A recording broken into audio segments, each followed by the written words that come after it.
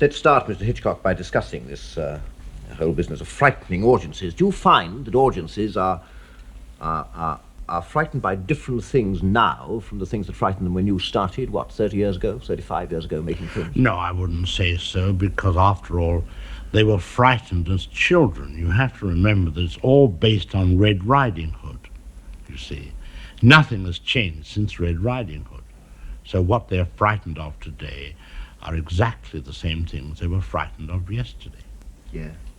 Because this, should we call it, this fright complex is rooted in every individual. Do you think, when making films, that women are frightened by different things from the things that frighten men? I would say so, yes. I would definitely say that, after all, women are frightened by a mouse. Men are. You don't see men jumping on chairs and screaming. So there are definitely different things. So when you make a film, are you setting out to frighten men or women? Women, because 80% of the audience in the cinema are women. Because, you see, even if the house is 50-50, half men, half women, a good percentage of the men has said to his girl, being on the make, of course, "What do you want to see, dear?" So that's where her influence comes as well. So men have very little to do with the choice of the film. When it comes to audiences in different parts of the world, take American audiences as against British audiences, instead of men and women for a moment. Mm-hmm. Bearing in mind your Red Riding Hood point that we're all frightened by the great simple things, are American audiences frightened by different things from European audiences? I would say no. You see, you've got to remember the American audience is the global audience. As I once reminded an Englishman, I said, "You don't understand America because you think they are Americans, but they're not. America is full of foreigners. They're all foreigners since 1776. So therefore, whatever frightens the Americans frightens the Italians, the Romanians, the Danes, and everyone else, from Europe." Do you think that it does an injustice to you simply to think of you as a man who, above all else, has frightened the wits out of audiences? Yes, but you have to remember that this process of frightening is done by means of a given medium. The medium of pure cinema is what I believe in. The assembly of pieces of film to create fright is the essential part of my job, just as much as a painter would, by putting certain colors together, create evil on canvas. Now, you would go as far as that, would you, to say that to create fright is an essential or the essential part of my job? Of my job? Yes. Only in terms of the audience expected from me. Let me put it in another way. You're a master, aren't you, of the unexpected? Well, that's only because one's challenged by the audience. They're saying to me, "Show us." And I know what's coming next. And I say, "Do you?" And therefore that's the avoidance of the cliche, automatically. They're expecting the cliche. And I have to say, we cannot have a cliche here.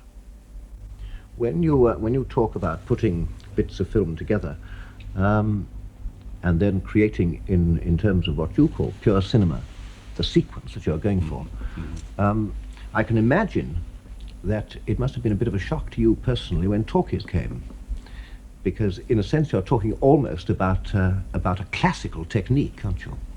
Well, the only thing wrong with the silent picture was that mouths opened and no sound came out. Unfortunately, when talk came in, the vulgarians, the money changers of the industry, immediately commenced to cash in by photographing stage plays. So that took the whole thing away from cinema completely. It's like a lot of films one sees today. Not that I see very many, but to me they're what I call photographs of people talking, and bears no relation to the art of the cinema. And the point is that the power of cinema in its purest form is so vast because it can go over the whole world. On a given night, a film can play in Tokyo, West Berlin, London, New York, and the same audience is responding emotionally to the same things. And no other medium can do this. The theatre doesn't do it because you've got different sets of people. But remember, in a film, they're the same actors. A book is translated. How well do we know? I don't know. The risk is in translating even a film, what they call dubbing, you know. Yeah. There's liable to be a loss, and therefore, when one's thinking of a film globally, the talk is reduced to a minimum, and if possible, tell the story visually and let the talk be part of the atmosphere. I imagine it's because of this point of view which you've now articulated and which is very, very definitely known about you, that your reputation is so high with the great avant-garde film critics in France, particularly, where you have been practically canonized by them. I mean, haven't you? Oh, yes. Yes. I mean, they really regard Hitchcock is the last word. Your response to that elevation, has that been one of gratification? Were you pleased? Oh, I think so. I think one should be flattered for that. Just Of course, you know, there are constant divisions of opinion among the devotees. And the Hitchcock devotees. Yes, of course. Yes, sure. Have you ever been tempted to make what is nowadays called a horror film, which is different from a Hitchcock film? No, because it's too easy. Are you talking about visual horror like Frankenstein, yes. that kind of yes. thing? No, they're props. I believe in putting the horror in the mind of the audience and not necessarily on the screen. I once made a movie, rather tongue-in-cheek, called Psycho. Yes. And of course, a lot of people looked at this thing and said, what a dreadful thing to do, how awful, and so forth. But of course, it was, to me, it had great elements of the cinema in it. The content as such was, I felt, rather amusing. And it was a big joke, you know. And I was horrified to find that some people took it seriously. It was intended to cause people to scream and yell and so forth, but no more than the screaming and yelling on the switchback railway. Now, this film had a horrible scene at the beginning of a girl being murdered in a shower. Yeah. Well, I deliberately made that pretty rough. But as the film developed, I put less and less physical horror into it, because I was leaving that in the mind of the audience. And as the film went on, there was less and less violence, but the tension in the mind of the viewer was increased considerably. I was transferring it from film into their minds. So towards the end, I had no violence at all. But the audience by this time was screaming in agony. Thank goodness. You mentioned a switchback railway. You do see yourself as a kind of switchback railway operator. Well, I'm possibly, in some respects, the man who says, in constructing it, how steep can we make the first dip? And this will make them scream. If you make the dip too deep, the screams will continue as the whole car goes over the edge and destroys everyone. But therefore, you mustn't go too far, because you do want them to get off the switchback railway giggling with pleasure, like the woman who comes out of the movie, the very sentimental movie, and says, "Oh, I had a good cry." Now, what is a good cry as opposed to a bad cry? I don't know, but she says that. And she says, and with tears rolling down her cheeks, she said, "Oh, it was lovely. I cried my eyes out." Yes, now what is a good cry as opposed to a bad cry? Ask your own question. Well, I think it's the satisfaction of temporary pain. And that's the same thing when people endure the agonies of a suspense film. When it's all over, they're relieved. That's why I once committed a grave error in having a bomb from which I'd extracted a great deal of suspense. And I had the thing go off, which I should never have done, because they needed the relief from their suspense. Clock going, the time for the bomb to go off is such a time, and I drew this thing out and attenuated the whole business. Then somebody should say, "Oh my goodness, look, there's a bomb." Pick it up, throw it out the window, bang! But everybody's relieved. Yeah. I made the mistake. I let the bomb go off and kill someone. Bad technique. Never repeated it. Bad technique, yes. Mind you, it perhaps came nearer reality, because bombs do go off. That's probably true. Probably true. After all, what is reality? I don't think many people want reality. I think whether it's in the theatre or in films, I think it must look real, but it never must be. Because reality is something none of us can really stand at any time. Would it be accurate to say that the tradition of your films, on the whole, is the tradition of the English adventure story, which takes us back to who? Very definitely. John Buchan. Of course, John Buchan, a big influence on me, and but I think more than that, I think that the attack on the whole of this subject matter is strictly English. And where sometimes one gets into little difficulties with the American people is that they want everything spelled out, exactly, and they worry about content. I don't care about content at all. The film can be about anything you like, so long as I'm making that audience react in a certain way to whatever I put on the screen. And if you begin to worry about the details of what are the papers about that the spies are trying to steal, well, that's a lot of I can't be bothered with what the papers are, what the spies are after. In Kipling's day, it was the plans of the fort. Well, how can you bring out the plans of the fort? Do you want the public to measure them or something? And so the content per se. And I often run afoul of critics who criticize content instead of the technique. Yes, and the technique is the same technique as Philip Oppenheim and John Buchan and Mrs. Belloc Lowndes. Yes, Conan Doyle. That it comes into that area, but you see, the English have always had a fascination for crime as such.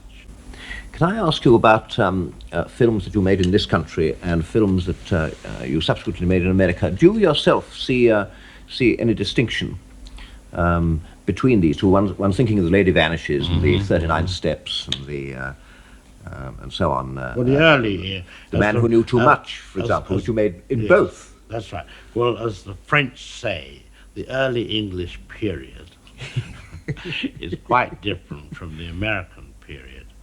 There's much more spontaneity, I suppose, and more instinct at work in the English period, but more calculation in the American period. That's the main difference. Have you ever made a film without regard to any audience? Yes, I made one called The Trouble with Harry. It was a big loss, the film. Was it? Yes, the film has lost, I suppose, about $500,000. So that's an expensive self-indulgence. And there we come to the question of ethics with other people's money. Let's take the ethics of the film itself. Why do you think that the film lost money? Well, I think it was outside the usual run of pictures. It was a little comedy. It was an English book, strangely enough, although I laid it in Vermont. It was a comedy of the macabre, typically English. The approach to it was English. I'm sure had it been presented to It was the wider film. audience. It was the film about the man who was killed and who kept on being buried over and over again by different people. It was a story about a dead body. Yes. And the little man, played by Edmund Gwenn, thought, while shooting rabbits, he was responsible for the man's death. That's right. Then he found out the next morning that he found out that he wasn't responsible, so he dug it up again. And then someone else came along, and they had a reason why the man should have been buried, so he was buried again. So the whole film was the burying and pulling out of this poor body. It was rather amusing, but I'm afraid that the exhibitors, the people who run cinemas and those people who distribute films, my natural enemies, couldn't see it as an attraction for the public. Mm. You thought well of it yourself. I enjoyed it, yes. What frightens you personally, Mr. Hitchcock, if anything? Any trouble frightens me. I was once asked, what is your idea of happiness? And I said, a clear horizon. I would like to begin by asking you a question that pertains to your films. I'd like not to talk with you this morning about movies, but rather about ideas. I may not be successful at that, but I'm going to attempt. All the pictures that you do scare people. Mm-hmm. What frightens you? What are you afraid of? Most things. I'm scared of policemen. I never drive a car on the theory that if you don't drive a car, you can't get a ticket. So therefore, that's absolutely true. I'm scared stiff of anything that is to do with the law. Although I'm fascinated by it, but I would hate to be involved myself. And I think I'm more scared of that kind of thing. Why? I'm a coward, I suppose. But what is there about a policeman that frightens Alfred Hitchcock, who has made so many films about what policemen do? Well, that's the thing, you see. Most people think that I am, because of the material in which I indulge, shall we say, professionally, that I must be a monster. But I'm just the opposite to that. I'm a very placid, calm individual. And I am scared of getting into any difficulty. Somebody once said to me, what is your idea of happiness? I said, a clear horizon. Not even that horizon with a tiny cloud, no bigger than a man's fist. It has to be absolutely clear. Ingrid Bergman once said of me, she said, the trouble with Hitch is that he won't have a fight. Because I walked out on her when she was bickering about something on the set. And I just walked away, and when her head was turned, she looked back and I wasn't there. May I bring you back to the policeman for just a moment? Yeah. What could a policeman do to you that would frighten you? Well, he could charge me with some offense, like parking, and then I would get a ticket, and that would scare me. I'm like the man in that old legend, I think it's called, it was a man who was supposed to pay $2. It was an old music hall sketch. Well, apparently he quarreled with the policeman. It was the fine would have been $2. And then in doing so, he hit the policeman. And now he was assault. And then from that, he was moved to the jail, and there he got into trouble with another prisoner, and he attacked him, and there was a fight, and eventually this prisoner was killed. Now he was arrested for murder, tried, and was on his way to the electric chair. And somebody said, why didn't you pay the $2? And the policeman is probably the only man who can come to you in the street and for no reason at all say, won't you come with me? And you really don't have much choice, do you? Well, my stomach would turn over. A joke was played upon me, and I'm not kidding, it did scare me. What was the couple, Jinx Falkenberg, and what was the name of her husband? Tex. Tex McCrary. McCrary, that's right. I did an interview with them, many years ago in New York, and I sat in the little studio, and there was an empty chair opposite me, and suddenly a policeman came in and sat in the chair and scared the hell out of me. He said, may I see your license?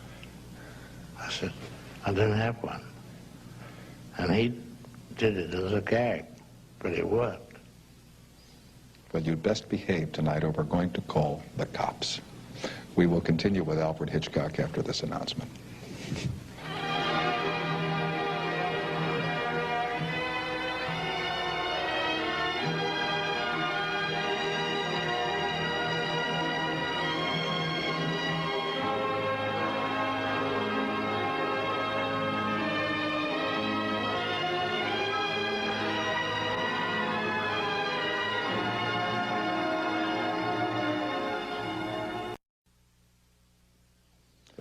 Same. We continue now with Alfred Hitchcock, the motion picture director. You and I have very little in common, but we have one thing. We have some Jesuit training in our background. Oh, I didn't know Yes. that you had that stigma. Do you consider that to be a stigma? No, let's call it a stigmata. Why do you say that? You know, I saw a terrible thing once, I'm not kidding, in a French magazine. And it was one of those satirical French magazines, and there was a picture of God sitting on a cloud, a bearded old gentleman, and just slowly coming up through the clouds was the figure of Christ, with hands held out and a woe-begone expression, with holes in each hand. He's looking up to his Father, and God is poking his tongue out at him. He said, there, you see, I told you not to go down there.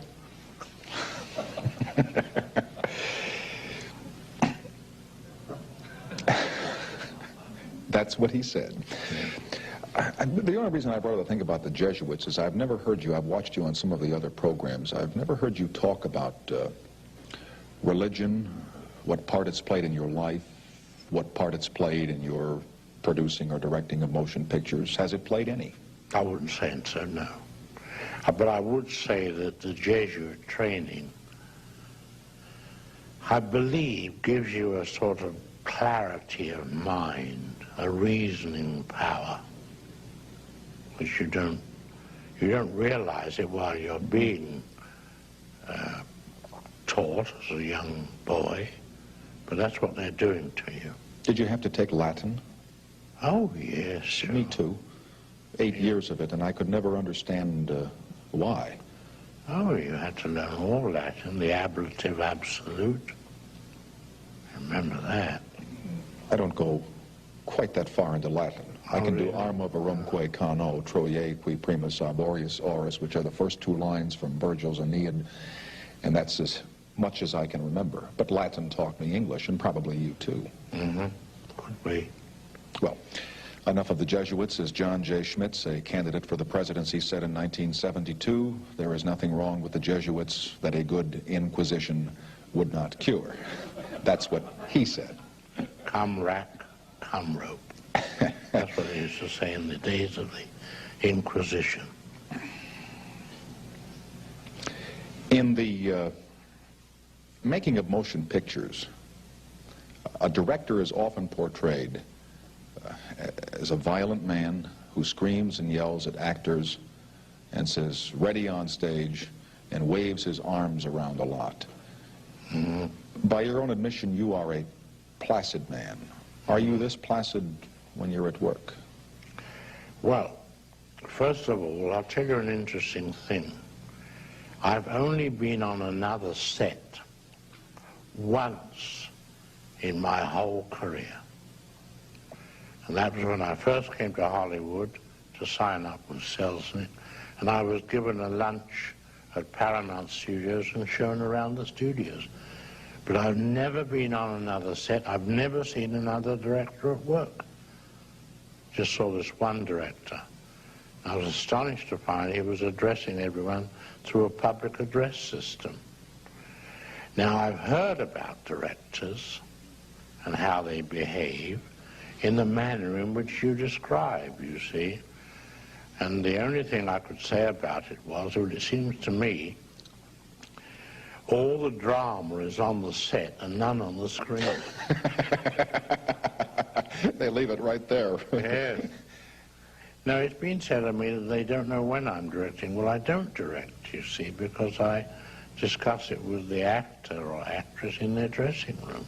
What makes you angry? Not so much about your work, but about life, things that people do to you. Stupidity Really? makes me angry. And, you know, certain things in one's work, which you get... I hate to see a scene where they're pouring wine out of the wrong bottle. All those details. It's the details that bother me. How about life? You live in the world, you read the papers, I'm certain, and you listen to the television news programs. You're in your 70s now. What do you think about the world around you? What's going on? Well, it's in a great difficulty because of communication. See, communication is the reason why people get disturbed. Years and years ago, there wasn't any television, there wasn't any radio, and there were just newspapers, and they were very dull-looking newspapers. They weren't...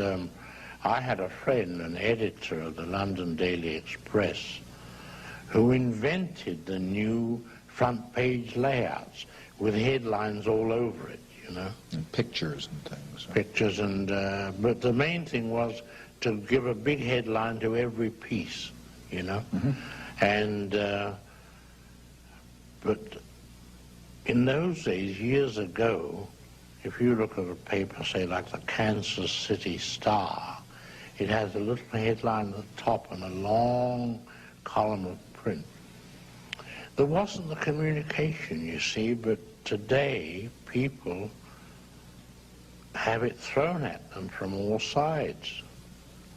Do you not like that? Do you think the world would be better if there were not this instant catharsis? Well, because you've got the situation of people copying what they see. You know, we hear of the influence of crime being copied, you know. Now, although I deal in the same thing myself, I only regret one thing that I ever did in a film that was copied, and that was Foreign Correspondent, a picture I made at the Goldwyn Studios here. I don't know whether you ever saw it, did you? No, I did not. Joel McRae. It was called, very elaborate film, very big film. And in it I had a big scene laid in Amsterdam with a politician, an important politician on the top step. And the whole thing was massive umbrellas, trolley cars, the center of the city. And a cameraman came along and said to the politician, "Your picture, please." You know, they had bigger cameras in those days. And he had a gun in the right hand. And he took the picture and shot the gun and assassinated this politician. And I heard it was done in Tehran 2 years later. And that you regretted? Yes, I think that was, Okay. you know, One of those things. one of those things. I wonder why it is, and I've said this before. People always copy the bad things that they see in media, whether it's on this tube or on It's the the same silver. as news. After all, bad news is news. Good news is not interesting. You'll find that in all newspapers. Only bad news. You know, all about bad men. Is interesting, but it also becomes more appealing. I have to do this. Yes, I know. Well, appealing because it's like audiences, say, watching one of my pictures and they get scared and so forth. But they feel comfortable because it's there for the grace of God. Go I. But what I meant to say was, when people see something in media that is violent or that is criminal, it has been said that there are certain minds that will go out and copy that. What I have difficulty comprehending is, if media shows something good, why don't as many people go out and emulate that? Because that doesn't give them any satisfaction. As I've just said a moment ago, they look at the man in the bad situation and they say, my God, thank God that's not me, you know. Okay. We'll continue with Alfred I feel Hitchcock. safe. That's what they feel themselves. We will continue with Mr. Hitchcock.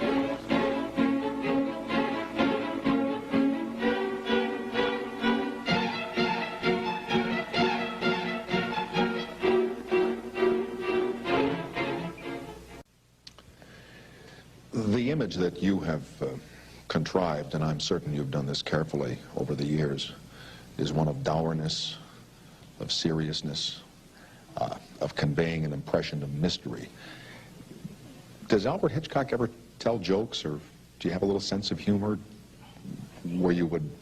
I would say more that way than that's the whole thing I was saying to you earlier, that people think that one is a monster and they relate me to my material that I put on the screen. Well, and you're a rather imposing gentleman. I mean, you are... Oh, I wouldn't look at it that way. I mean, because... Well, you look pretty imposing to me, so... No, I used to, and strangely enough, I don't know whether it's people have become more unsophisticated, but I used to indulge very much in practical jokes of a very high order. I used to have great pleasure from them. I remember once at Chasen's, when Dave Chasen, at the restaurant, his restaurant had a garden at the back. I gave a birthday party for my wife.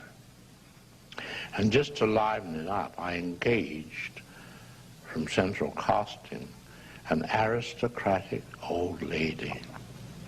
Had her dressed by the studio, hair beautifully done, and sat her at the end of the table, and then disowned her.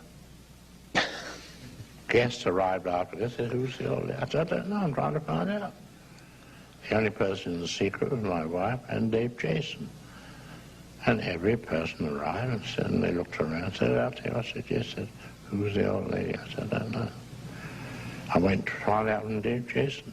When he comes, I'll send him over. So Jason came back and came out eventually, and I said, Dave, it's this old lady sitting at the back, at the end of the table there, back of the garden. I'll go and see. So he went and he bent over her, said apparently a few words, and came back. She says she's with Mr. Hitchcock's party. I said, it's nonsense. I've never seen a woman before in my life. And I hadn't. So she sat there the whole evening and got stiff in the bargain and bewildered everyone. She didn't... Well, it's that sort of joke that amuses me. I once gave a dinner in London, and I had 2 or 3 important guests. I had Gertrude Lawrence, Sir Gerald du Maurier, that's the father of Daphne du Maurier, who was the leading actor on the London stage at the time, 2 or 3 other people, and all the dinner was blue. Everything you ate was blue. You mean the food? The food. But celery, carrots, all that stuff? Everything. The soup was blue. The trout was blue. Chicken was blue. Really. And we told Gerald du Maurier that it was going to be fancy dress. So he came as a Scotsman. and nobody else was, you know. So we got him in some different clothes later. Well, those sort of jokes I used to enjoy. You know, talking about bringing someone in and telling them it's got to be fancy dress, and then it's just the opposite. It reminds me of the man invited to a nudist party. He arrived, and the woman, he showed him into a room, all piled up with the people's clothes, and said, well, see, I'm dressed, and was completely nude, and entered the living room, and everybody was dressed. Not a horrible joke. I wouldn't perpetrate that one on anyone. You don't do that sort of thing. No, not that way. I want you to introduce America, for those people who haven't heard it yet, to something that we talked about on one occasion some time ago, rhyming slang. Rhyming slang. Remember when you asked me if I knew how the raspberry got its name? Well, yes. Well, that's a vulgar one, so we won't go into that. Well, rhyming slang really goes back to almost nearly to Elizabethan days. It goes back very, very early. It's a jargon used by traders so they can communicate with each other without the customer understanding. Now, for example, to give you some rhyming slang, stairs, one of the most famous is stairs. You don't say stairs, you say apples and pears. You do? Yes, apples and pears. And then with the usage, the rhyme gets lost. Going up to bed, Uncle Ned. The wife is called the Trouble and Strife. Sister is Skin and Blister. So that going up the apples and pears... Going up the apples, you say. Oh, you do the whole thing? No, usage is such that the rhyme gets left But off. if I said going up the apples and pears to see my skin and blister would be going up the stairs to see my sister. And what merchants would use this so that customers would not know what they were talking about? Yeah, that was the origin of it way back. And, there are many examples, you know. I suppose, that's the nose. Mince pies are the eyes. North and south, the mouth. And German bands. I had an actress once say to me in London, she said, half a cock while I lemon my Germans, would you? I beg your pardon? She said, half a cock while I lemon my Germans. She wanted to go to the toilet, which in polite English is, I'm going to wash my hands. Half a cock linnet, that's minute, while I lemon squash, which is wash, my hands, which are German bands. In those days, in Victorian times, I had these little German bands on street corners, you know, with the man with the hat. Is this used anymore in England? Oh, all the time, yes. You're kidding me? Yes. I remember walking on the set one day and the chief electrician said to me, "Hi, Governor, nice pair of almonds you've got on." Nice pair of which? Almonds. Well, there's a sweetmeat in England called Almond Rock. It's just a lot of almonds in candy, you know, all stuck together. But Almond Rock is for socks. He would say to me, "Nice pair of socks you've got on." Nice pair of almond Boots, rocks. daisy roots, you know. And one day another actor said to me after our first child was born, he said, "How's the Godfer?" How's the which? Godfer. So I didn't know what he said. So I said, "Oh, yes, all right." So later on I said to someone, "What does he mean, how's the God?" Well, he's saying, "How is your child? How is the God forbid?" Which is rhyming slang for kid. How's your kid? But he only said Godfer. He didn't even say God forbid. Oh, they lose the rhyme. Everybody understands it so well. You know, they know it so well, they don't have to. Oh, it would be kind of amateurish. It's corny just to use the whole rhyme. Well, then we can let the whole country spend all night wondering how the raspberries really got its name. Now, we will not tell, because it would be corny to give the rhyme, wouldn't it? No, raspberry is raspberry tart, that's all. Yes, sir. The tomorrow program will continue after this announcement with our guest this time, Mr. Alfred Hitchcock. And you just think about that for a while, and it will all become clear.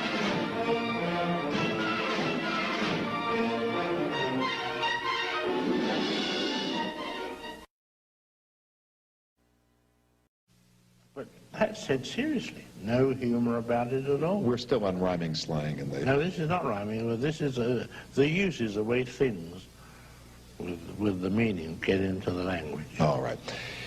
What would you not do in a movie that you were making? Today they put everything on the screen. These X-rated pictures, there's nothing left to the imagination insofar as morality is concerned. There are very violent pictures made where horrible things are done to the human body. What wouldn't you do? What turns you off in making? Well, what turns me off are what I call all-in wrestling matches in bed. You see that all the time, you know, it's a cliche. You know, they shoot past the man's shoulder, leaning over the girl in bed, and, you know, it's just unnecessary. I think it's cheap and vulgar. But you're not against the use of nudity in motion pictures. You use it in Frenzy. No, I used it in the last picture, but in very sparingly. The picture I made, Frenzy, I had to show nudity a couple of times, but it was very important to the scene to show these couple of cuts anyway. But normally, just showing it just for the sake of showing it, I think is bad taste and unnecessary. And that you would not do in a picture. Anything else? Is there anything violent that you wouldn't put in a picture? Well, you see, I've never made movies about professional criminals or cops. If you'll notice, if you look back over the films that I've made, generally speaking, they're about ordinary people in bizarre situations. That's the whole essence. The movie I made, like North by Northwest, Cary Grant. It's an ordinary businessman. Gets mistaken for a spy. And of course he goes through the most bizarre experiences. Well, it enables the audience to identify themselves much more closely with the individual. They can't identify themselves with a cop. They look at it objectively. They can't identify themselves necessarily with a criminal unless there's an intense interest, such as there was in the mafia, in the Godfather. That's a different thing. That's, a thing they look at objectively. But I've always gone for average man, the ordinary individual, going through extraordinary experience. Is that the basic theme that you look for if you're looking for a story to film? Whether I want to or not, I seem to gravitate toward that.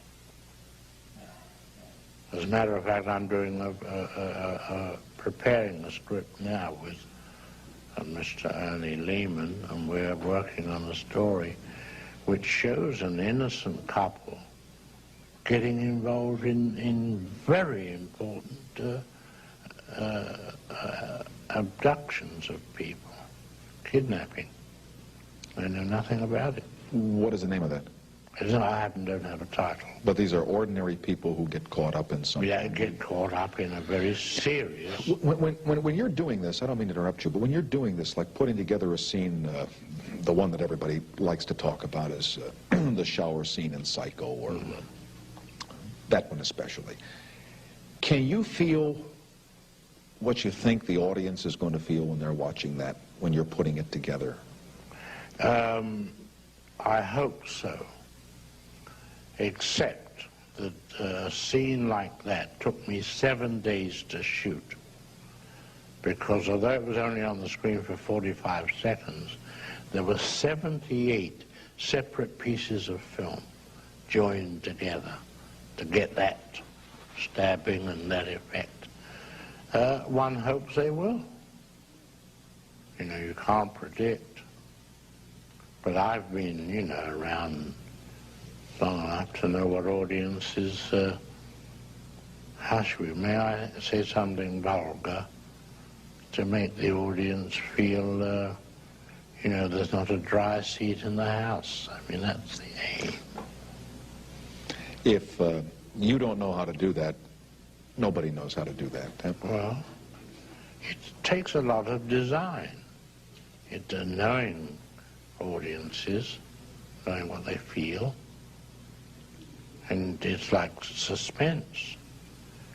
Suspense comes out of giving an audience information. You see so many films, they call them mystery films. I never make mystery films. Because No, we know. Because if the audience don't know, how can they emote? It's like a whodunit. I never make whodunits, because you've got to turn the last page before you find out anything. So a whodunit, from an audience point of view, is an intellectual exercise, like a crossword puzzle or an anagram. You're wondering which of the 5 people. So there's no emotion, it's just calculation. But suspense is very different. You tell the audience that there's a bomb under that chair and will go off in 5 minutes. And make them wait. That's right. We have a little bomb that's going to go off here from the sponsors or the commercial. Yeah, and then we'll Make it a profitable bomb. No, not at this time of the morning, sir. We'll continue after these public service messages. In the last segment, you said you were in preparation of a picture now, and again, how long will you keep making movies? There are fellows who retire from your craft at 45 and 50 years old, figuring that they've made all the pictures they want to make or they've said all they want to say. But you're still going. I still will go on. I have no reason to stop. Got many more pictures to make. But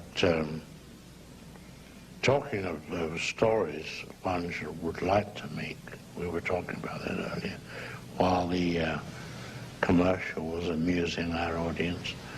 The story Well, you left them without dry seats, so they had to do something to take care of that. One of the stories I wanted to do for our television show was a famous story by Lord Dunsany, an English poet. It's a classic story. A man and his wife moved into a village, I think it was Lady in England, moved into the village, and they rented a house and a garden. And the man asked the landlord if he could cut down 12 larch trees which were surrounding the house. And he got permission to do that. Well, they lived there for, I think about a year or 2, or maybe not quite as long as that. And the wife was missing. And people asked him where was his wife, and he said, well, she's gone away or something. Pretext. But gossip, as it does in all villages, increased to a point where he wasn't really believed. He wasn't given satisfactory answers to the whereabouts of his wife. So the police moved in, and they began to ask him questions. Well, eventually, the search for the wife got so intense that the police practically accused him of murdering her. But they had no evidence, no body. They were digging up his garden in search of this woman, and finally gave it all up. And the case was closed. But it so happened a university professor took an interest in the case, and he visited this village and made some inquiries around. And finally, in the local inn, he found a traveling salesman who traveled selling like ketchup, relish, that you have with meat, you know, like A1, whatever the names of these things are. And the traveling salesman said, you know, a peculiar thing happened the other day. I was visiting the general store, and the lady who runs it told me that something struck her as being rather peculiar. So the professor said, what was that? Well, she said that this man, who was accused of disposing of his wife, came and bought 2 bottles of this within the space of a week.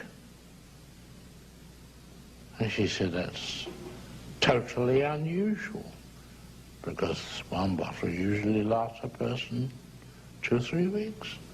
So the professor said, now I know the end of the story. That's all the story is. You're going to leave. Wait a minute. Listen. Somebody said, why did he want to cut down the 12 larch trees? He said, that was to give himself an appetite.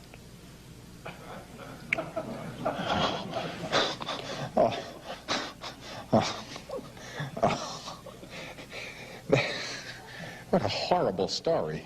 I told you it was a horrible. Boy, you did one on television I remember watching where they came to the club to have dinner, and it was lamb, armistrand. Yes, that's right, yes. And Robert Morley. Exactly, yes. and the lady, you tell that story in case somebody has not seen that. That's a... Well, it was a famous club, and the whole idea of the story was that it was sort of a suicide club. When are we going to have lamb, Aristan? And it turned out to be human flesh, you know. So, let me tell you one more interesting story. I think we have time. I'll tell it quickly. A man was riding across the Australian desert in his car, South Australia, loaded up, and the back axle goes. He sees in the distance an oasis, and there he trudges and finds it beautifully kept, rings the bell, man answers the door, explains his predicament, said, will you come in, sir? And the man, the owner of the house comes in, and he explained his problem. He said, well, the owner of the house, a very dapper, well-dressed man, sort of like Clifton Webb used to be years ago. And he said, well, the only thing is the nearest place is 100 miles back from where you've come. He said, if you care to stay here for a night or two, I'll have my man take your car back there and get it repaired. He said, well, that's a wonderful idea. Thank you very much. So everything is arranged. He goes up to the room, changes, comes down for a cocktail, and is introduced to the man's wife and daughter. He's struck by these two attractive women. In fact, the wife attracts him very much because they could almost be sisters, mother and daughter. And after dinner, and everything very polite, goes to bed, and at midnight there's a tap on the door. He switches the bedside lamp, and the door half opens, and the voice of a woman says, please, no lights, no lights. He says, all right, turns the light off, door clicks, and she comes over to the bed. He said, you know, we live a very lonely life here, as you can see. And gradually, a conversation, as she begins to caress him, his hand first, and finally, of course, the inevitable. About 4 a.m., she says, I've got to go, it's getting light. He said, but tell me, which are you, mother or daughter? I've got to know. She said, I don't want you to know. Let it be that way. Goodbye. She goes off. Well, that morning, coffee and breakfast by the pool. He looks from mother to daughter, gets no sign at all. And he's absolutely baffled. He said, I didn't sleep well last night. Oh, probably a strange bed and so forth. Second night, same thing happens again. He said, I've tried all day to get some sign from you. Nothing. She said, I'm not going to give you any sign. No. Same thing in bed, 4 a.m., she goes. They had a wonderful night together. Following day, same thing again. Third night, he said, you know, my car's repaired, I'm leaving tomorrow. Why don't you come to Melbourne? Meet me there. So she said, no. Let this be our last night. She's now, he feels the tears and embrace and so forth. And she goes. Well, in the morning, car's ready and so forth. He looks at mother and looks at daughter, shakes each one by the hand and presses it hard. No response. And the owner of the house escorts him to his car. He said, you know, I dare say you wondered why we live in such a remote place just as this. He said, well, the man said, if you wouldn't think me impertinent, I did wonder. He said, well, you see, we have another daughter that you've never met. And she's the reason why we live here, because, you see, she's a leper. We will continue after this announcement. Wow. Oh.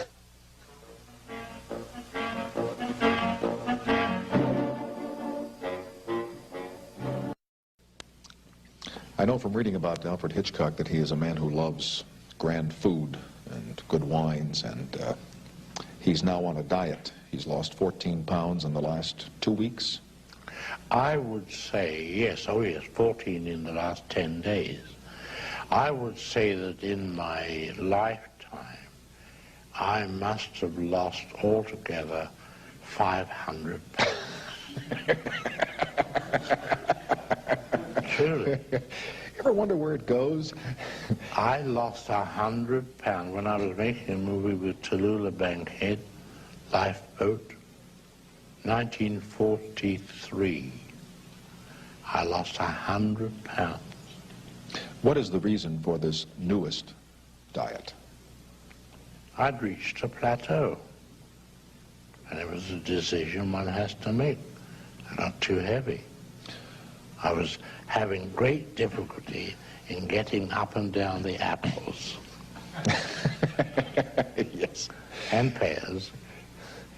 How do you lose 14 pounds in 10 days? There have been all kinds of diets. You have no, you keep to 750 calories a day. No bread, no butter. Nothing in the way of desserts. Just a meat, string beans. That's it. Yeah. Do you drink a lot of water like some people do? No, I don't believe in water, because that's the very thing they're trying to get rid of. Exactly, but they say if you drink 8 or 10 glasses of it a day, it will. No, get rid of it. I don't believe in that. I think in the dieting, you should keep yourself dry. It's a terrible time to go on a diet with the holiday season coming on, all those Christmas goodies. No, you have to turn your, not your back on it, you have to turn your front on it. Yes. Did you ever think many, many years ago, when you were first starting to do this, that it would come to this, where they would be writing books about you and doing retrospectives on television of your films, that you would be worshipped by young filmmakers as a master of your craft? Could you foresee all this back in 1915 or 1920? No, not at all. I think the most gratifying thing that I enjoy about one's job is being able to appeal to world audiences, the Japanese. See, I can walk down the Ginza in Tokyo and be recognized. They know you, yes. In Japan, they know me. And that's the most gratifying thing. And it comes through one's work, not through one's publicity agent or what have you. Same in Germany. I'll never forget, we crossed the frontier once at Metz, entering France. And the gendarme put his head in the window and said, "Ah, Hitchcock." And then we had to wait, and he went inside and brought out all the other officers and gave them all autographs. Now listen, I'm not an actor or anything like that. This is very All flattering. directors are actors. What? All directors are performers, I'm not. actors. Oh, you appear in your I would never movies. sink so low as to be an actor. Do you mean that when you were on the television series that's still running, that when you came on and said No, good evening, that was not No, carefully that's put right. together? No, that's just dignified introductions. You know, to be an actor, it's, you know, I've called them cattle for years. And they still 30 keep, years, I call all actors cattle. and they still keep coming back to the barn, don't I they? remember Tyrone Power's wife, when he was alive, she said to him, "Why do you call my husband cattle?" I said, "Well, he's nice cattle." You once said that you like to make an audience scream through technical means. What is it about an audience screaming that you like? How many times have you heard a woman say, "Oh, I went to see the movie and had a good cry"? That's true. They do, you see. Now, what is a good cry? She never says, "I went there and had a bad cry." Otherwise, she wouldn't have paid the money to go in the first place. So these people have paid money to be scared, just as much as they go to Disneyland and go on the Big Dip or whatever they call that railway, you know. The roller coaster? Yes, roller coaster, or the haunted house. They pay to be scared. Do you like to be scared yourself? No, I'm not keen about it. I have been on odd occasions. Like when? Oh, I think I was driving with my wife to Dubrovnik in the middle of the night, and we were on a ledge, on a mountain ledge, 8,000 feet up, and we came head to head on with a bus. So it was a question who was going to go by first, and I remember having to get out and beckon her on, and the wheel was within 18 inches of the drop. I said, this may be good enough for the movies, but it's not good enough for me now. I know that you plot out very carefully your scenario and work out very carefully your films. Does it ever happen then that the actors get in the way of this, that you have trouble with them? Method actors do. You do? Well, method actors are like children. They're all right for the theater. But they're a little problem with films, especially where cutting is involved. If you remember a film I made years ago called Rear Window, which was all from the point of view of one man, James Stewart, sitting in a window. Well, he had to look. Then I had to cut to what he saw, then cut back to his reaction. Now, what I was really doing was showing a mental process of the man by means of pictures, by what he saw. And supposing he said, well, I don't feel I would look that way. Well, how can the film be constructed on those lines? I had it with that actor who's now dead, called Montgomery Clift. He was a method actor. And you had difficulty with him? Well, yes, I was shooting a scene in Quebec, and he was playing the part of a priest who'd just been acquitted of a murder, but was being sort of booed and stoned outside the courthouse. And then the action of the film was to go across the street into the Chateau Frontenac Hotel, which you've seen pictures of and so forth, probably in there. Well, I wanted him to look up to the crowd and up to the people leaning out of the window. But I also had put on the facade of the building the big gold letters of the word hotel, so the audience would know where they were going, into a hotel. And he said, I don't think I would look up. I said, well, you better look up or else. What about somebody like Orson Welles or Charles Lawton? Well, Charlie Lawton was a problem. You know, when I made that film Jamaica Inn, it took a whole morning to get one close-up. He was a nice man, a charming man, he really was. But, oh, he suffered so much because, you know, he felt he couldn't get it out. And we were a whole morning on the one close-up until he got up and he was crying in the corner. And I went over, sort of patted him on the shoulder. He looked up at me and said, aren't you and I a couple of babies? And I wanted to say, me? I mean, I wanted to use a Goldwyn-ism and say, include me out, you know. So finally he came back and did it, you see.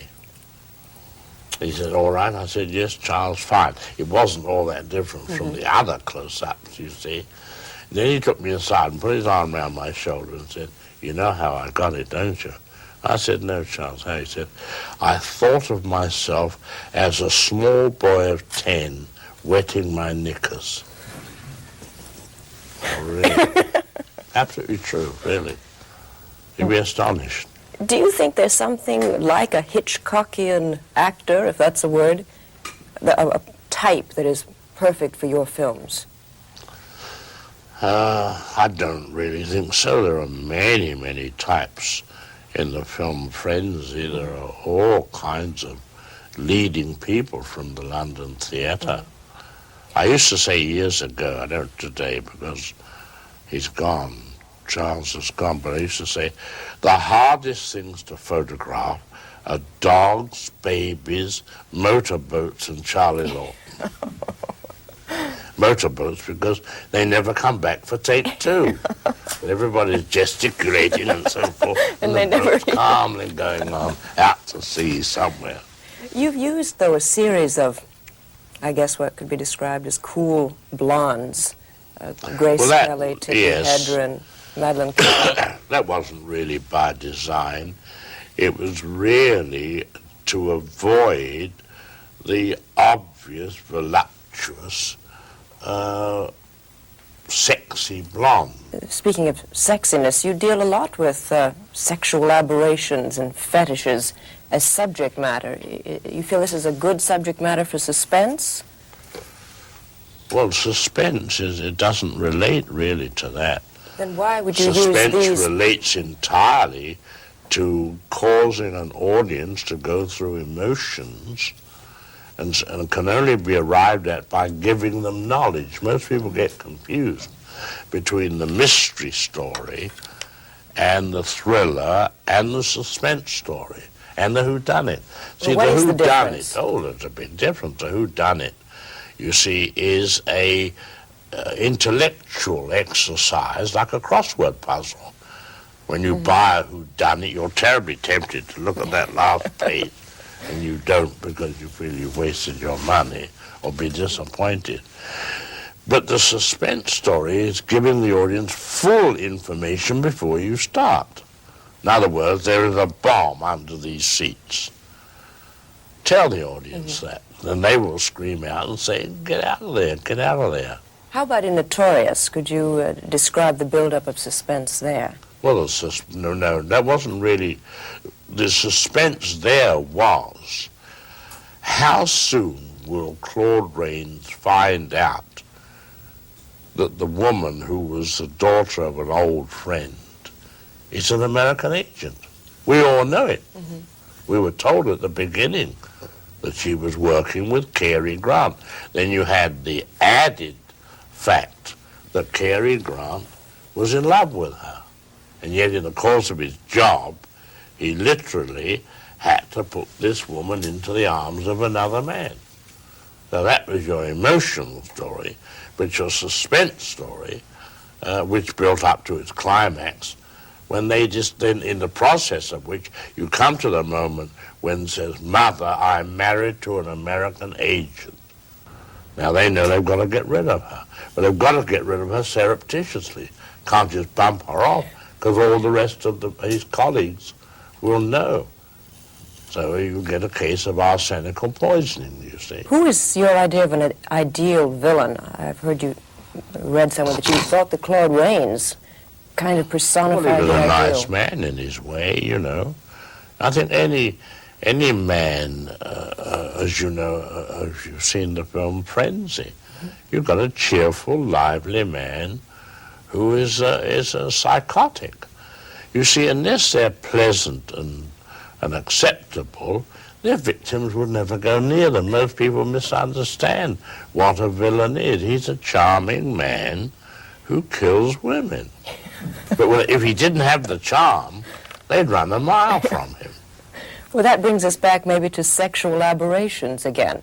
There seem to be a lot of Jack the Ripper types in various films. Well, they are aberrations by the fact that outwardly they're acceptable members of society.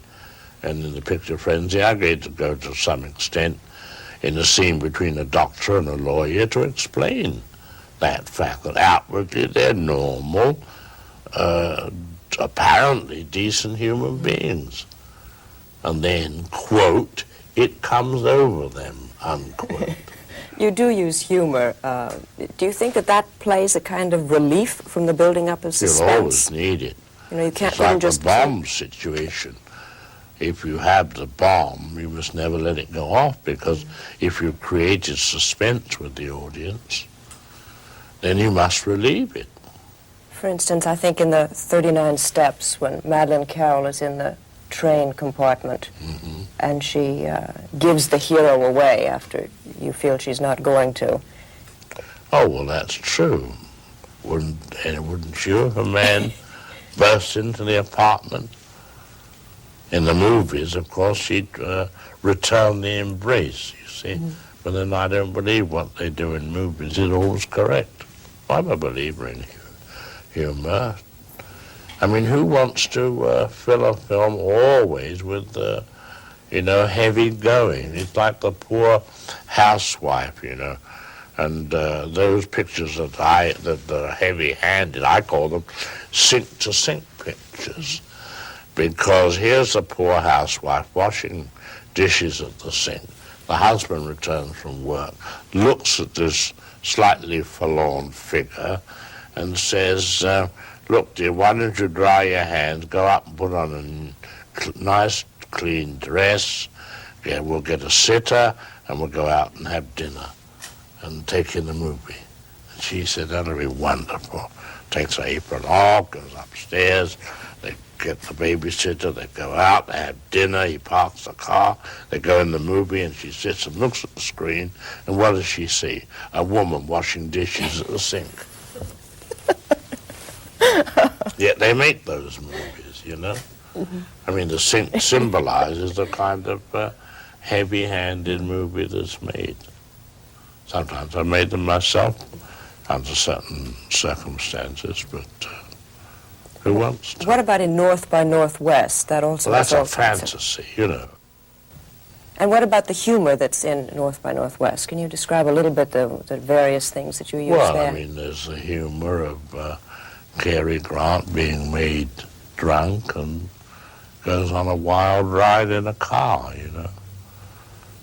And there's a certain amount of wit on the part of he and the girl, so forth. Let's get back to Suspense again. Can you describe a little bit the build-up of suspense in Spellbound? Well, in Spellbound, you start, of course, with a mysterious figure. Spellbound was based on a novel which we didn't use. It was called The House of Dr. Edwards. And it was the story of a doctor taking a patient to a mental institution. Although I never used it in the film, I wanted one of the men in the dining car of the train, and he saw a fly crawling across, to take the fly and put the wings off. And the other man said, oh, I wouldn't do that if I were you. And the point was that I didn't know which was the crazy man who pulled the wings off, the doctor or the patient. And we abandoned that idea, and I worked with Ben Hecht on it, and we started the story of the new doctor who came into the institution and fell in love with a female doctor, and gradually he began to have sort of weird reactions to lines, whether they were made by a fork on a tablecloth or the lines on the robe of the woman he'd fallen in love with. But gradually, of course, it in a way was a mystery, but it was a mystery with certain overtones of psychiatry in it, you see. And it was almost like examining a patient under psychiatric terms, that the mystery was solved. It was really a mystery story, but of course a fresh approach to it. What about Strangers in the Train? The cutting back and forth between the lighter that's lost. Well, that was when he threatens. He threatens eventually, because the nice man won't carry out his part of the so-called bargain, because a bargain was never made. The hero was a tennis player, so that the villain, the weird guy, was on the way to the scene of the crime and was going to plant a piece of evidence which would make the hero definitely the murderer of his wife. But unfortunately, the hero was occupied with a tennis match.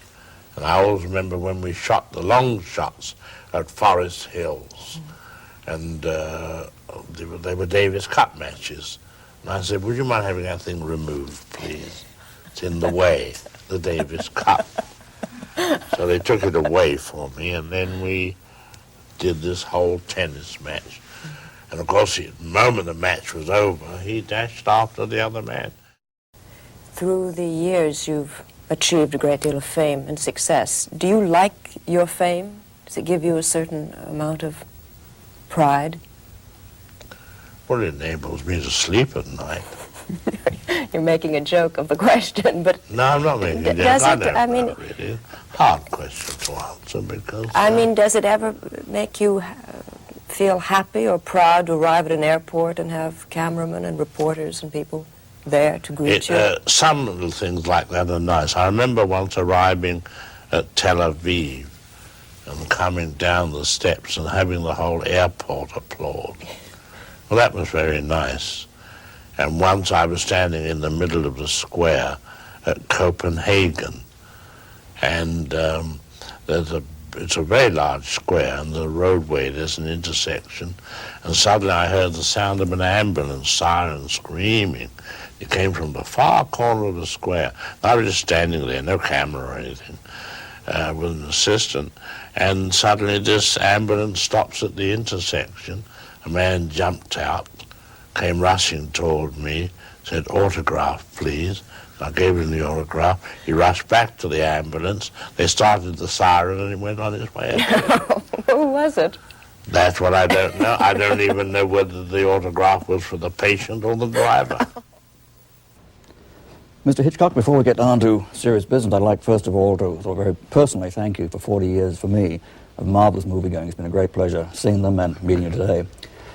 Most of the interviews I've seen and read with you have tended, I think, perhaps understandably, to concentrate on the bigger films, the later films, the Spellbound, the Rear Windows, and so on. And today, with your permission, I'd like to, initially at least, go back to the beginning and discuss some of the earlier films which may not be quite so familiar today, particularly since you worked in the German silent film. Yes. To ask you how much your early English films, particularly films like Number 17, really drew on the pictorial style that you may have picked up in the German cinemas and the German studios.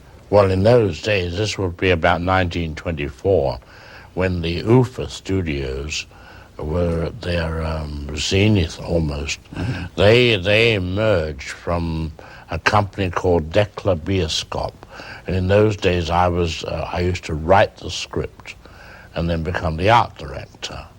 And I wasn't directing then, but I went to work at Neubabelsberg, and of course they were making some of the most famous films, the German films, the Nibelungen and Jannings, The Last Laugh. Jannings was a tremendously important figure, as was Murnau, the director, Lang, Lubitsch, in those days. And I remember when I was working there, our picture was called The Blackguard, but they were making The Last Laugh. And in those days, it's just the opposite to what happens today. Everything was done on the lot. And it didn't matter what the set was, they'd build it. And I remember in The Last Laugh, Jannings, it was a story about the reverence that the Germans have for the uniform. And it's the only film ever made that told the story purely pictorially, without titles, without a word. Of course, it was silent films in those days anyway. And they even built a hotel with the lobby and all the streets outside with all the traffic and everything, and they even built a railroad station with the great big glass roof and the locomotive and the passengers moving backwards and forwards. And they were, to me, prodigious jobs of production. Yes. Of course, the late British silence and the early British talkers were pretty much dominated by borrowed German talent, cameramen, directors, and so on. And I think a film like your own Number 17 is very, very German in its pictorial style. Do you remember that film? Yes, but more than that, I think The Lodger, which was the third film. The first two films I made as a director were made in Munich, and I had to direct them in German. But of course, they were English stories played with German actors, character people, but it made no difference because there was no sound, just titles. When I got back to England to do number 3 film, it was Mrs. Belloc Lowndes' famous book, The Lodger. And this is the story of a rooming house in London where she wondered and the rest of the family wondered whether the man upstairs is Jack the Ripper or not. At one of your other early British films lately, the 1934 Man Who Knew Too Much, which I love because of the way it gets into the basic plot and the initial murder so very quickly and so very simply. You seem a little unhappy with the film. You refer to it as the work of a talented amateur, whereas your later film you consider that of a professional. I'm just wondering where you put the distinction, where you feel you stopped being an amateur and became that professional. I think actually the difference would be that in the original Man Who Knew Too Much, I wasn't audience conscious, whereas in the second one I was. But I must admit, many of us still feel that those early British films are by no means the work of an amateur, but represented in some way some of your best work. The best thing, and I can't remember to this day, I think it was to involve the father more. You see, having had Stewart in the role, you had to change your story because in the original, Leslie Banks, the English actor, was in the lead, and he was caught and spent the end of the film locked up in a room. Well, you couldn't do that with a man of the stature of James Stewart. So your story had to be manipulated to give him more activity in the latter part. Yes. And in such a way, I lost the original story's climax, which was the famous Sydney Street Siege, which was a time about 1910 when 3 anarchists held up the whole of the British police force, the soldiers from the Tower of London, and just 3 of them. That's when Churchill went down. And there are photographs of him directing operations from a doorway. And these men held everyone up, and they were about to send to the nearest arsenal at Woolwich for the artillery to come out. It was, when I went to Scotland Yard researching for the second version, a rather officious public relations man answered me in an extremely peremptory way. I said, well, how would you handle the Sydney Street Siege today? Oh, he said, we just sent 2 men in with a dog. Well, they wouldn't have anarchists today anyway in England. Well, they have a different kind of anarchist. One other point I wanted to get into was the technique you've developed and I'd say exploited through the years, sort of reaching past your actors and literally directing the audience so that you get the emotions you want, not by the players on screen, but by the by the people sitting in the audience, which of course is what any good director should do. But of course, you've made rather a specialty of it. Well, the audience, that's what it's all about. Yes, but when did you sort of become conscious of the fact that this was the way you would really specialize in directing? I think during my American period, I became very conscious of audience.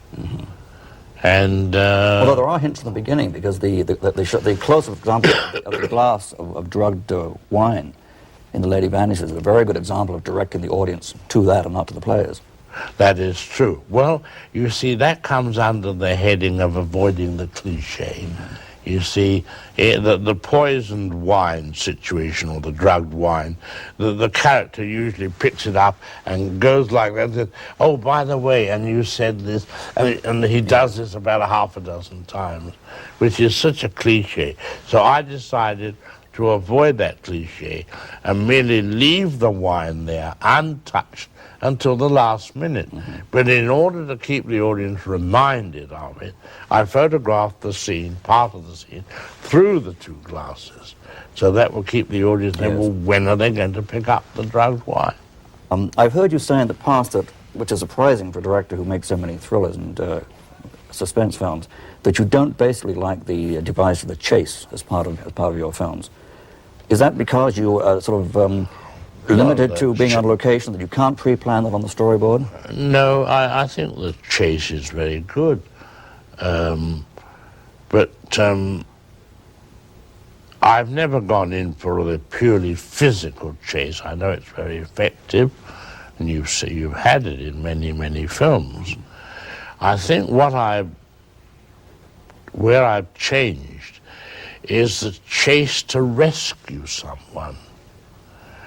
That I've never cross-cut. You see, in the early Griffith days, you know, he used to cross-cut with a man either going to the gallows or the guillotine with the rescuer on the way. Well, I've tended to avoid that kind of cross-cutting in a chase sequence and stayed either with one or the other, which makes the audience sweat the more, because you don't show the progress of the rescuer. Now, in The Birds, I did that once or twice.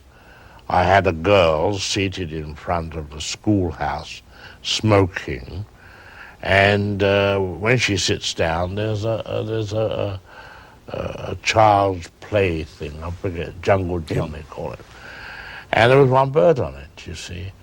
And I just put the camera on her and never showed what was going on behind until eventually she follows one bird through the sky.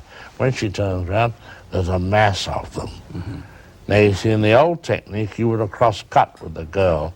Say, little does she know it, but the birds are gathering outside. But when she saw them, she tiptoed into the school, took the teacher to the window and indicated them. Never showed them. Then the teacher turned to the children and said, now you all go home, go down the street quietly. When I tell you to run, you run. From that moment, the children are herded toward the door of the schoolhouse, and I went straight to the birds and stayed with them and never moved them until suddenly you hear the patter of the feet and all the birds went up. And somebody said to me afterwards, what happened to that shot of the children when they went down the steps out of the school? I said, there was none. They said, oh, there must have been. So it was making the audience carry the thing in their mind, you see. In terms of the traditional sort of old-time Griffith cut cross-cutting, I think the chase you did in number 17 still holds up superbly. Perhaps because it's mainly miniature, and I guess you had the chance to plan it. Yes, you did.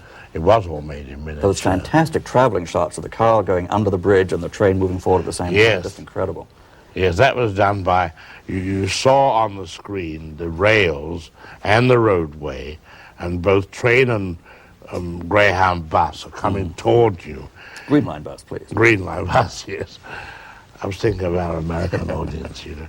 And they both come toward you, and suddenly you see the bus go across the front of the train, or what you think. And the camera whips back, and the train goes under a bridge, and the bus goes over the bridge.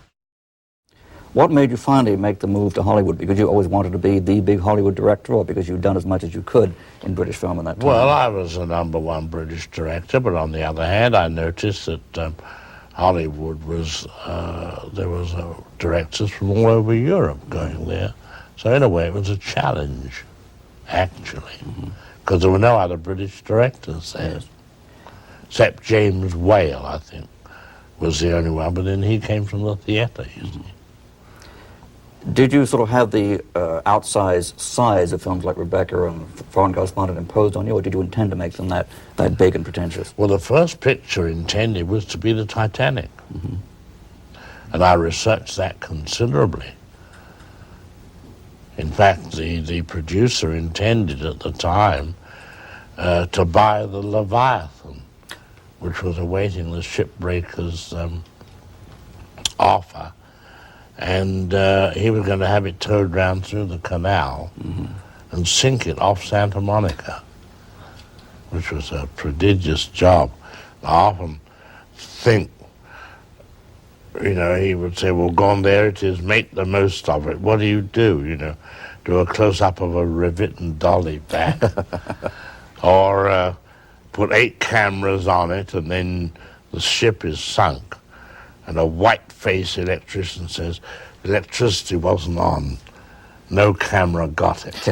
And it's kind of a derivation, perhaps, from that wonderful climactic dolly shot in Young and Innocent, which Oh, is yes, the most elaborate shot you've ever done. It is, yes. That was, well, there again, you see, it arose from the dialogue statement of an old man says to a young girl, he said, isn't it ridiculous sitting here among all these people looking for a man whose eyes blink?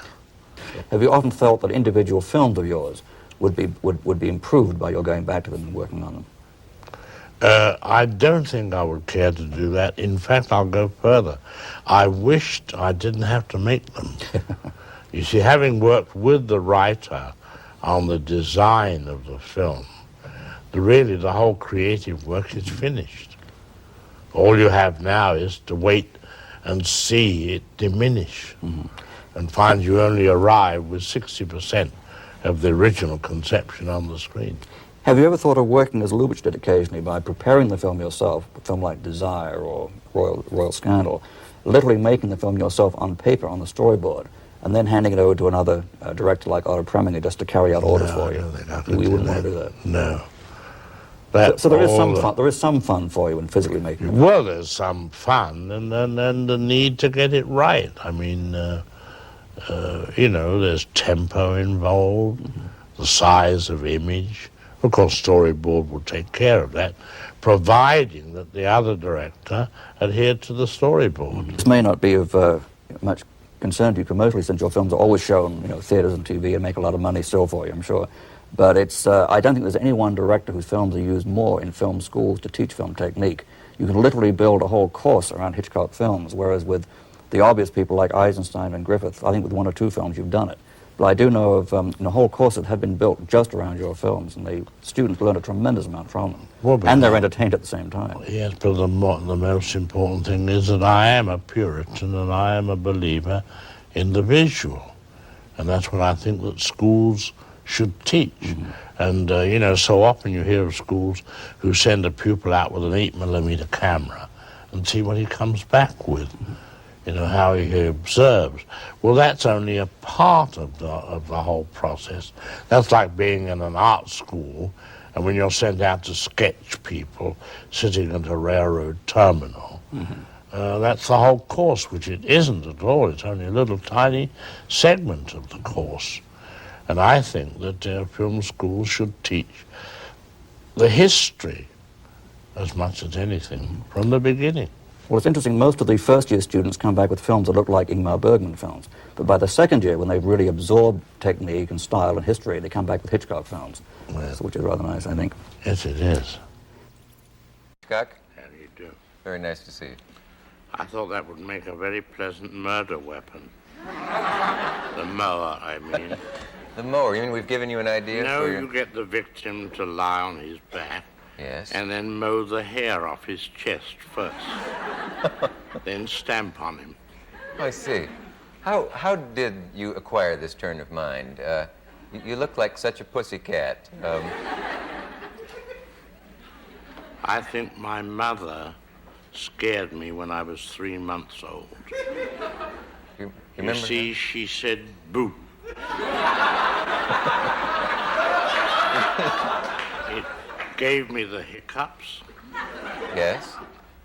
and she apparently was very satisfied. All mothers do it, you know. That's how fear starts in everyone. That's an interesting insight into psychology. I didn't realize that. Weren't you ever booed at by your mother? I've been booed at ever since.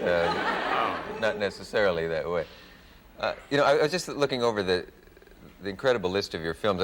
The Truffaut book that delighted film people when it came out, and the 39 Steps and The Lady Vanishes and Notorious and The Paradine Case and Spellbound and Saboteur and Rebecca, and there are many that I didn't know about. Most of us know of Rope and Strangers on a Train and Rear Window and Trouble with Harry and Psycho and Vertigo and The Wrong Man and all of those. But you made some very early films that are seldom, if ever, seen. Do you have one way back there that would be Oh, yes. a There favorite? was one called The Lodger, all about Jack the Ripper. That's right. You know why somebody wants to be ripped. In this neighborhood, they may be, but... Well, that was the case in London in the 1890s when Jack the Ripper roamed around, and, well, he just took that knife out and placed it abdomonically and slit. Yes. And there were several films about Jack the Ripper, and in fact a couple named The Lodger. But yours was yours They in the were 30s? all copies of the first one. Yeah. I made mine in 1926 1926. when I was the boy director, which of course I still am now. But Yes, and one of the best boy directors we have. Are you still afraid of the police? terrified of the police. Terrified. Can you explain where that begins? I think it was when I was a child of 5. My father sent me with a note to the local chief of police for a minor, I must admit, a minor misdemeanor.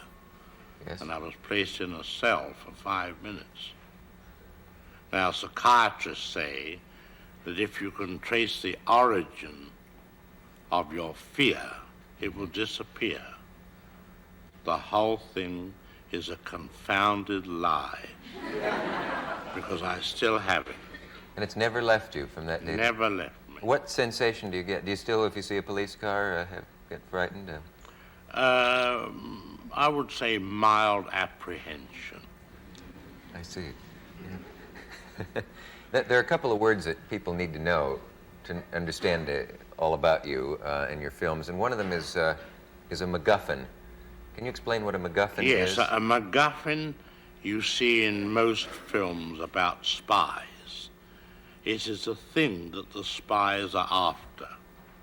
In the days of Rudyard Kipling, it would be the plans of the fort on the Khyber Pass. It would be the plans of an airplane engine and the plans of an atom bomb, anything you like. It's always called the thing that the characters on the screen worry about, but the audience don't care. And someone asked, what is a MacGuffin? And it's described in a scene in an English train going to Scotland, and one man says to the other opposite him, he said, what's that package above your head there? And the other man said, oh, that's a MacGuffin. He said, well, what is a MacGuffin? He said, well, it's an apparatus for trapping lions in the Scottish Highlands. The man said, but there are no lions in the Scottish Highlands. He said, then that's no MacGuffin.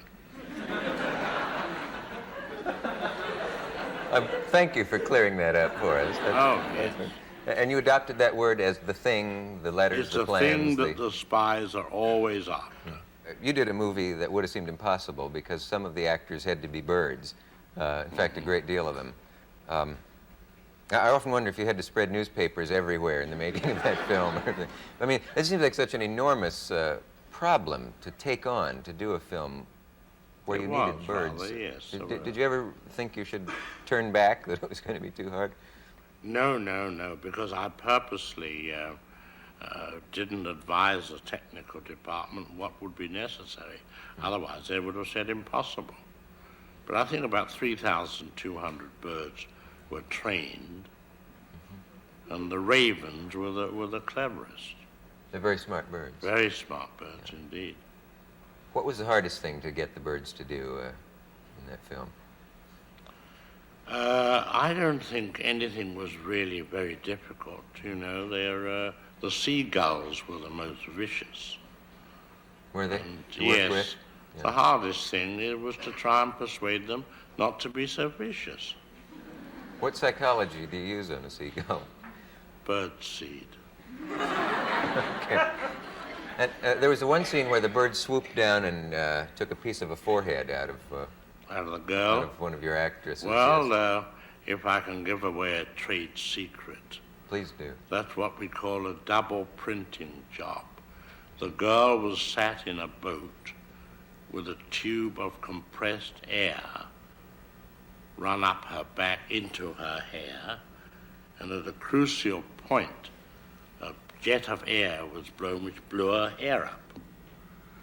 Then on a separate film, we took a picture of a gull sweeping down, and then the two were put together, and it swooped down at that crucial point. It's fun to know how those things work. It's amazing. Yes. You've accomplished. I hope we can talk about more of them during the evening. Hitchcock, let me ask you a bit about your thoughts on violence on the screen and all that. It's interesting because that clip we showed from Psycho was from a film that was edited quite a bit when it was shown on primetime television. Some of the scenes were considered some moments of scenes were considered too awful to show. In those days. How do you feel about that? Well, there's more permissiveness today, but don't forget that's 10 years ago. Things were quite different then. You think if they showed Psycho now, they would be able to show every scene that you shot? Oh, I think so, without a question, sure. Really? I doubt that, because they were rather worried that we were showing anything tonight from that. Well, there's a different approach for television than there is for movies. Oh, yes, I meant on television. That on television. No. Television, the same conditions apply today. Still, yeah, I see. I didn't make that. But I'm surprised, really, that in English television, when I was over there, they allow a certain amount of nudity on English television. Complete nudity on English television. Yes, considering the weather over there, I'm surprised. They must heat the studios somewhere, because I know what you mean about it. But Somebody it's asked true me the other day, how long did I think nudity would last on the screen? And if you wouldn't think me too vulgar in saying, I said that all breasts sag eventually.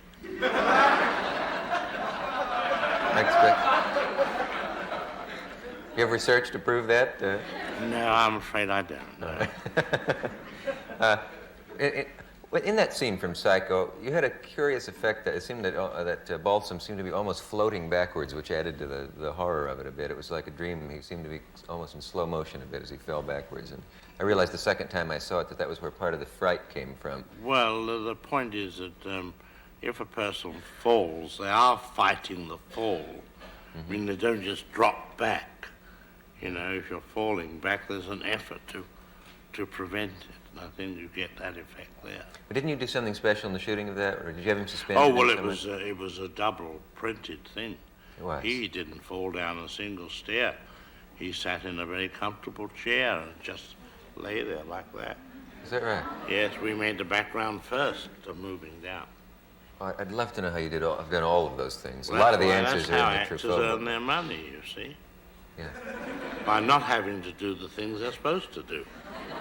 You called actors cattle once in your career and offended a few of them. Well, I think at the time, I said, I was accused of calling actors cattle, and I said that I would never say such an unfeeling, rude thing about actors at all. What I probably said was that all actors should be treated like cattle.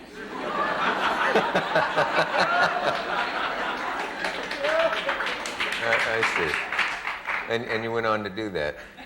In a nice way, of course. Yes. Fed them at the right hours and brushed them occasionally. Well, do you? I know you. One actress got you for that somehow. She once had some cattle brought onto a set or something. That was the famous Carol Lombard. Carol Lombard, yes. yeah. And she was a woman with a great sense of humor. And I arrived on the set the first day of shooting, and she'd had a corral built. And in it were 3 live calves with the names of the actors on big discs round their necks. You know, it is, in finding out some of the things that you've done, reading about them and all, it's amazing how much is the director's work and how little the actors are needed. And in a way, There's a devastating example you gave from a Russian filmmaker, Pudovkin. It had to Yes. do with the actor's face and then the... Well, if I explain may it. interrupt you a moment, Walt Disney had the right idea. If he didn't like the actors, he tore them up.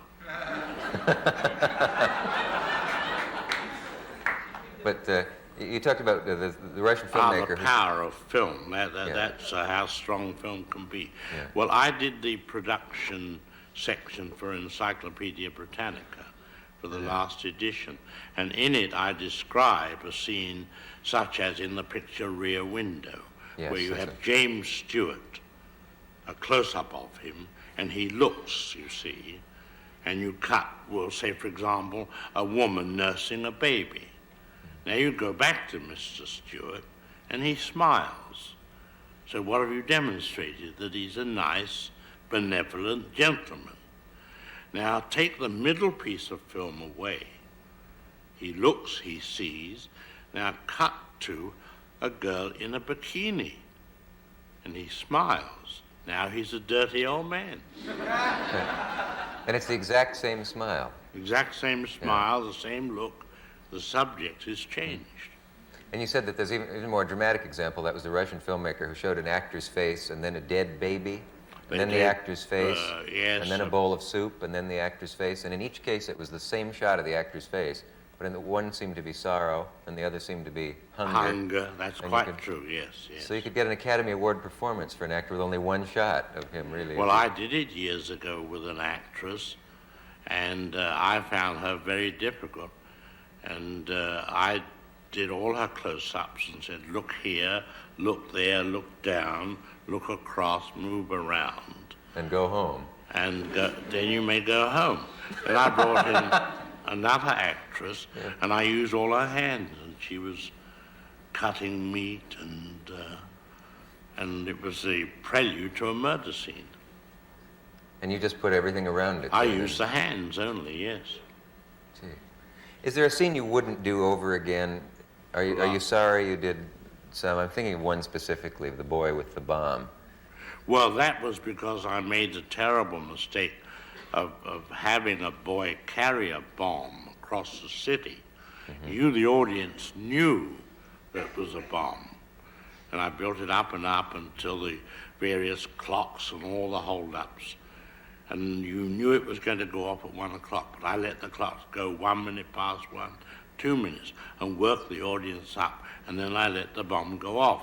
And he was on a bus, and it blew the whole thing completely. And I remember I was at the press show, and a woman critic came up with both raised fists and said, how dare you do a thing like that? Even a hard-boiled critic was taken away with the whole thing. I'd made the mistake in not relieving them at the end of the suspense.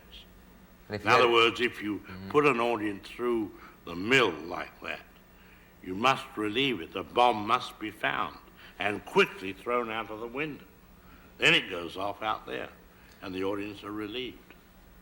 And if you had it to do over again, I'd never let the bomb go off. what would you do with the rest of the movie?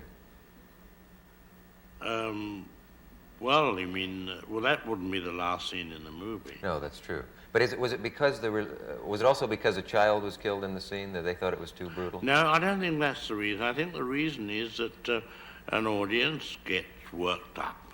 Yeah. And they need relief. For example, if anybody goes on a roller coaster, they scream, it goes down the big dip and up and around, they're screaming all the time, but always get off giggling. Yeah. Or you go to the midway and you pay money to go into the haunted house, and skeletons jump up and the floor does all kinds of things, but they always come out giggling. Now the question, why do people pay money to be scared? Do you know the answer? Of course not. I earn my living doing it. Better not to question it. What would my starving wife and child do without us? Or your starving self, for that Yes, matter. that's right. We, by the way, I should explain, there's always somebody who misunderstands. A child was not killed in the making of the movie. It was in the scene itself, supposedly. Someone always writes it and has misunderstood. always have appeared in your films somewhere. I know that became a problem for you because you found that people watched for it, so that you had to do it early in the film to get it out of the way after it became known. But in Lifeboat, you were out at the whole cast was out at sea in a lifeboat, and there was no way, unless you pedaled past on one of those machines, you could do that. Or swam past as a whale, you mean? Spouting. No, in that film, I had to appear in an ad. It was during the time that I was taking some weight off. I know it sounds like a lie, but I was. Yes. But it always gets back on, and I appeared in an ad called Reduso, and it was being read by William Bendix, and the ad showed me before and after. So you got into the film that way. I got into the film. Were those actors miserable in that lifeboat? All that time? Well, some of them were. Of course, we had the famous Tallulah Bankhead, who was great fun. And one of the young ladies in the boat had great ambitions to become a film star. And I discovered that she was stuffing Kleenex into her brassiere to build herself up. And one day she said to me, "Oh, Mr. Hitchcock, which do you think is my best side?" And I said, "You're sitting on it, my dear."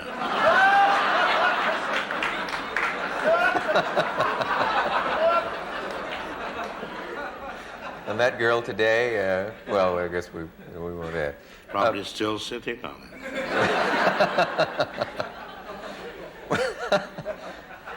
They say that some people who are offended by the shocking things in your films or the scary things, and yet lately they've begun to say that what seemed depraved to some of the earlier critics has become commonplace today, and that you were really ahead of your time. Does that mean anything to you? Do you believe that? No, it means I've got to get more ahead than ever. In other words, avoid the cliche. Where will you go? We don't know. Can't tell us. Where is the fun for it in you? The fun in it for you, I mean. What is funny? No, making a picture like Psycho. That's hilarious to me. It has to be. If we're designing the film, I'm sitting with the writer, and you say, well, wouldn't it be fun to kill them this way or that way? Mm-hmm. And then you say, well, this scene will make them scream. So you do it with a sort of lushness of enjoyment. And no different to the man who's driving the nails in that scaffolding, who's making the roller coaster. He knows they're going to scream eventually. You laugh and all the there's way. that fine line between fear and what is comic. You see, the audience have this tremendous fear when they go on the roller coaster, and when they get off, they're laughing. They've recovered. And there is a fine line between tragedy and comedy. For example, how often have you seen years ago the old-fashioned scene of the man walking toward the open manhole cover? And of course he has to wear a top hat, because that's dignity, you see. That's a symbol of dignity. And you watch him and he walks, he's reading a paper that's missed it, and suddenly disappears down the hole. And everybody roars with laughter. But supposing you took a second look and looked down the hole, his head is cut, he's bleeding. Yeah. And they send for an ambulance. His wife rushes to the hospital. Think how ashamed that audience is that they laughed in the first place. And yet they do. Slipping on a banana skin is very painful. We have one weirdo who's still laughing. So there's a streak of cruelty among everyone. Sure. And you get yours out by making movies. Well, it's not exactly cruelty. It's a kind of enjoyment in knowing that they'll enjoy themselves in that peculiar way at that time. That's right. People will submit themselves to a good scare. And oh, no question. Amazing, yeah. I call it dipping their toe in the cold waters of fear. I can't think of anyone who could say it better. What I was trying to, what I was wondering earlier was what part you look forward to most when you're making a film. Is it the actual shooting of the film? Is it the writing? No, not the shooting. The Oh, working it out and getting it all done and finished. Then the creative thing is done. Then I wish I hadn't got to go any further. I'd rather not make the film. The having to go into the studio is not the fun part for you. No, that's Seeing not it, fun. seeing it work out. No, because you've got to then start deal with the actors again. Oh, it's those actors. And it's that necessary evil. I know that you're pretty serious about that. In the interview Truffaut did with you, several times you look back on your films and you said, I just wasn't quite satisfied with her or with so-and-so, with so-and-so. I wish I could have gotten him for the part. Have you heard from any of those people, or did they know when they were working for you that you weren't quite satisfied with them? Well, they have to know when you say to them, that'll be all for today. And they go and see the film and find another man playing their part. Yeah, I guess that would... I mean, some of the ones that stayed... Well, never mind. But there were some cases where now you could have gotten actors that wouldn't do it then. Was it Gary Cooper that you wanted for a part? And scary films were considered sort of third-rate in those days when you first started. I think it was Gary Cooper you wanted for one part. Yes, I wanted him for Foreign Correspondent, yes. And later he said, I wish I had made that. But it was sort of beneath the dignity of certain big stars. I don't think they could visualize what the film was going to be like, you see. That's an incredible one in Foreign Correspondent. I think it's in Foreign Correspondent where you have a thing that you said you were surprised no one ever asked you how you did it or why technical people didn't, because it's impossible. Yes, that was a scene where an airplane, a passenger, a clipper, you remember the clippers, was being shot at during the war and was diving toward the ocean.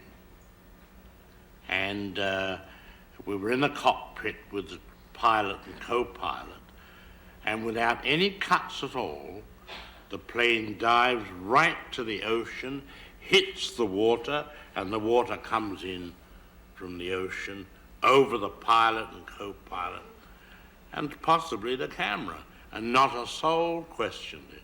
How you did that in one continuous shot? What happened to the camera crew or anything?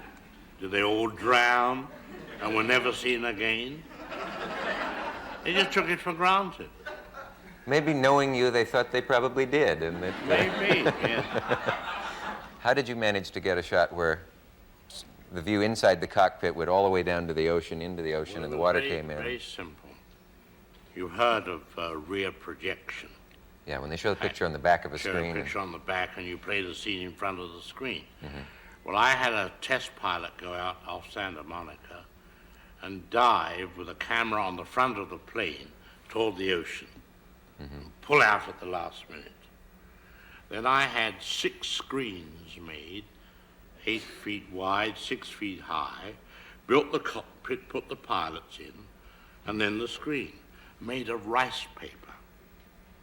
Behind the screen were 2 what we call dump tanks with chutes. These tanks are filled with 2,700 gallons of water each, and all I had to do was press a button. And as I looked at the screen, the moment we touched water, I pressed the button, and the water shot right through the screen, tore it to ribbons, and all the water came in over the pilots. That's very simple. The screen that there you go. Get a hand for solving that problem. The screen that was being projected on of the ocean coming up then actually was the screen that burst and the water came out. And nobody It was made knew. of rice paper, you see. That's so ingenious. The water, 2 chutes came right at it. You've done a lot of things like that, and they really, I think that would be part of the fun, would be solving those undoable problems. Sure it was, yes. Yeah. What, can you give away any secrets of your theory of scaring people? The psycho shower scene made many women afraid to take a shower in a house where they were alone for years, some to this day. Well, I had a letter from a man who said that My daughter, after she saw the French film Diabolique, would never take a tub anymore because they had a scene with a man coming out of a tub and taking his eyes out, some horror scene. Yeah. He said, and after seeing that, she'd never take a tub. Now, having seen Psycho, she won't take a shower. Mm-hmm. As a result, she's very unpleasant to be around. So I replied, I said, dear sir, send her to the dry cleaners.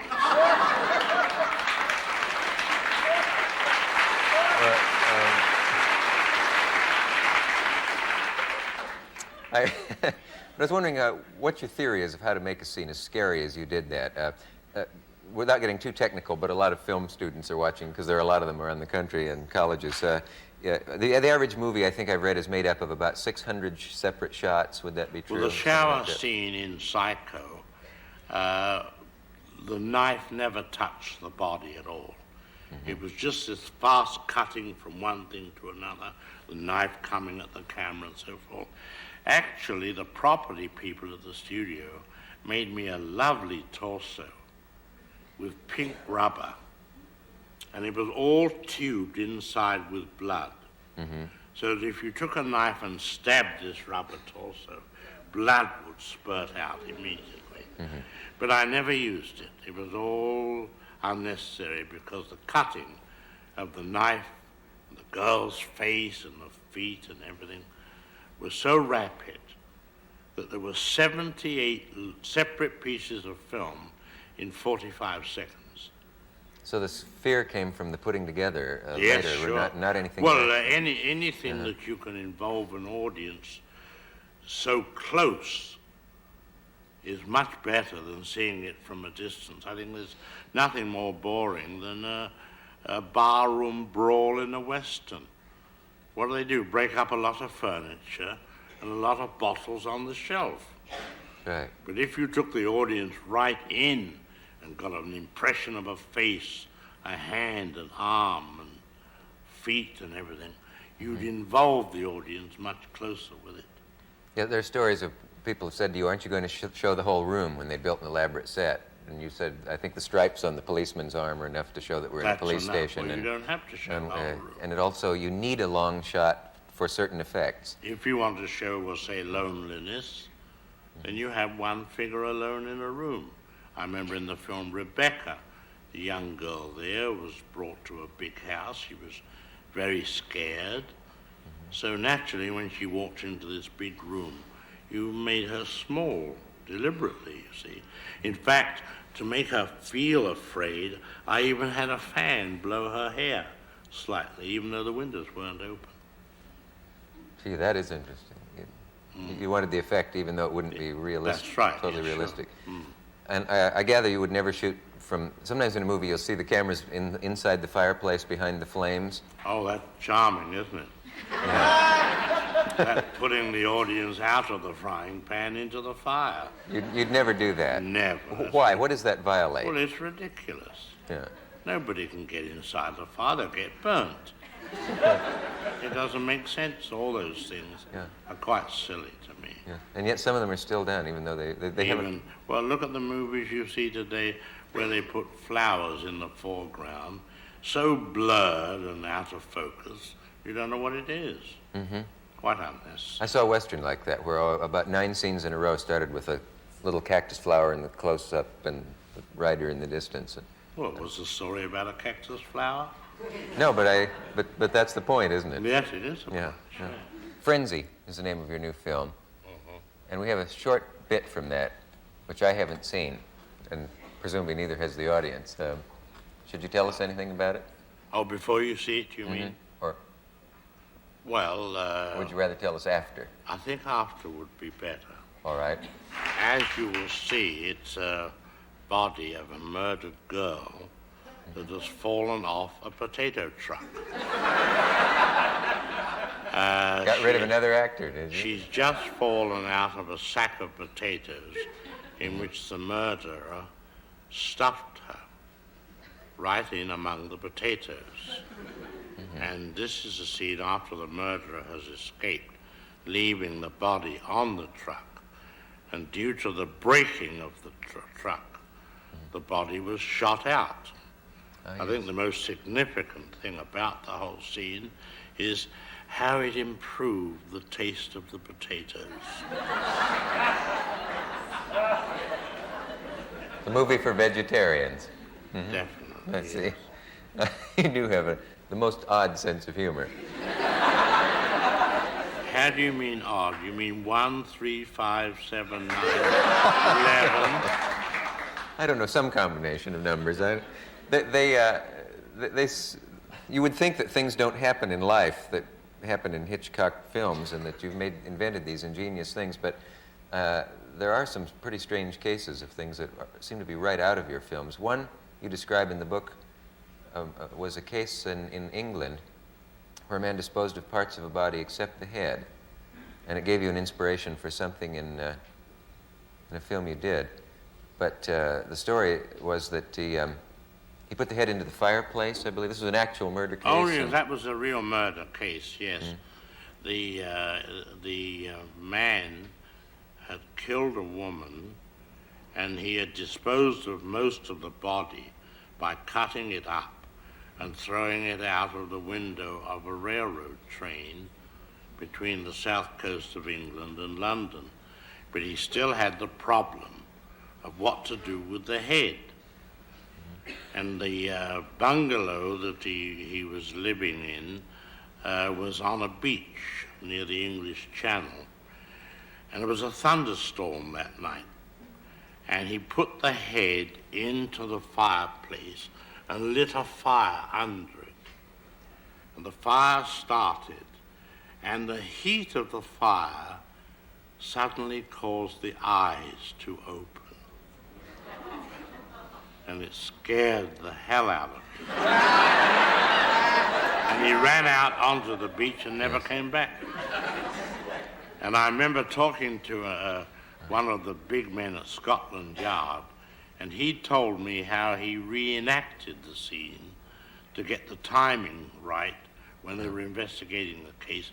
And he went to a butcher's shop and got a sheep's head and did the same thing with it. To get the actual timing To of... get the timing and how long it would take for the skull to burn. In order to convict the man. Was he convicted as a result? Oh, yes, convicted and hanged. That sounds so preposterous that almost that if you did it in a film, they would say that's a little too contrived. Oh, yes, they would. Yeah. But this is true. Did you have any feelings about working with big stars as opposed to unknown faces in the films? Many of your films, of course, had Ingrid Bergman and Cary Grant and people No, like if they Claude Rains. function for the story, I don't mind one way or the other. But I think the good cast that fits the story is what you see, because we have so few stars today. And the star doesn't necessarily guarantee you success anymore. Doesn't guarantee success at the box No, office. it used to be regarded as insurance, you see. Yes. That doesn't apply today. People don't like the picture, it doesn't matter who's in it, they won't go. I read somewhere once that you'd made a remark that romantic man and romantic lady leading roles, the people who play those are inevitably very much in love with each other by the time they That's because, you know, one hears of so many multiple marriages in Hollywood. You know, women have had 4 husbands and vice versa. Yeah. And I think it's really because they meet in a love scene in a picture and they bring it to life and truth after 6 o'clock, in the dressing room preferably. Have you ever caught them doing this? No, not myself, because I like to be home at 6 o'clock. Oh, I see. But they apparently don't. But you suspect I think it. that's one of the reasons why you find multiple marriages in Hollywood. You know, every man has been married about 2 or 3 times. That's because he meets a different woman every film that comes along. Are you suggesting that Grace Kelly then was in love with James Stewart and then with Cary Grant and then with, who else was there? Ray Milland and... Well, I wouldn't particularize on it because For obvious I'm reasons. generalizing. Oh, I see. Okay. And he's not an army man either. Who? generalizing. Oh, generalizing, no. Oh, that's... You like all kinds of horror, don't you? Bad puns? Not bad puns. Puns are the highest form of literature. There are those who would agree with you. I think I'm one of them, actually. Puns are good. Are there films you wouldn't do over again? Some people have been very hurt to find when Rope was their favorite picture, and that body in the trunk and the young men giving a dinner party with the body in the trunk and all that appealed to so many people as a mystery, as a frightening film. And they're disappointed to hear that you wouldn't do it the way you did it if you had it to do it again. Oh, yes, I would. Yes, that'll be shown on TV very soon. Mm-hmm. But I mean, it hasn't been shown as yet. You did the astounding thing of doing the movie in 20-minute takes. Well, that was because it was a theater piece. Mm-hmm. And I was trying to get some movement into what is really a theater piece. Yeah. So we followed the actors all around, and it was a prodigious job of production because walls had to slide away to let the camera go through, and all kinds of things. I remember the opening shot, we had this set, and it was a sort of a penthouse room, and we built a great big panorama of New York in miniature form, not just a painted backing. And then we had a dining room and a kitchen. I remember the opening scene took 750 feet without a cut, starting with the murder of the boy, following the two through into the dining room, into the kitchen, and you hold your breath right the way through for fear something may go wrong. You, the director. And they got some champagne and brought it back, and as the camera came back, I said, my God, thank goodness this shot's over. And as we panned round, there's an electrician standing there, right in the window. Oh, and you couldn't rewrite the film to allow for that. Start all over again. I guess that's why they said you were crazy to try it, because what the average take in a film is how many seconds or how many feet? It could be half a minute, and 2 minutes. You did 20-minute takes, 10, I believe? 10 or 11-minute takes. 10 or 11, which is unheard of until you did it. I guess I'm fascinated with those technical things and how you did them. You told Truffaut a story about the glass of milk in Suspicion? In Suspicion, yes. Cary Grant is suspected of being a murderer. And there's a very high shot of a hallway, and he's bringing her what you, the audience, know to be the fatal glass of milk. And he brings it all the way up, and it comes round the circular staircase until it comes right into the camera. Well, so that glass of milk stood out very clearly, I put a little lamp inside the milk. A little light bulb? Yes, with a little battery. So the milk glowed all the way up. It's sort of enhancing the poison. Yes, it's amazing. Didn't you once try almost persuade Garbo to come out of retirement for a film? No, I didn't. Oh. No, I couldn't persuade myself to do that. Wait, did you try once? No, never, no. I thought there was some talk that she might have played in one of your films at one. No, the only trouble is, obviously with Garbo, you couldn't find a subject where she could be alone. All right. Do you invent those little moments that are going to live with people for years? I know anyone who ever saw Spellbound remembers the fork on the tablecloth making the parallel lines, that's or right. Or the glass snapping in the hand of the man who, in Rope, when he's under pressure, the crystal glass snaps and breaks his hand, breaks his skin. Well, there are touches. In Spellbound, the whole thing was the line, which eventually paid off as ski lines, which solved the whole problem. Yeah. I don't know there's so many. You never wanted to make a Western? No, I don't know much about Westerns. I like to know all the details, It's like costume pictures. I'm no good at costume pictures, and to me, nobody in a costume picture ever goes to the toilet. And that spoils it for you? For me, yes, it does, and just in the same way that I don't know how much a loaf of bread costs in a Western. I see. During the break in the studio, someone asked Mr. Hitchcock what the ending of The Birds meant. And you made a very bold statement, I thought. You said you had no idea. Well, the point was, where do you end?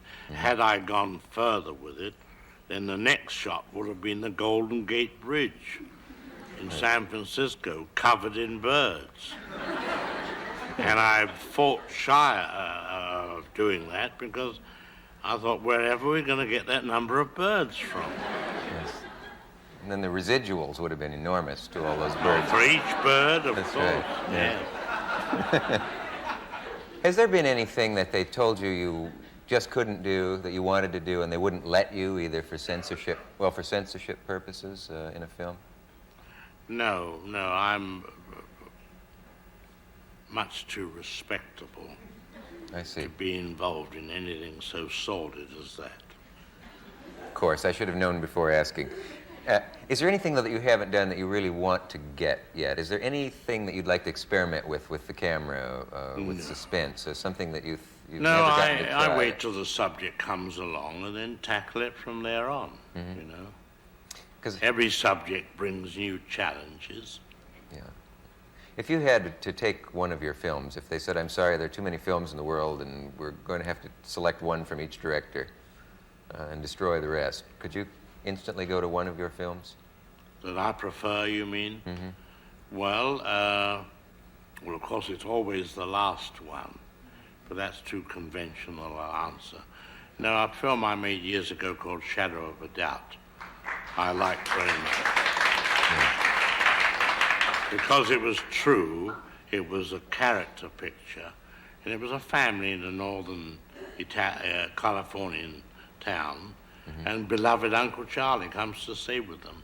And what the family don't know is that Uncle Charlie is a mass murderer, murdered many women.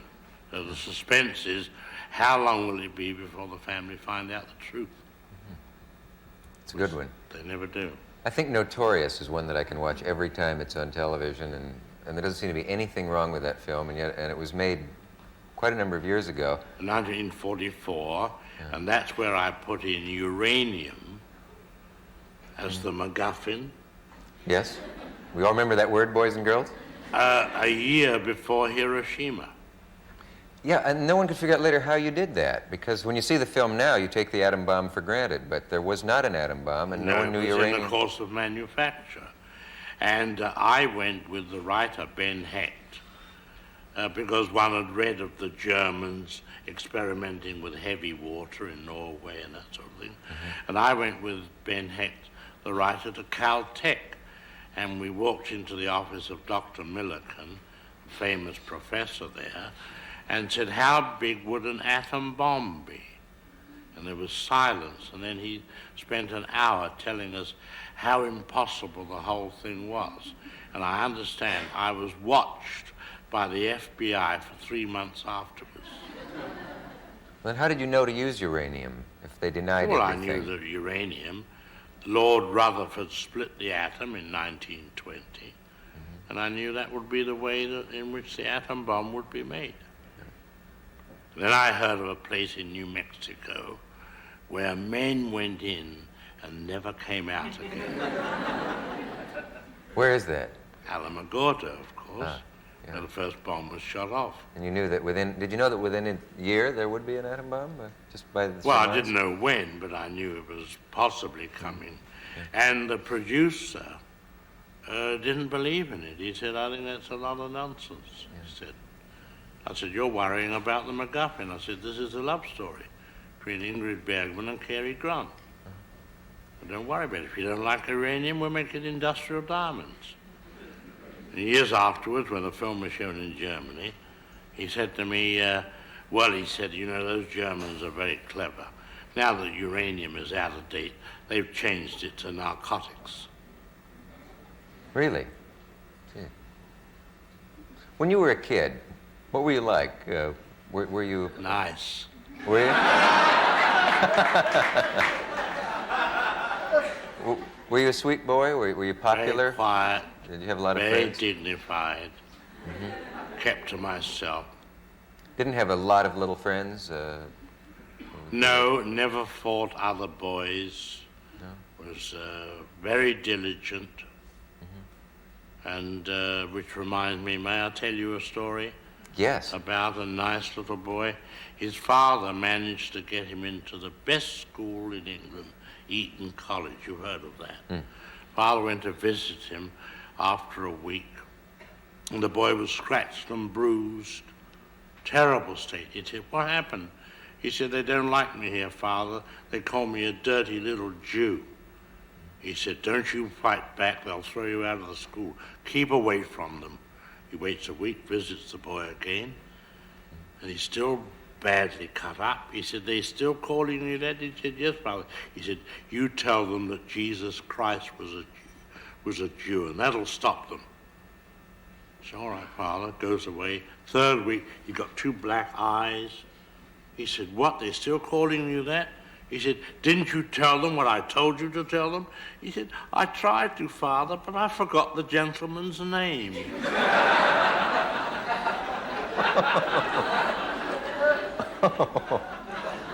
That's a story I have never heard and would not expect to hear anywhere else.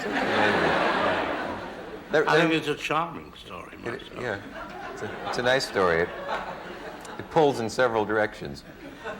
You, that reminds me of something. I don't know if you know that I know this or if you even remember it, but someone who works for me once had a friend who called you from a magazine to interview you, and he asked you if you were Catholic, because he said, we're the Catholic Digest, let's say, it was the magazine's name, and we want to do an article about you. And you said, what is the circulation? That's a very funny story. Is it? Oh. Yeah. Oh. Yeah. It doesn't always, you can't always tell by the amount of laughter. But did you ever tell the man once he told you what the circulation was? I told him, yes. I was a Jesuit educated. Yeah. And that's where I learned about fear. Ah, you were terrorized by your teachers. They scared the hell out of me. How did they do Very it? strict.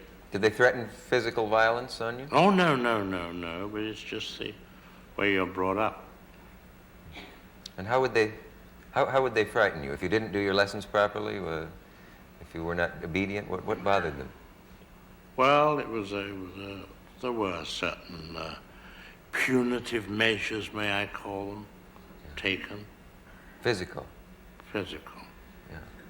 Not desperately physical, but enough to deter one in future occasions. At that age? At that age, yes. Hmm. Someone asked during the break what you did with the dummy film. You said it's floating in the bathtub at home. That's right. Sure. You have a reputation for being a practical joker. Is this true? Yes, I used to, but I find that people don't have the same sense of humor anymore. I once gave a dinner party, many years ago, where all the food was blue. Everything was blue. Well, I don't exactly see how you'd get an idea like that. I gave the dinner, it was blue. Sandwiches, dessert, everything? Oh, no, it was a full meal. It was chicken soup, blue trout, blue chicken, and blue ice cream. And when you broke open your roll, the bread was blue inside. Did you explain this, or did you just not comment on it? Not comment on it at all. How far? That's terrific in a way that I can't explain. Well, I once gave a dinner party for my wife. Do you know Chasen's restaurant out in Hollywood? He had a back garden in those days. We had a table for 14 people. And I got Central Casting to give me an aristocratic old lady. We had her hair done beautifully, dressed her well, and sat her at the head of the table. And the guests arrived and said, "Who's the old lady?" I said, "I don't know." Oh. I said, "I've never met her before," which was the truth. I had. And the proprietor of the restaurant kept out of the way, and guests continued to arrive, and always the same question: who's the old lady? I said, I don't know, we're trying to find out. So finally the proprietor came, and I said, Dave, go and find out who that old lady is sitting up there. And he went and bent over her, and he came back, and she said, she's with Mr. Hitchcock's party. I said, I've never seen her before in my life. Well, she sat there the whole meal. Drinking martinis, by the way. Okay. Did she enjoy it? Apparently, she had to be helped to the car. Have you abandoned practical jokes now? Have you outgrown that? Yes, more or less. I see. Someone asked to hear if you've ever seen a movie that thrilled you or scared you. Are you capable of being scared on the screen, or do you just know too much about how everything's done and know what's coming? No, too much. Do you? Mm-hmm. Yeah. Are there directors you admire? Oh, yes, I admire men like Trooper, Bunel. Do you know his work at all? Yes. Yeah. Oh, yes, there are a lot of fine directors. Orson Welles? Yes, he's famous for one big film, Citizen Kane. What will you do next? I'm the subject. You don't have now. I'm looking for another body. When we find that, then the story will take its course. I wanted once to do a scene for North by Northwest, by the way, and I couldn't get it in there. I wanted it to be in Detroit, and two men walking along in front of an assembly line. Yes. And behind them you see the automobile being put together. It starts with a frame, and you just take the camera along, the two men are talking, and you know all those cars are eventually driven off the line. They load them with gas and everything. And one of the men goes forward. Mind you, you've seen a car from nothing, just a frame. Opens the door, and a dead body falls out. Very good.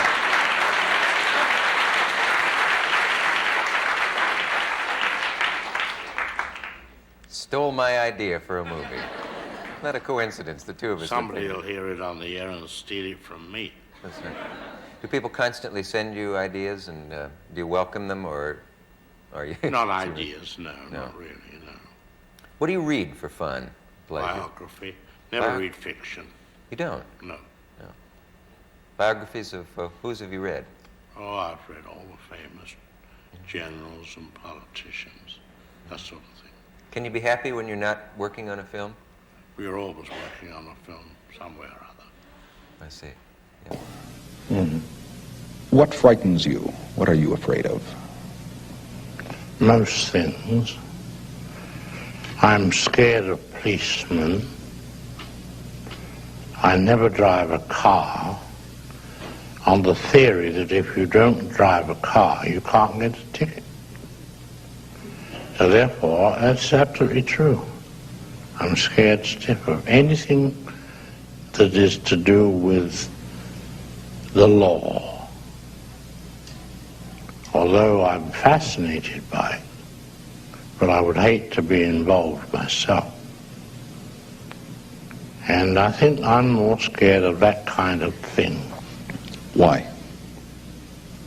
I'm a coward, I suppose. But what is there about a policeman that frightens Alfred Hitchcock, who has made so many films about what policemen do? Well, that's the thing, you see. Most people think that I am, because of the material in which I indulge, shall we say, professionally, that I must be a monster. Well, I'm just the opposite to that. I'm a very placid, calm individual. And I am scared of getting into any difficulty. Somebody once said to me, "What is your idea of happiness?" I said, "A clear horizon. Not even that horizon with a tiny cloud, no bigger than a man's fist. It has to be absolutely clear." Ingrid Bergman once said of me, She said, the trouble with Hitch is that he won't have a fight. Because I walked out on her when she was bickering about something on the set. And I just walked away, and when her head was turned, she looked back and I wasn't there. May I bring you back to the policeman for just a moment? Yeah. What could a policeman do to you that would frighten you? Well, he could charge me with some offense, like parking, and then I would get a ticket, and that would scare me. I'm like the man in that old legend. I think it's called, it was a man who was supposed to pay $2. It was an old music hall sketch. Well, apparently he quarreled with the policeman. It was the fine would have been $2. And then in doing so, he hit the policeman. And now he was assault. And then from that, he was moved to the jail, and there he got into trouble with another prisoner, and he attacked him, and there was a fight, and eventually this prisoner was killed. Now he was arrested for murder, tried, and was on his way to the electric chair. And somebody said, why didn't you pay the $2?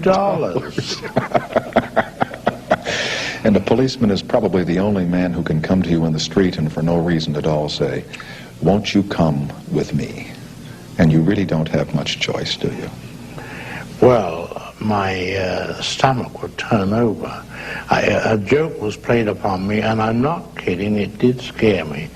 What was the couple, Jinx Falkenberg, and what was the name of her husband? Tex McCrary. That's right.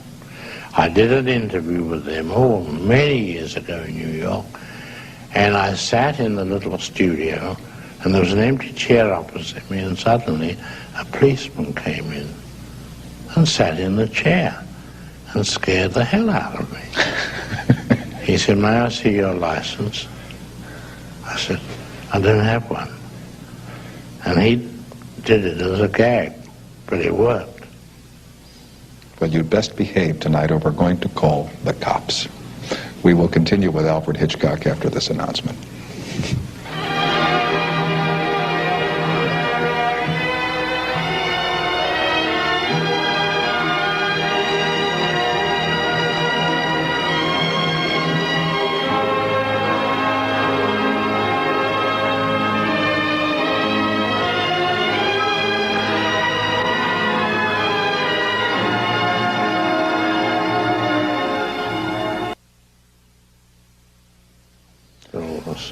We continue now with Alfred Hitchcock, the motion picture director. You and I have very little in common, but we have one thing. We have some Jesuit training in our background. Oh, I didn't know. Yes. That you had that stigma. Do you consider that to be a stigma? No, let's call it a stigmata. Why do you say that? You know, I saw a terrible thing once, I'm not kidding, in a French magazine. And it was one of those satirical French magazines, and there was a picture of God sitting on a cloud, a bearded old gentleman, and just slowly coming up through the clouds was the figure of Christ, with hands held out and a woe-begone expression, with holes in each hand. He's looking up to his Father, and God is poking his tongue out at him. He said, there, you see, I told you not to go down there.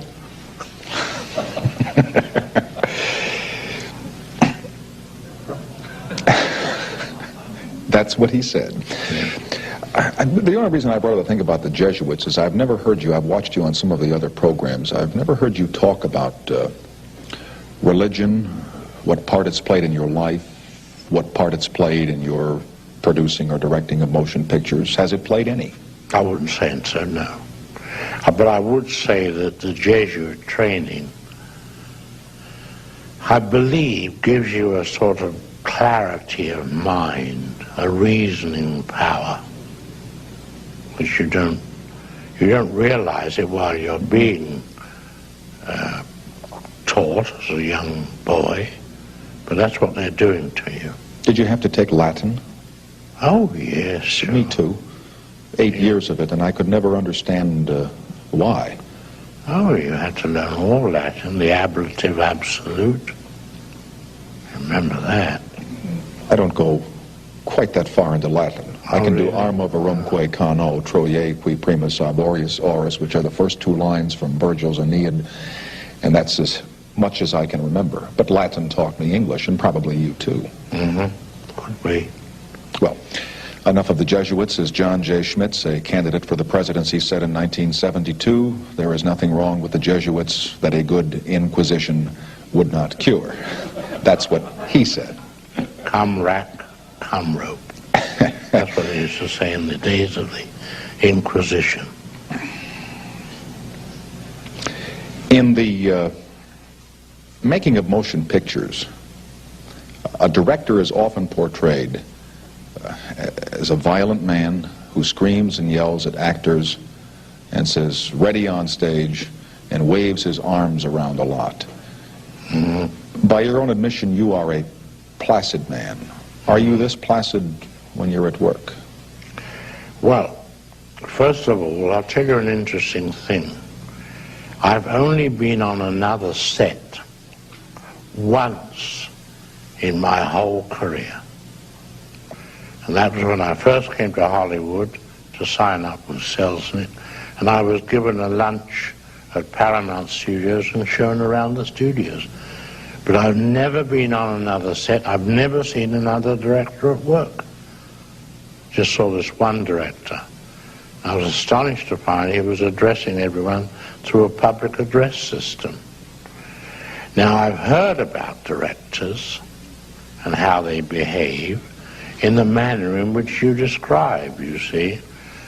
And the only thing I could say about it was, well, it seems to me, all the drama is on the set and none on the screen. They leave it right there. Yes. Now, it's been said of me that they don't know when I'm directing. Well, I don't direct, you see, because I discuss it with the actor or actress in their dressing room. What makes you angry? Not so much about your work, but about life, things that people do to each other. Stupidity Really? makes me angry.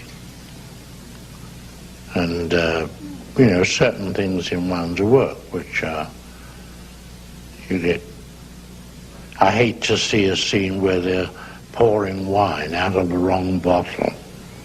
All those details. It's the details that bother me. How about life? You live in the world, you read the papers, I'm certain, and you listen to the television news programs. You're in your 70s now. What do you think about the world around you? What's going on? Well, it's in a great difficulty because of communication. See, communication is the reason why people get disturbed. Years and years ago, there wasn't any television, there wasn't any radio, and there were just newspapers, and they were very dull-looking newspapers. They weren't... I had a friend, an editor of the London Daily Express, who invented the new front-page layouts with headlines all over it, you know. And pictures and things. Pictures and... but the main thing was to give a big headline to every piece, you know. Mm-hmm. And... but in those days, years ago, if you look at a paper, say, like the Kansas City Star, it has a little headline at the top and a long column of print. There wasn't the communication, you see, but today people have it thrown at them from all sides. Do you not like that? Do you think the world would be better if there were not this instant catharsis? Well, because you've got the situation of people copying what they see. You know, we hear of the influence of crime being copied, you know. Now although I deal in the same thing myself, I only regret one thing that I ever did in a film that was copied, and that was Foreign Correspondent, a picture I made at the Goldwyn Studios here. I don't know whether you ever saw it, did you? No, I did not. Joel McRae. It was called, very elaborate film, very big film. And in it I had a big scene laid in Amsterdam with a politician, an important politician on the top step. And the whole thing was massive umbrellas, trolley cars, the center of the city. And a cameraman came along and said to the politician, "Your picture, please." You know, they had bigger cameras in those days. And he had a gun in the right hand. And he took the picture and shot the gun and assassinated this politician. And I heard it was done in Tehran 2 years later. And that you regretted? Yes, I think that was, Okay. you know, One of those things. one of those things. I wonder why it is, and I've said this before. People always copy the bad things that they see in media, whether it's on this tube or Well, on it's the the same silver. as news. After all, bad news is news. Good news is not interesting. You'll find that in all newspapers. Only bad news. You know, all about bad men. Is interesting, but it also becomes more appealing. I have to do this. Yes, I know. Well, appealing because it's like audiences, say, watching one of my pictures and they get scared and so forth. But they feel comfortable because it's there for the grace of God. Go I. But what I meant to say was, when people see something in media that is violent or that is criminal, it has been said that there are certain minds that will go out and copy that. What I have difficulty comprehending is, if media shows something good, why don't as many people go out and emulate that? Because that doesn't give them any satisfaction. As I've just said a moment ago, they look at the man in the bad situation and they say, "My God, thank God that's not me," you know. Okay. We'll continue with I Alfred feel Hitchcock. safe. That's what they feel themselves. We will continue with Mr. Hitchcock.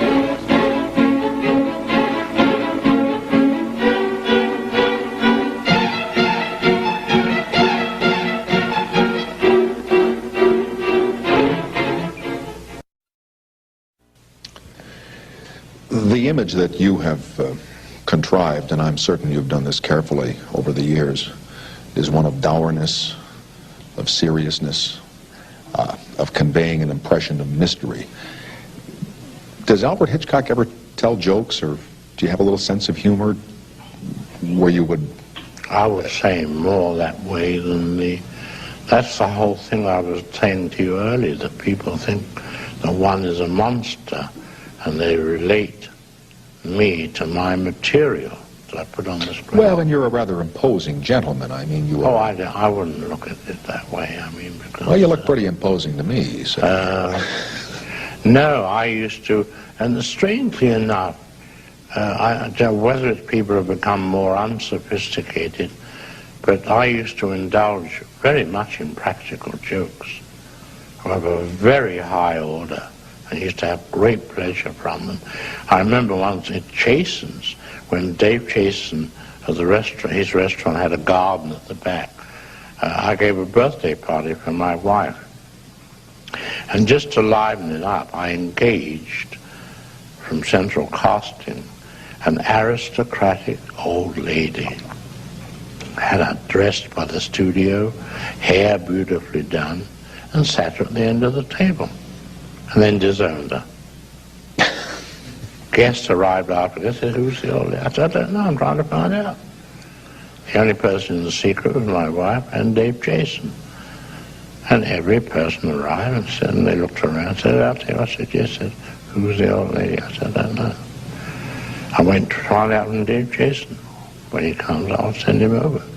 So Jason came back and came out eventually, and I said, Dave, it's this old lady sitting at the back, at the end of the table there, back of the garden. I'll go and see. So he went and he bent over her, said apparently a few words, and came back. He said, she says she's with Mr. Hitchcock's party. I said, it's nonsense. I've never seen a woman before in my life. And I hadn't. So she sat there the whole evening and got stiff in the bargain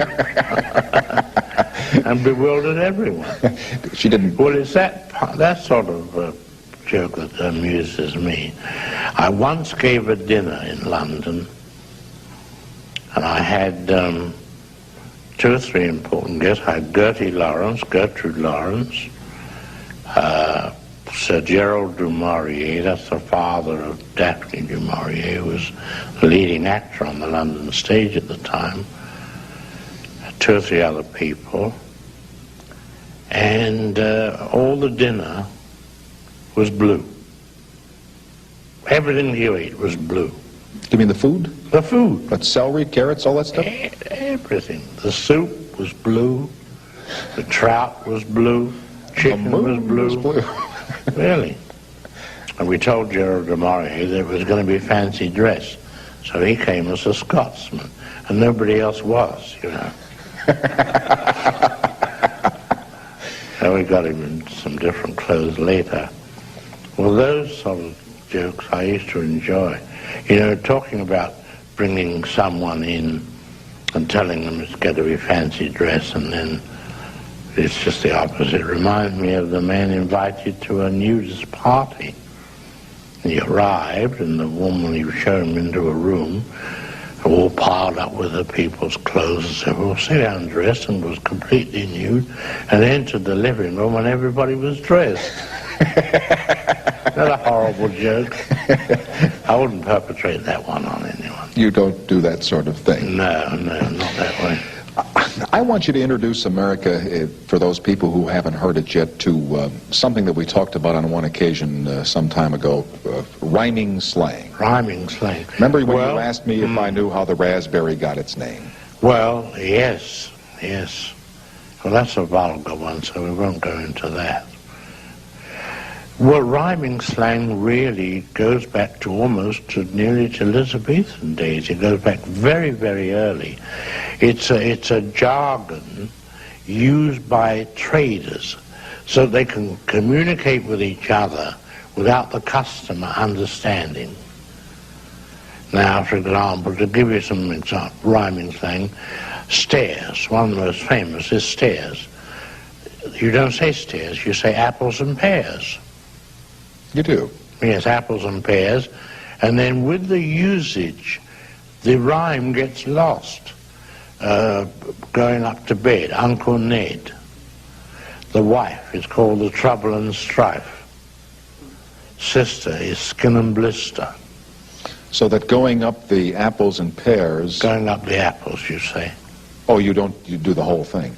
No, usage is such that the rhyme gets left But off. if I said going up the apples and pears to see my skin and blister would be going up the stairs to see my sister. And what merchants would you use this so that customers would not know what they were talking about? Yeah, that was the origin of it, way back. And, there are many examples, you know. I suppose, that's the nose. Mince pies are the eyes. North and south, the mouth. And German bands. I had an actress once say to me in London, she said, half a cock while I lemon my Germans, would you? I beg your pardon? She said, half a cock while I lemon my Germans. She wanted to go to the toilet, which in polite English is, I'm going to wash my hands. Half a cock linnet, that's minute, while I lemon squash, which is wash, my hands, which are German bands. In those days, in Victorian times, I had these little German bands on street corners, you know, with a man with a hat. Is this used anymore in England? Oh, all the time, yes. You're kidding me? Yes. I remember walking on the set one day and the chief electrician said to me, "Hey, Governor, nice pair of almonds you've got on." Nice pair of which? Almonds. Well, there's a sweetmeat in England called almond rock. It's just a lot of almonds in candy, you know, all stuck together. But almond rock is for socks. He was saying to me, "Nice pair of socks you've got on." Nice pair of almond Boots, rocks. daisy roots, you know. And one day another actor said to me after our first child was born, he said, "How's the Godfer?" How's the which? Godfer. So I didn't know what he said. So I said, "Oh, yes, all right." So later on I said to someone, "What does he mean, how's the God?" Well, he's saying, "How is your child? How is the God forbid?" Which is rhyming slang for kid. How's your kid? But he only said Godfer. He didn't even say God forbid. Oh, they lose the rhyme. Everybody understands it so well. You know, they know it so well, they don't have to. Oh, it would be kind of amateurish. It's corny just to use the whole rhyme. Well, then we can let the whole country spend all night wondering how the raspberries really got its name. Now, we will not tell, because it would be corny to give the rhyme, wouldn't it? No, raspberry is raspberry tart, that's all. Yes, sir. The tomorrow program will continue after this announcement with our guest this time, Mr. Alfred Hitchcock, and you just think about that for a while and it will all become clear.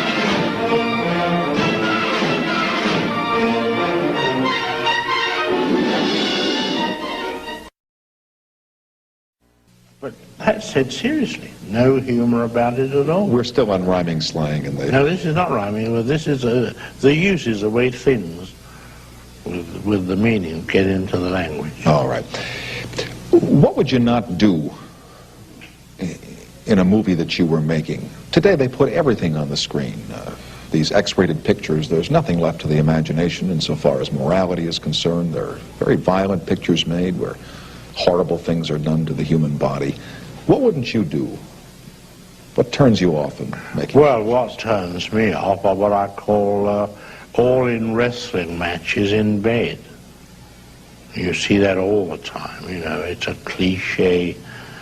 You know, they shoot past the man's shoulder, leaning over the girl in bed, and, you know, it's just unnecessary. I think it's cheap and vulgar. But you're not against the use of nudity in motion pictures. You use some frenzy. No, I used it in the last picture, but in very sparingly. The picture I made, Frenzy, I had to show nudity a couple of times, but it was very important to the scene to show these couple of cuts anyway. But normally, just showing it just for the sake of showing it, I think is bad taste and unnecessary. And that you would not do in a picture. Anything else? Is there anything violent that you wouldn't put in a picture? Well, you see, I've never made movies about professional criminals or cops. If you'll notice, if you look back over the films that I've made, generally speaking, they're about ordinary people in bizarre situations. That's the whole essence. The movie I made, like North by Northwest, Cary Grant, it's an ordinary businessman, gets mistaken for a spy. And of course he goes through the most bizarre experiences. Well, it enables the audience to identify themselves much more closely with the individual. They can't identify themselves with a cop. They look at it objectively. They can't identify themselves necessarily with a criminal unless there's an intense interest, such as there was in the mafia, in the Godfather. That's a different thing. That's, a thing they look at objectively. But I've always gone for average man, the ordinary individual, going through extraordinary experience. Is that the basic theme that you look for if you're looking for a story to film? Whether I want to or not, I seem to gravitate toward that. As a matter of fact, I'm doing preparing a script now with Mr. Ernie Lehman, and we're working on a story which shows an innocent couple getting involved in very important abductions of people, kidnapping. I know nothing about it. What is the name of that? I don't have a title. But these are ordinary people who get caught up in something. Yeah, get caught up in a very serious... When you're doing this, I don't mean to interrupt you, but when you're doing this, like putting together a scene, the one that everybody likes to talk about is the shower scene in Psycho, or that one especially. Can you feel what you think the audience is going to feel when they're watching that, when you're putting it together? I hope so.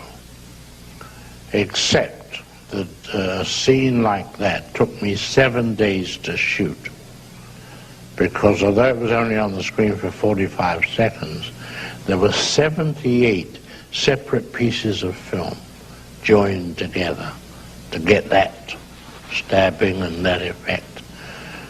One hopes they will. You know, you can't predict. But I've been, you know, around long enough to know what audiences, may I say something vulgar, to make the audience feel, you know, there's not a dry seat in the house. I mean, that's the aim.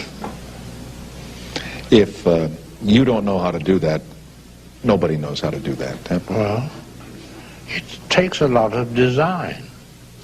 Knowing audiences, knowing what they feel. And it's like suspense.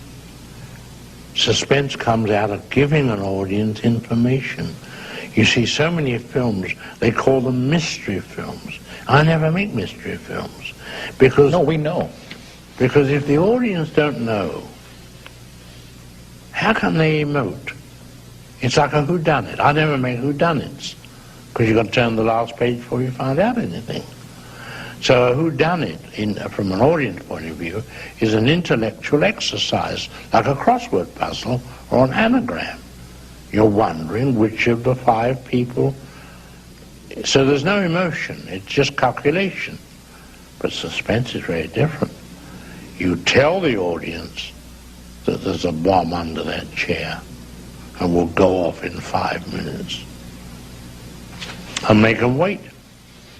That's right.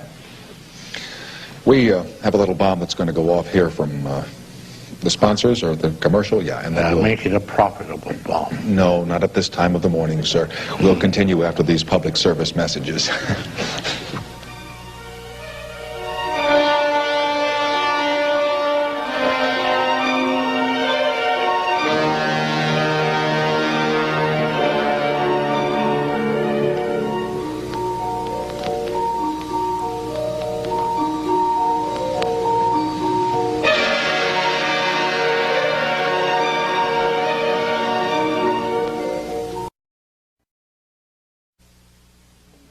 In the last segment, you said you were in preparation of a picture now, and again, how long will you keep making movies? There are fellows who retire from your craft at 45 and 50 years old, figuring that they've made all the pictures they want to make, or they've said all they want to say.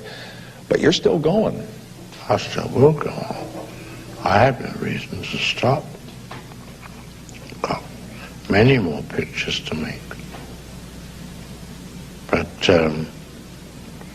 talking of those stories one would like to make, we were talking about that earlier, while the commercial was amusing our audience. The story well, you left them without dry seats, so they had to do something to take care of that. One of the stories I wanted to do for our television show was a famous story by Lord Dunsany, an English poet. It's a classic story. A man and his wife moved into a village, I think it was Lady in England, moved into the village, and they rented a house and a garden. And the man asked the landlord if he could cut down 12 larch trees which were surrounding the house. And he got permission to do that. Well, they lived there for, I think about a year or two, or maybe not quite as long as that. And the wife was missing. And people asked him where was his wife, and he said, well, she's gone away or something, pretext. But gossip, as it does in all villages, increased to a point where he wasn't really believed. He wasn't given satisfactory answers to the whereabouts of his wife. So the police moved in, and they began to ask him questions. Well, eventually, the search for the wife got so intense that the police practically accused him of murdering her. But they had no evidence, no body. They were digging up his garden in search of this woman, and finally gave it all up. And the case was closed. But it so happened a university professor took an interest in the case, and he visited this village and made some inquiries around. And finally, in the local inn, he found a traveling salesman who traveled selling like ketchup, relish, that you have with meat, you know, like A1, whatever the names of these things are. And the traveling salesman said, you know, a peculiar thing happened the other day. I was visiting the general store, and the lady who runs it told me that something struck her as being rather peculiar. So the professor said, what was that? Well, she said that this man, who was accused of disposing of his wife, came and bought 2 bottles of this within the space of a week. And she said, that's totally unusual, because one bottle usually lasts a person 2 or 3 weeks. So the professor said, now I know the end of the story. That's all the story is. You're going to leave. Wait a minute. Listen. Somebody said, why did he want to cut down the 12 larch trees? I said, that was to give himself an appetite.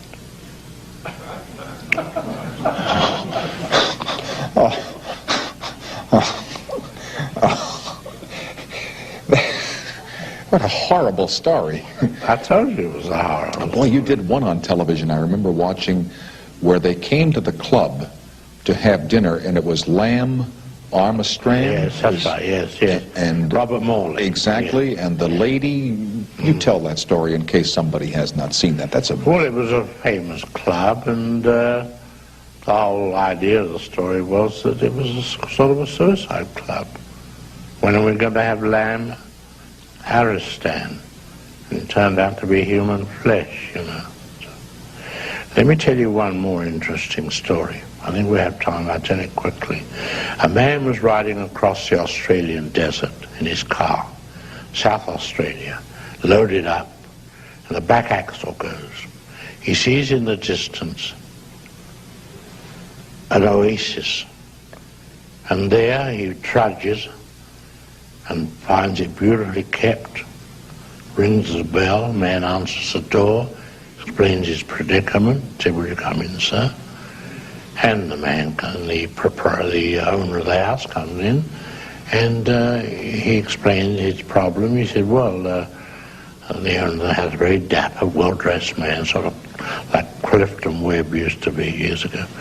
And he said, well, the only thing is the nearest place is 100 miles back from where you've come. He said, if you care to stay here for a night or two, I'll have my man take your car back there and get it repaired. He said, well, that's a wonderful idea. Thank you very much. So everything is arranged. He goes up to the room, changes, comes down for a cocktail, and is introduced to the man's wife and daughter. He's struck by these 2 attractive women. In fact, the wife attracts him very much because they could almost be sisters, mother and daughter. And after dinner, and everything very polite, goes to bed, and at midnight there's a tap on the door. He switches the bedside lamp, and the door half opens, and the voice of a woman says, please, no lights, no lights. He said, all right, turns the light off, door clicks, and she comes over to the bed. He said, you know, we live a very lonely life here, as you can see. And gradually, a conversation, as she begins to caress him, his hand first, and finally, of course, the inevitable. About 4 a.m., she said, I've got to go, it's getting light. He said, but tell me, which are you, mother or daughter? I've got to know. She said, I don't want you to know. Let it be that way. Goodbye. She goes off. Well, that morning, coffee and breakfast by the pool. He looks from mother to daughter, gets no sign at all. And he's absolutely baffled. He leads it, I didn't sleep well last night. They're all probably in a strange bed and so forth. Second night, same thing happens again. He said, I've tried all day to get some sign from you. Nothing. She said, I'm not going to give you any sign. No. Same thing in bed, 4 a.m., she goes. They had a wonderful night together. Following day, same thing again. Third night, he said, you know, my car's repaired, I'm leaving tomorrow. Why don't you come to Melbourne? Meet me there. So she, no. Let this be our last night. She's now, he feels the tears and embrace and so forth. And she goes. Well, in the morning, car's ready and so forth. He looks at mother and looks at daughter, shakes each one by the hand and presses it hard. No response. And the owner of the house escorts him to his car. He said, you know, I dare say you've wondered why we live in such a remote place just as this. He said, well, the man said, if you wouldn't think me impertinent, I did wonder. He said, well, you see, we have another daughter that you've never met. And she's the reason why we live here, because, you see, she's a leper. We will continue after this announcement. Wow.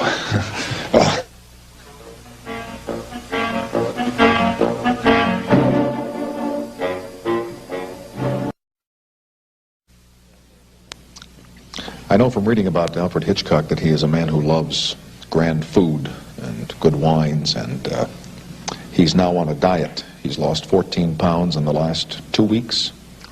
I would say, yes, 14 in the last 10 days.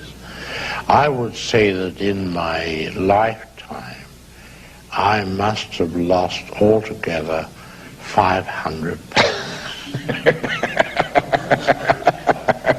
Truly. You ever wonder where it goes?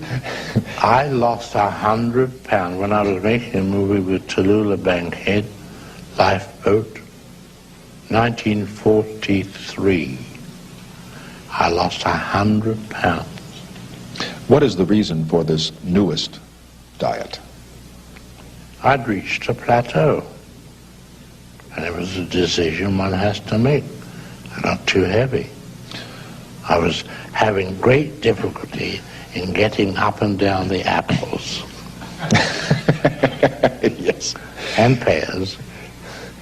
How do you lose 14 pounds in 10 days? There have been all kinds of diets. You have no, you keep to 750 calories a day. No bread, no butter. Nothing in the way of desserts. Just meat, string beans. That's it. Yeah. Do you drink a lot of water like some people do? No, I don't believe in water, because that's the very thing they're trying to get rid of. Exactly, but they say if you drink 8 or 10 glasses of it a day, it will. No, get rid of it. I don't believe in that. I think in the dieting, you should keep yourself dry. It's a terrible time to go on a diet with the holiday season coming on, all those Christmas goodies. No, you have to turn not your back on it, you have to turn your front on it. Yes. Did you ever think many, many years ago, when you were first starting to do this, that it would come to this, where they would be writing books about you and doing retrospectives on television of your films, that you would be worshipped by young filmmakers as a master of your craft? Could you foresee all this back in 1915 or 1920? No, not at all. I think the most gratifying thing that I enjoy about one's job is being able to appeal to world audiences, the Japanese. See, I can walk down the Ginza in Tokyo and be recognized. They know you, yes. In Japan, they know me. And that's the most gratifying thing. And it comes through one's work, not through one's publicity agent or what have you. Same in Germany. I never forget, we crossed the frontier once at Metz, entering France. And the gendarme put his head to the window and said, "Ah, Hitchcock." And then we had to wait, and he went inside and brought out all the other officers and gave them all autographs. Now listen, I'm not an actor or anything like that. This is very All flattering. directors are actors. What? All directors are performers, I'm not. actors. Oh, you appear in your I would never movies. sink so low as to be an actor. Do you mean that when you were on the television series that's still running, that when you came on and said No, good evening, that was not No, carefully put together? No, that's just dignified introductions. You know, to be an actor, it's, you know, I've called them cattle for years. And they still 30 keep, years, I call all actors cattle. and they still keep coming back to the barn, don't they? I remember Tyrone Power's wife, when he was alive, she said, "Why do you call my husband cattle?" I said, "Well, he's nice cattle." Art is emotion. Therefore, the use of film, I say, putting it together and making it have an effect on an audience is, I think, the main function of film. Certainly, if you take dialogue in a film, truly you are only borrowing from the theater, which is what, as I've often said, most pictures you see are photographs of people talking. Telescope. Brought to you by General Motors of Canada, makers of Canada's most popular cars and trucks, and Frigidaire appliances.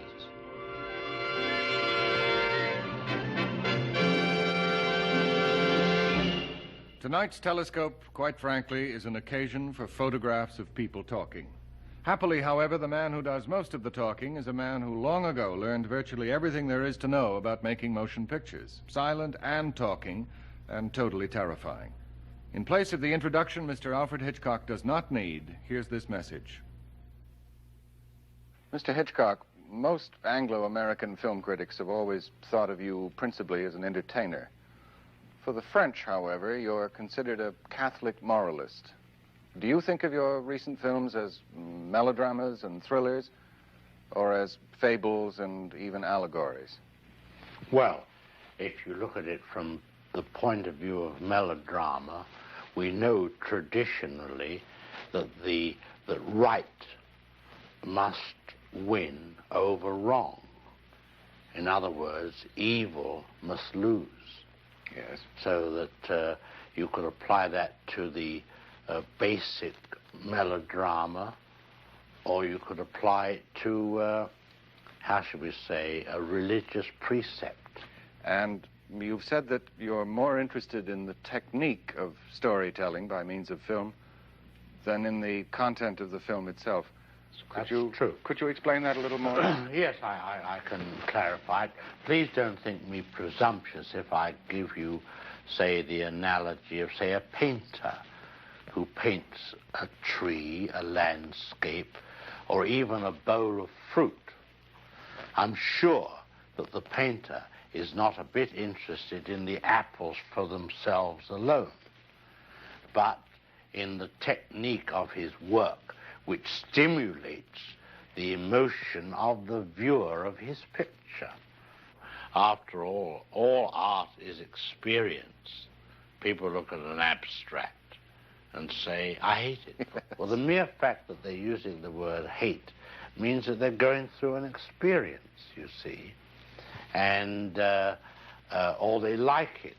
Therefore, if you apply these principles to film, as I see it, it is not the pure manner of the content. In other words, it's not the story. It's what you do with it. Not what, but how. How. And therefore, I find that with many people, they look at a film and they look at its content only and never seem to study, I'm talking about the critical faculty, what was there in the film to make an audience go through these various emotions that you put them through, especially in my field, which is thrill or suspense or what have you.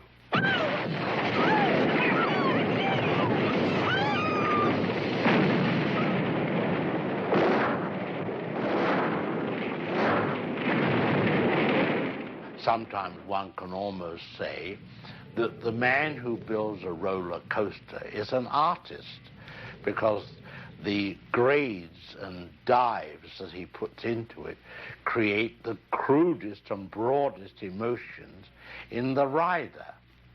Well, let's go back down the years to the silent films of the early 20s.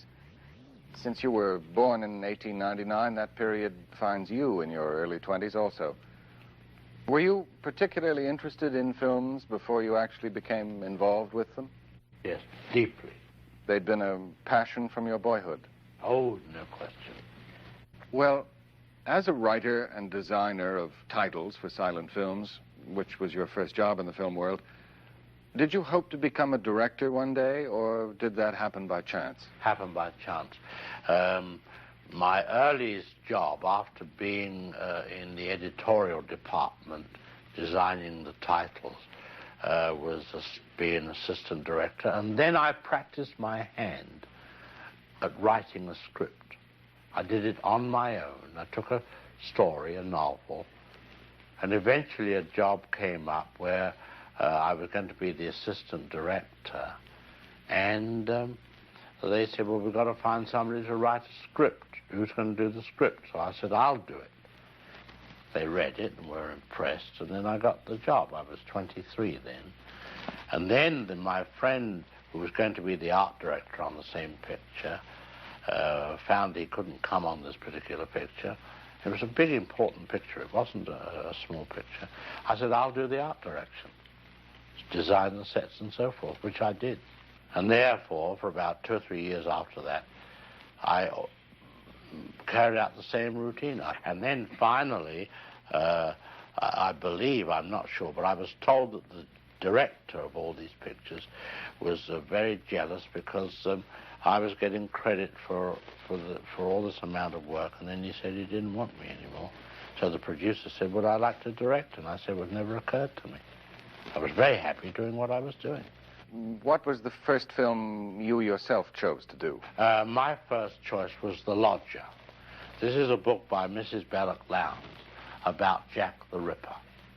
The Lodger actually was a story in almost one interior. It was the landlady asking herself the question, is the man who is my lodger Jack the Ripper or not? And I remember in that film one of your first uses of staircases for dramatic effect, the lodger's hand coming down the staircase. Well, you see, those were substitutes for sound. Today, we wouldn't do that. For example, have I got time to describe you how the opening was worked? Yes, indeed. That's why we're here. I took the first 10 minutes of the film to show a piece of news and a body being dragged out of the River Thames, and how the reporter picked up the information, got on the phone, and then I showed what happened to that piece of news in all forms: broadcasting, wire service, scintillating running signs, the newspaper office, and so forth. But each time I added a piece of information about Jack the Ripper. He only did it on Tuesday, only fair-haired girls. Then I followed one blonde home to her house. And down in the basement, they're talking about it. And the lights begin to go down, slowly and slowly. And suddenly Mother says, Dad, put a shilling in the meter, the gas is going down. So Dad goes with a shilling to put in the meter. By this time, the place is in darkness, and there's a rat-tat-tat at the front door. Mother goes up to open the door, and she opens it, and Dad puts a shilling in the meter. You can imagine how the thing was quickly cross-cut. As the door opened, the gas came up. And there was a man standing with a cloak and a black bag, and obviously the Ripper standing there. And then later on in the film, I showed how he paced up and down the room. And I had the faces of the people below looking up to the ceiling of this agitated man. And I dissolved the ceiling away. And I had a glass floor made. Yes, I remember that shot. Saw his feet going up and down. His feet. Then when he went out at night, you saw, as you described, the well of the 4 flights of stairs and only the hand going down. Well, today we would do sound. These were the resources one had to use as a substitute for sound. Visual substitutes for the sound in the silent picture days.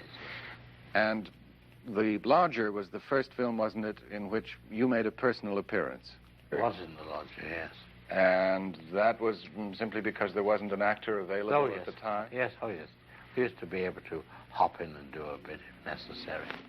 Well, after The Lodger, was there then a consistency of personal appearances? Well, the first big appearance again occurred in Blackmail. And since Blackmail in 1929, which was the first film with sound that you directed, audiences have enjoyed seeing you pop up briefly and unexpectedly somewhere in all your films. Except for Marnie, the current Hitchcock production, the most recent example was in The Birds.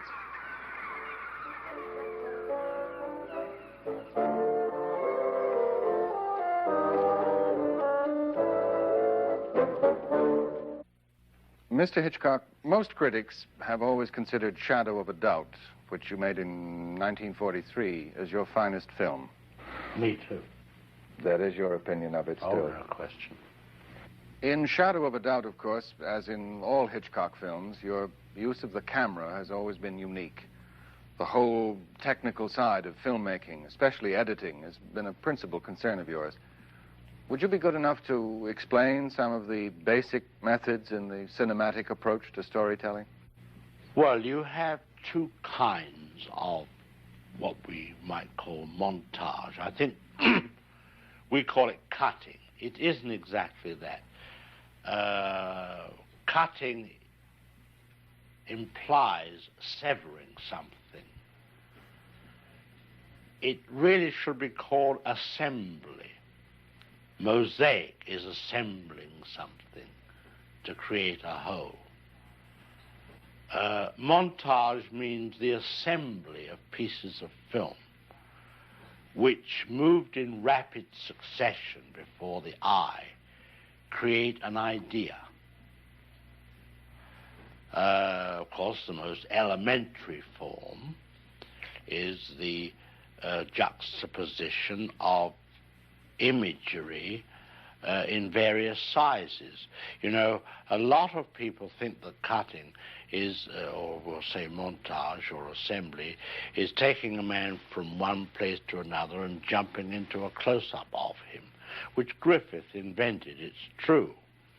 But to me, it goes much deeper. And as I say, the picture Psycho contained quite an amount of cinematic approach to this, to its basic content. In the first place, we had in it the murder of a woman in a shower, of a nude woman. Now, as you know, you could not take the camera and just show a nude woman being stabbed to death. It had to be done impressionistically. So it was done with little pieces of film. The head, the feet, the hand, the parts of the torso. Shadow on the curtain. Everything, you see, was used. The shower itself. I think in that scene there were 78 pieces of film in about 45 seconds.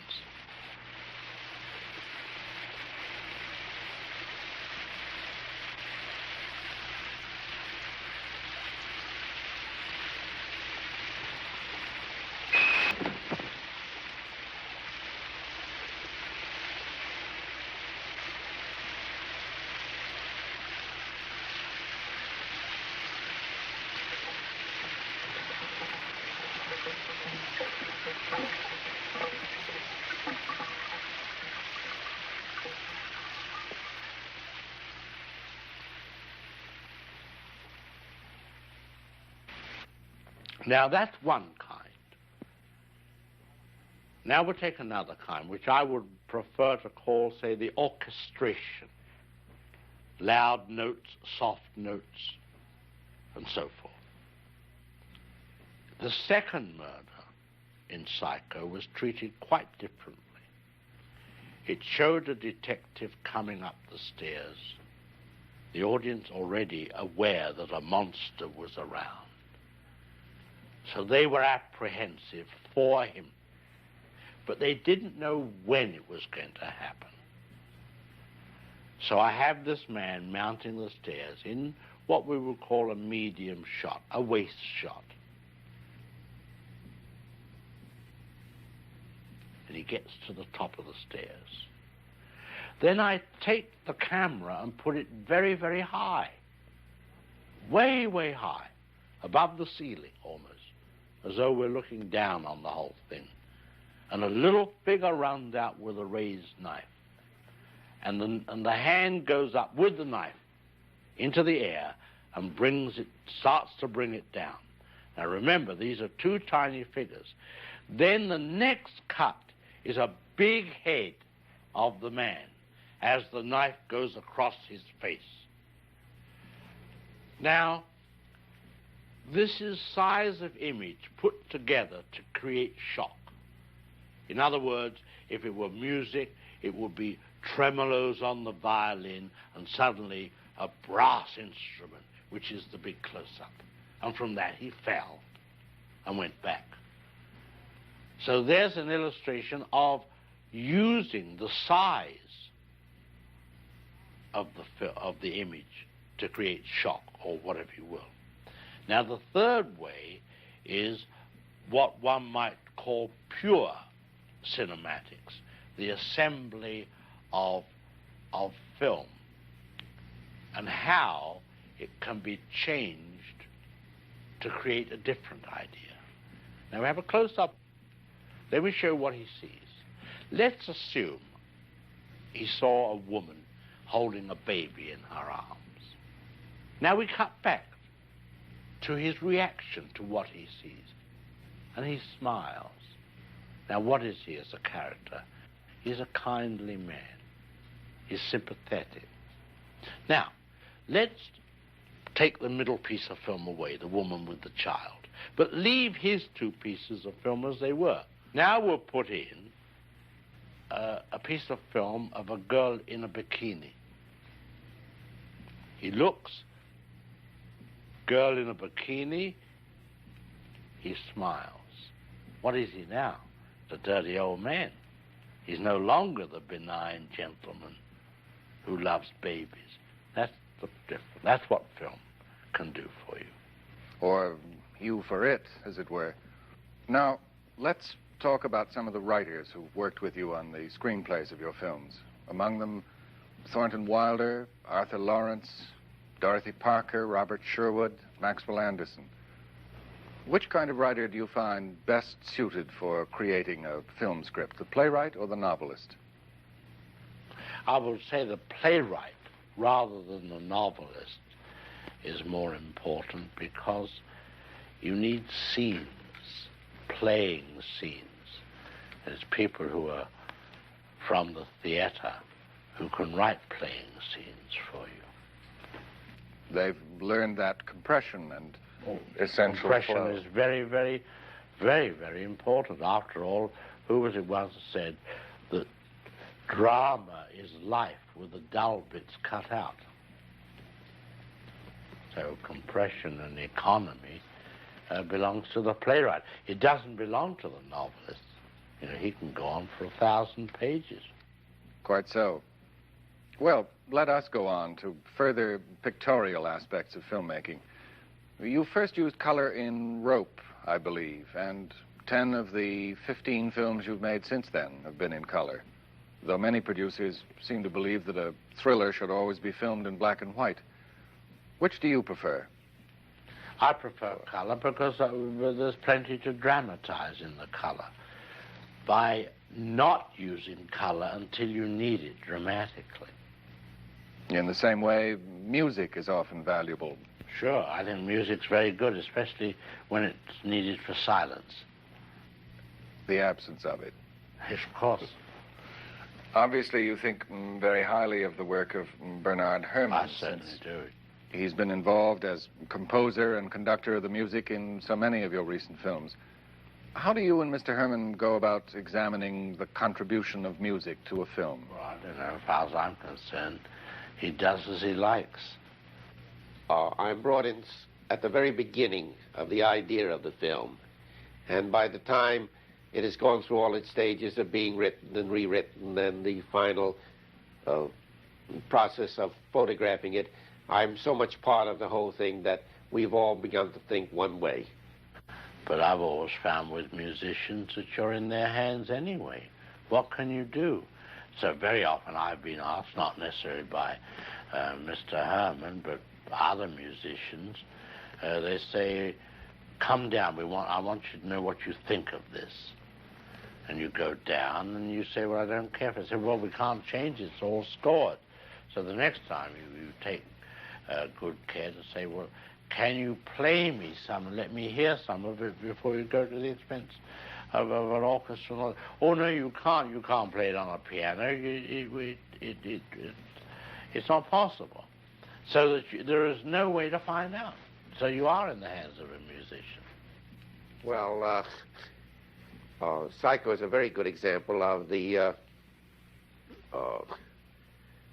if I might put it, the freedom with which Hitch thinks about music. Originally, the plan was, in our discussions, not to have any music over any of the murder scenes. However, I differed with Hitch about this and felt that music was needed. And when the music was recorded and we were dubbing the film, when we got to the murder scenes, we ran the scenes without music.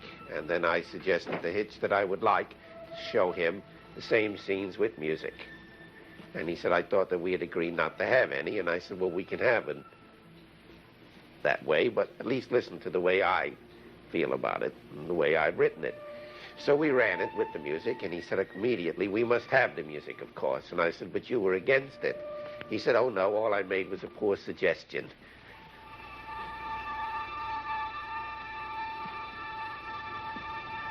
Characters and places and stories for it, very much the way Dickens did.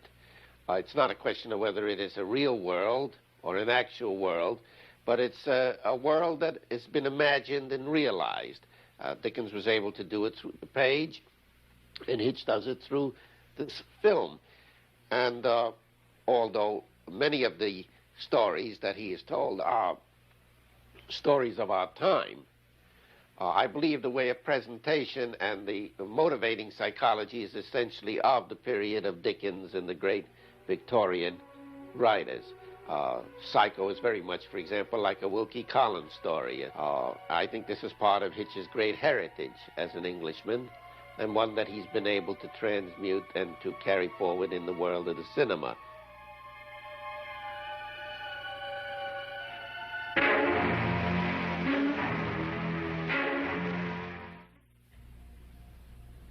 Next week, part 2 of Telescope's talk with Hitchcock. Among other diversions, the Master of Mayhem will introduce us to Marnie, which is the title of his current feature film, starring Tippi Hedren and Sean Connery. Marnie is the story of a girl who is a compulsive thief. And she does various jobs and then runs up against a man who falls for her, knows she's a thief, and engages her in his company, and he courts her. But he's a little disturbed when he finds out that she's robbed him as well. It's real sort of late Victorian Edwardian type of hero, you know. Very strong, very meaty. It's a very intriguing yarn. Fletcher Markle for Telescope.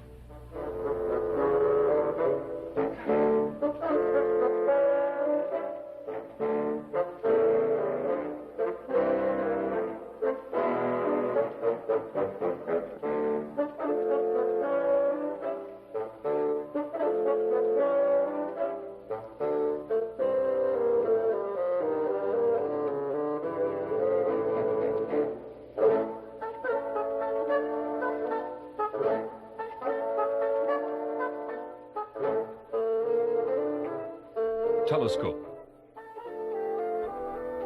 has been brought to you by General Motors of Canada, makers of Canada's most popular cars and trucks, and Frigidaire appliances.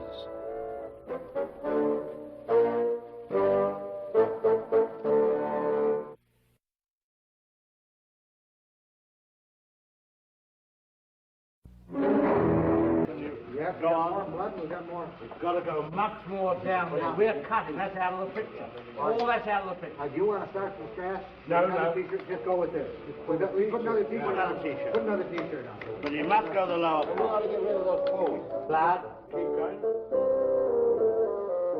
Along with his activities as a producer-director of theatrical films, Alfred Hitchcock is the host and impresario of a long-run television series. In addition to a monthly mystery magazine bearing his name, he also edits an expanding shelf of best-selling anthologies of suspense stories, published in half a dozen languages. During one of our recent meetings in his Hollywood office, I asked him how he managed to live so many lives. With all these enterprises demanding attention, Mr. Hitchcock, how do you find time for such projects as the monograph you've just completed on the motion picture for the Encyclopedia Britannica? Well, there's always Saturday and Sunday. Telescope. Brought to you by General Motors of Canada, makers of Canada's most popular cars and trucks, and Frigidaire appliances.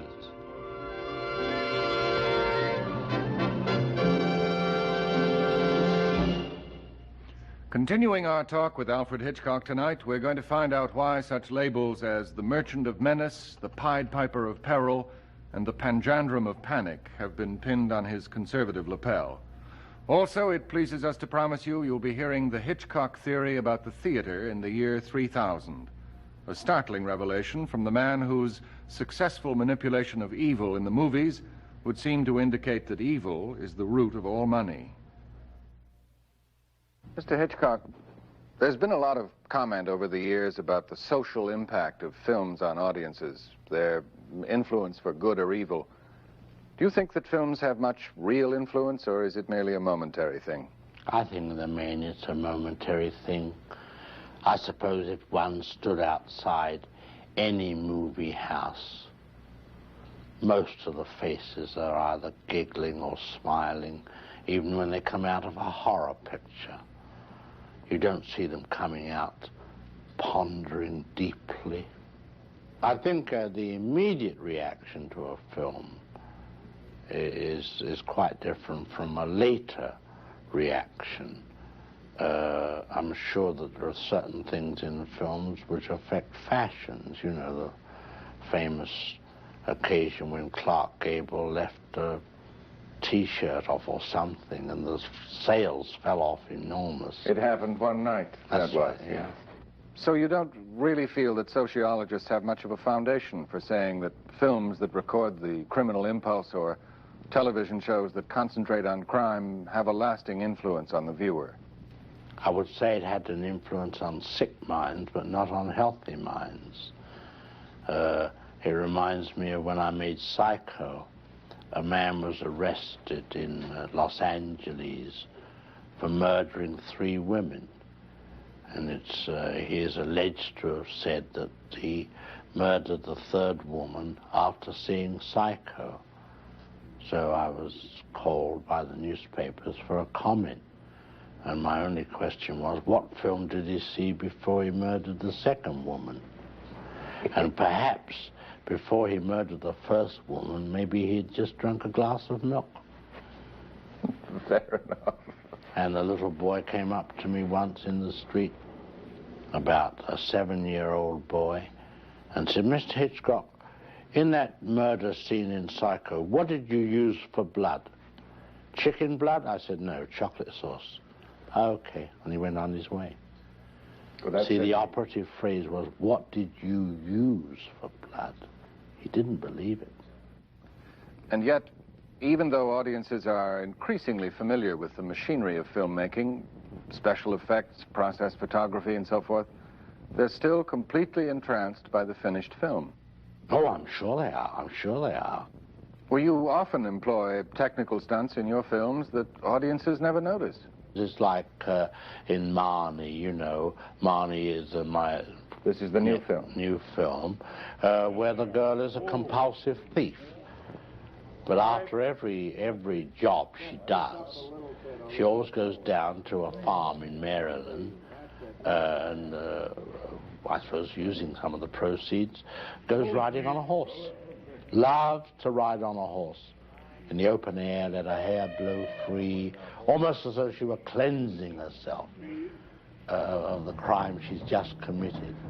And though most of those riding sequences were shot on location, it was still necessary to use a rear projection screen on a soundstage to capture certain details of action and reaction. That's true. But let's turn now to the subject of actors.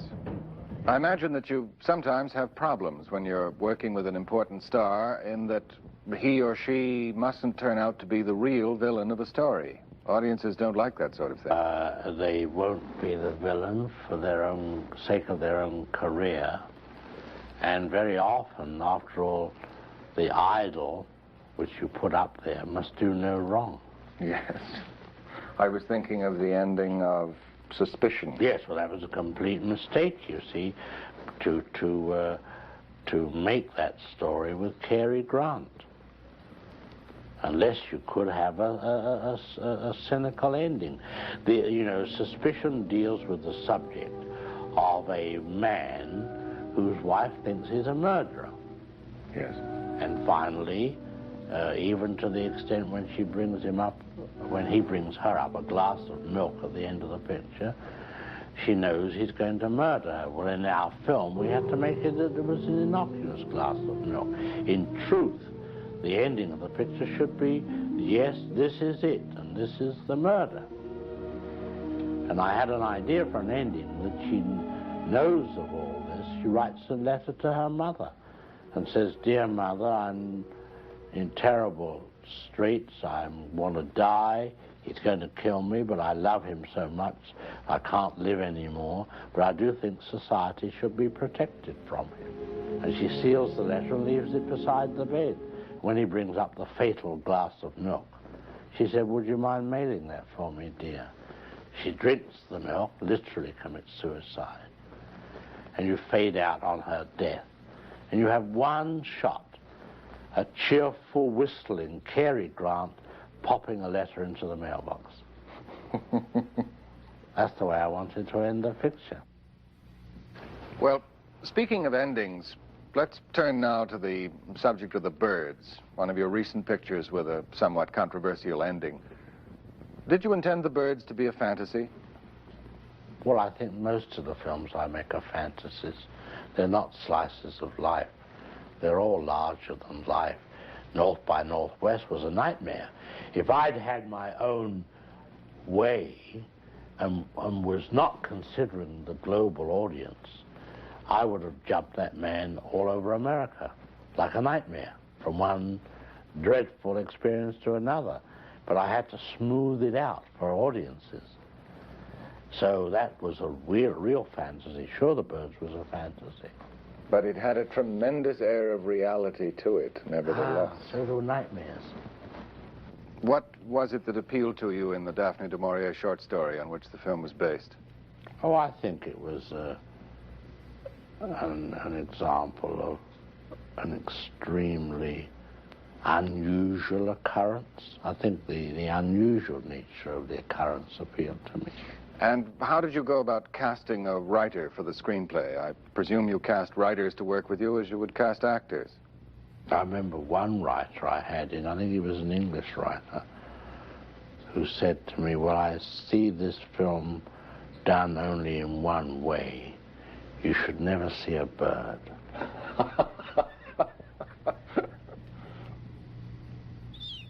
Seeing a bird, at what point did you begin to consider the technical problems involved in putting the story on film? Never dared face them at the outset, otherwise the film would never have been made. We had to play it by ear. Well, at what stage did you finally have to turn your attention to technical considerations? Oh, at the beginning of the picture, but they were so involved that we were well on the way in the shooting, that we had to face up to these enormous technical problems. In the film as a whole, there were about 28,000 birds used, 3,000 of them trained, 30 of them specials, and about 4 leading actors. Corbis was a very, very good actor, one of the Ravens. When he had to peck someone, he never missed a take. He was on cue every time. In fact, in some of the scenes where we had the crows chasing children down the schoolhouse street, they were superimposed on the original film. So they were shot against a plain background in the studio, from one perch to another across the screen. And they got so used to the commands that they were anticipating them. When the cameraman said roll them, they flew before they should have done. So they had to end up by not giving any verbal commands at all. They were very smart.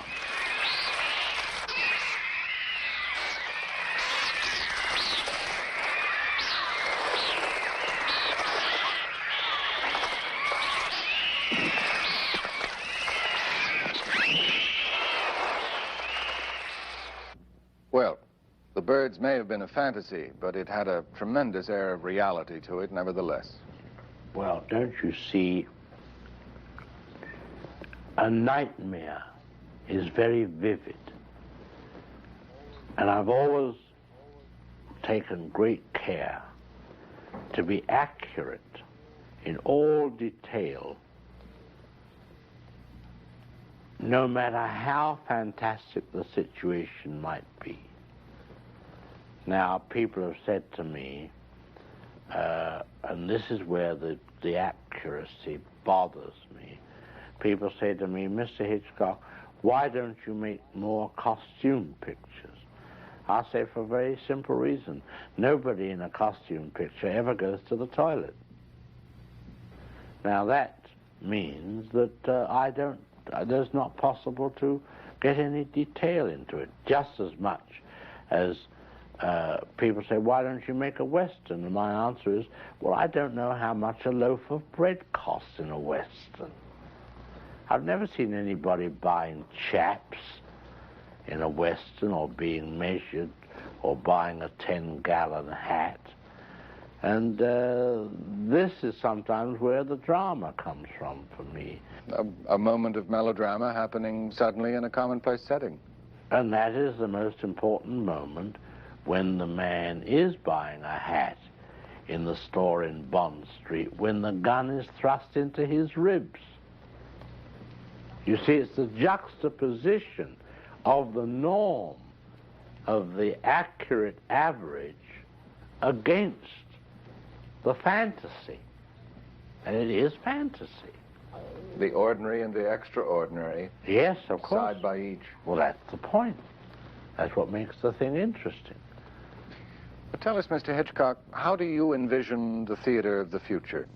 I see the possibility, maybe in the year 3000 or something, that people go to be entertained, if entertainment is still needed then, and they go into a big darkened auditorium, and they are mass hypnotized.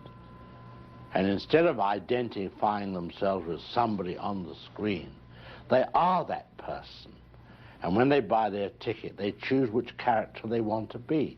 And under hypnotism, mass hypnotism, they go through the story, and it's injected into them by some kind of telepathy, and they suffer the agonies and so forth, or enjoy the romance with a woman or something, and then the lights go up and it's all over. Would be... maybe it's Hitchcock's new conception of how to dispense with actors. Or because what have I said once on one occasion? Walt Disney has the right answer where actors are concerned. If he doesn't like them, he tears them up. Well, supposing mass hypnotism did come as a logical or illogical progression in entertainment, Would you be interested in it as a director? Yes, you'd have to have a director. You'd have to have a writer, because you'd have to write the story. The director would, I suppose, be the hypnotist, because it would be his manner of directing the minds of these somnolent people into the right direction and approach. The whole idea is very ephemeral and very hard to... I'm not so sure about that. I have a very strong feeling that that's the kind of thing you're doing today. I suppose it is, in a way. Yes, it is. Now, about television. What was your reason for becoming involved in television in 1955? Well, I think that those who were apparently guiding my destinies, we'll say my commercial destinies at the time, thought it would be a good thing to do. And in many ways, of course, they were absolutely right. We're about to start our 10th year. Naturally, your wide variety of activities doesn't allow you time to direct any great number of television shows, but I presume you select and approve all the stories. Oh, I'd definitely go into the stories very thoroughly with an indication as to how they should be treated and so forth. And then, of course, I go through the finished product.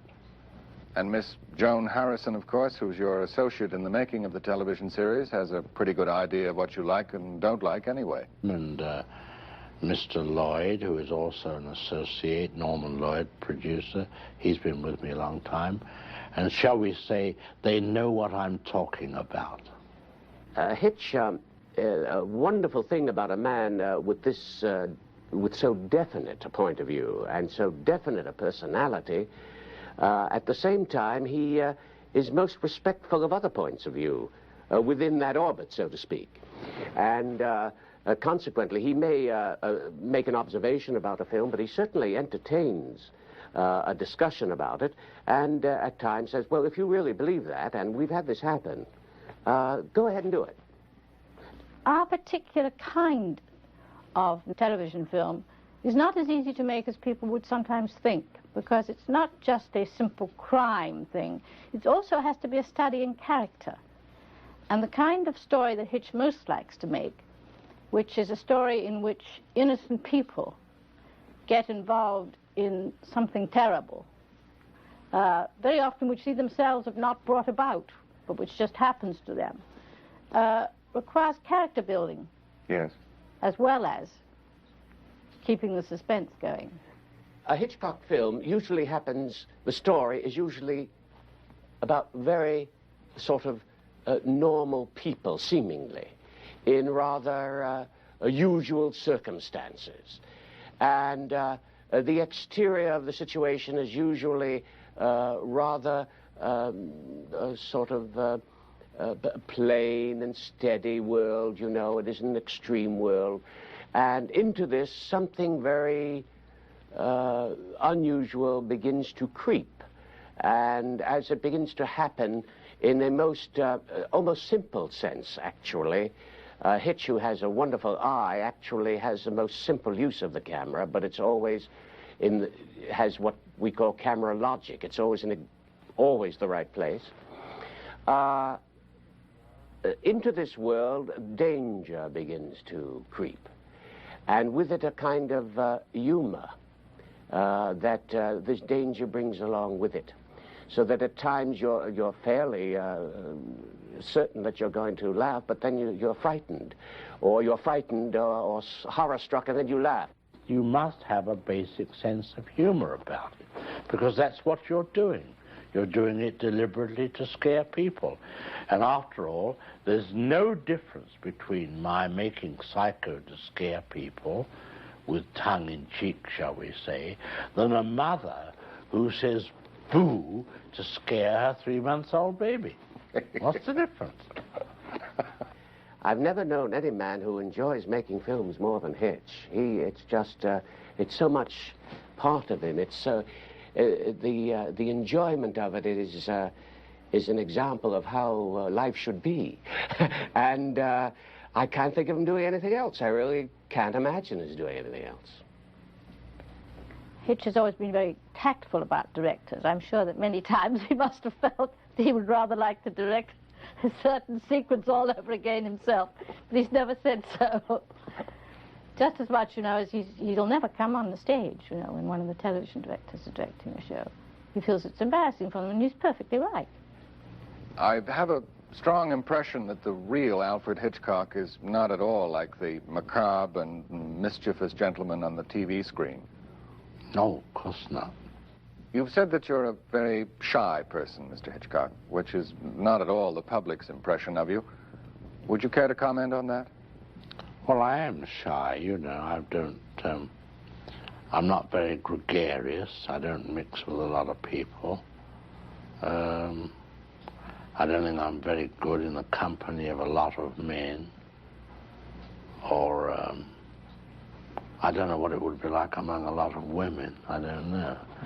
But, no, we live a very quiet life, my wife and I. You know, I come to the studio, I do my chores, and go home.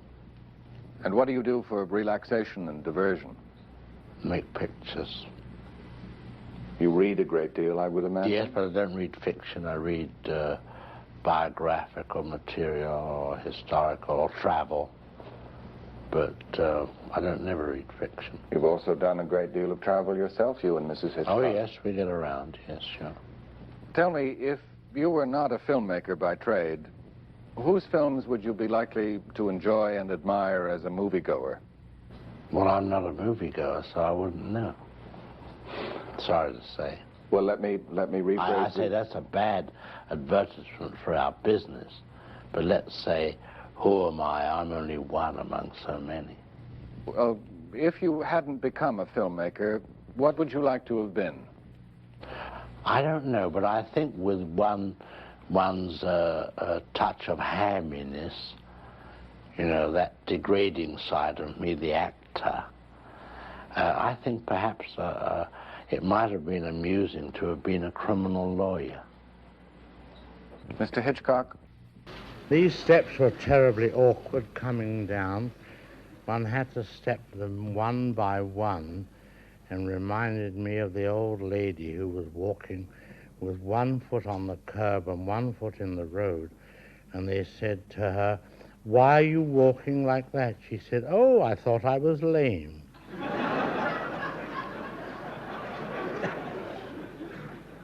This is obviously going to be my absolute downfall, this interview. So I approach you really as the depressed area's David Frost, Mr. Hitchcock. I don't want to ask you any of the questions I'm sure have bored you over the years. Well, I'd try and avoid them anyway. What interests me, to start the ball rolling, I'm fascinated by writers' diaries, by writers' notebooks, and therefore, as a fellow director, I'm fascinated at the point where you feel yourself committed. Is it in the script? Is it the first day? Is it long before the script? Where do you think it all starts for you? Well, for me, it all starts with the basic material first. Now, the question, when you have, we'll say, basic material, you may have a novel, you may have a play, you can have an original idea, you can have just a couple of sentences, and from that, the film begins. Now, I work very closely with the writer and begin to construct the film on paper. From the very beginning, we say, well, when we roughly sketch in the whole shape of the film, and then begin from the beginning. And you end up with, say, 100 pages, or maybe even more, of narrative, which is very bad reading for a litterateur. I mean, there are no descriptions of any kind. No, for example, he wondered, because you can't photograph he wondered. And no camera pans right or any of that? Not at that garbage, stage. no. Not at that stage, no. It's as though you were looking at the film on the screen and the sound was turned off. And therefore, to me, this is the first stage. Now, the reason for it is this. It is to urge one, to drive one, to make one work purely in the visual and not rely upon words at all. Because I'm still a purist, and I do believe that film, being the newest art of the 20th century, is a series of images projected on a screen, and this succession of images create ideas, which in their turn create emotion, just as much as in literature, words put together create sentences, and so on and so forth.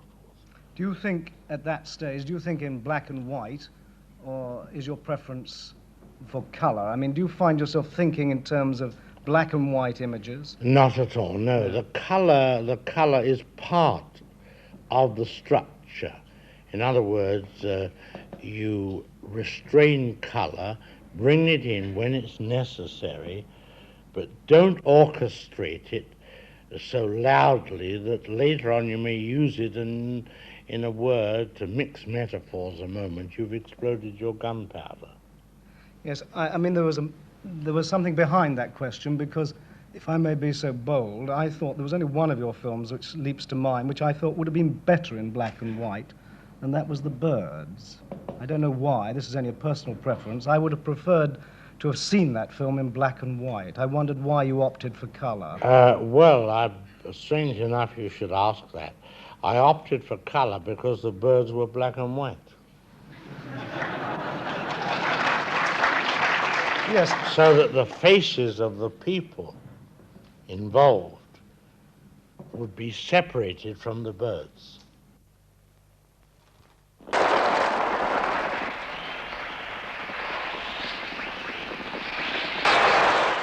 Yes, my question was really more technical, because I felt the technique of the birds, the phony birds, would have perhaps been less obvious to me if they'd have been in black and white. That was the only thing that I felt. Well, we actually used real birds. There were no mechanical birds used at all. Well, there were one or two wooden ones or stationary ones, weren't there? We hoped that it deceived the eye.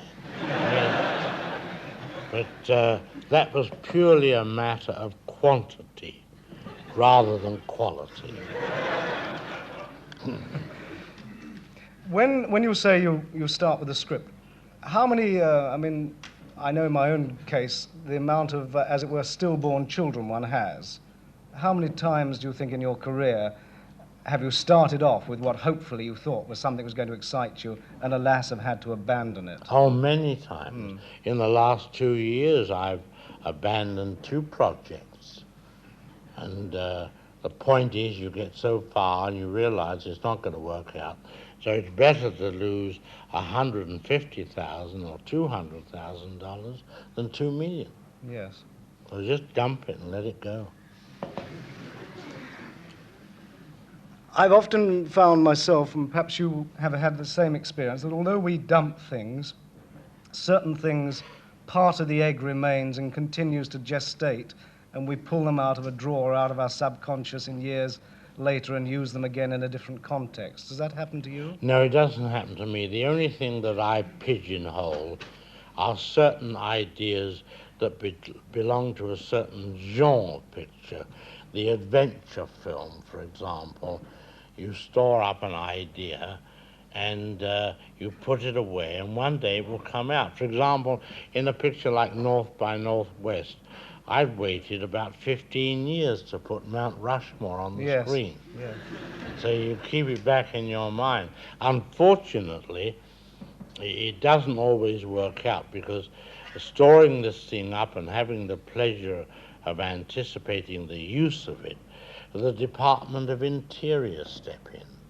And they say, you mustn't have any character climbing over the faces of the presidents. And you say, why not? They say, oh, because this is the shrine of democracy. You must only have your characters sliding or chasing between the heads. And I was completely defeated, because I had a lovely idea, which I thought, of Cary Grant sliding down Lincoln's nose. And then hiding in the nostril of It's a Kleenex ad. And the man in search of him is in the vicinity, but unfortunately Cary Grant, hiding in the nostril, begins to have a sneezing fit. Marvellous. And I was never allowed to do it. I think you and I share, talking of actors, we share, shall we say, a certain lack of pleasure at the thought of directing method actors, don't we? Well, the method actor is all right in the theatre because he has a free stage to move about.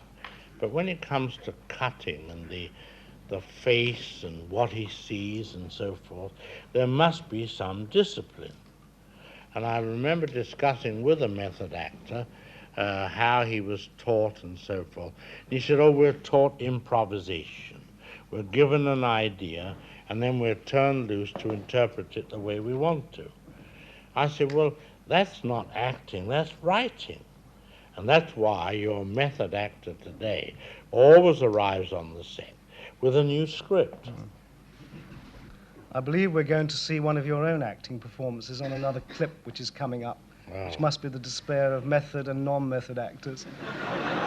I hope it's short, so that I am not shown suffering the indignity of being an actor for too long.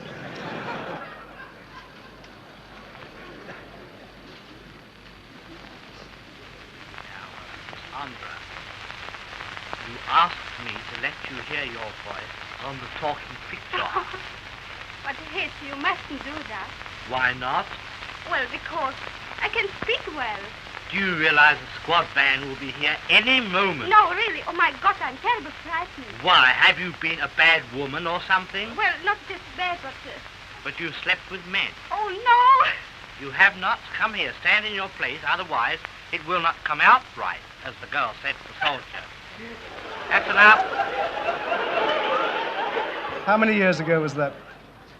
That was 1929. And who was the lady? Annie Ondra. Oh, yes. She's now married to Max Schmeling, the boxer. Very nice woman, charming. She's Czechoslovakian, actually. Does she still act? No, presumably not. No, not at all. No. Well, shall we invite some questions from the audience on what we've discussed so far? Sure. Take the first one down there, sir. Mr. Hitchcock, you said that the screen should always be charged with emotion. Do you have any particular rules or techniques that help you do this all the time? Charged with emotion, do you say? Yes, I saw the quote in a Truffaut book. Well, pure film is the assembly of pieces of film which in their turn must create an emotion in an audience. That's the whole art of the cinema, the montage of the pieces. So it's merely a matter of design, subject matter, and so forth. I mean, you can't generalize about it. You can only hope that you produce ideas expressed in montage terms that create emotion in an audience. After all, I suppose you've got to go back to the early days of Griffith, and where you have the ride to rescue the man from the guillotine, and the cross-cutting from one to the other, which creates the emotion in the audience. That's the most elementary form. Again, in the Truffaut book, you mention at one point, or Mr. Truffaut mentions that Psycho, there is virtually no one character in the film with whom one can identify, to which you reply it wasn't necessary. But surely the almost physical impact of that film is due to the fact that it is the supreme audience identification film. You involve us so much with Janet Leigh and Anthony Perkins that the impact of what happens is considerably larger than it would have been previously. Well, you're involved up to a point, and that's why sometimes the star of a picture in that type of picture is much more helpful, because you worry about him, whereas an unknown you wouldn't worry about him. So It's like, you know, when you walk through the streets and you see a man lying there waiting for an ambulance due to a car accident, and you look at him and you say, poor fellow. But if you take a double look and find it's your brother, you can see the difference in the emotion. So the identification really boils down to, are you 100% anxious about that particular star? The lesser known the person, I think sometimes is your interest is slightly lessened. Sir, you were next. In the past, you've been at odds with the head office over the storyline of your films and have been overruled, notably with Suspicion and Secret Agent. Nowadays, now that the studio use your name as the main selling point of the film, do you find you have more freedom in the making? Yes, I have complete freedom, but that of itself is in a way a handicap, because one enters into the field of financial ethics, and no doubt one can do whatever one wants, but you become restrained by a kind of responsibility. In the cases you mentioned, the earlier one, like Suspicion, for example, with Cary Grant, well, basically he should never have been in the picture to start with, because you run into this problem. You cast a man who is suspected of murder, and then you have to compromise, which is the bad thing. And apropos of that picture, I remember the head of RKO came back from New York, and they just appointed a new head of the studio, a man called Lesser. And with a big grin on his face, he said to me, "Oh, you should see what Lesser has done to your film, Suspicion." I said, "What?" He said, "Well, wait and see. But it's now only 55 minutes long." What this man had done, he had gone through the film in my absence and taken out every touch or scene that would indicate the possibility that Cary Grant was a murderer. So there was no film existing at all. Well, that was quite ridiculous.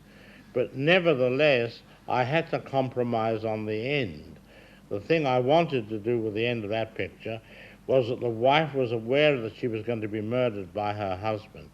And so she wrote a letter to her mother saying that she was very much in love with him. She didn't want to live anymore.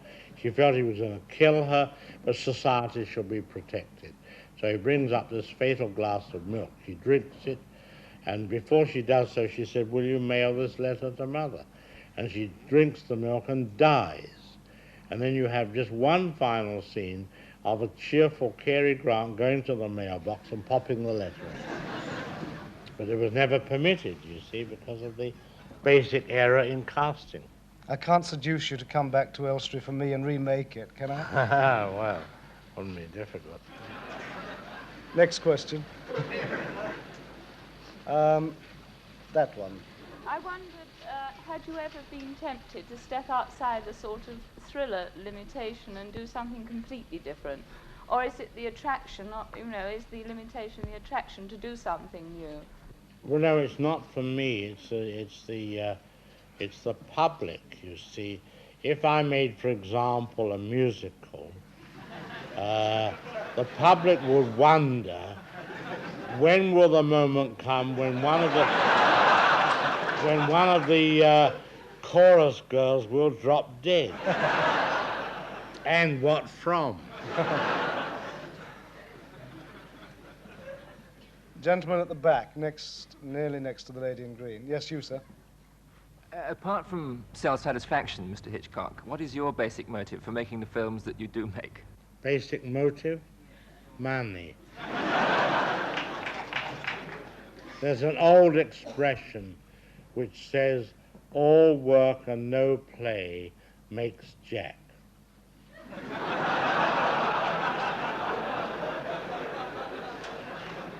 Yes.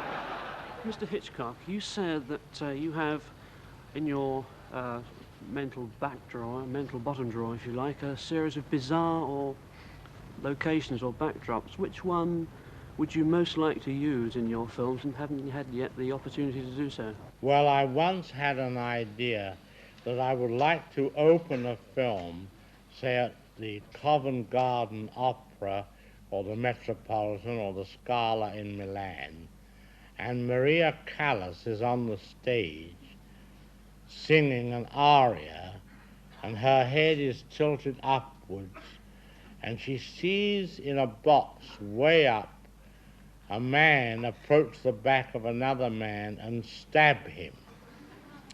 She is just reaching a high note, and the high note turns to a scream, and it's the highest note she's ever sung in her life. The result of which she gets a huge round of applause.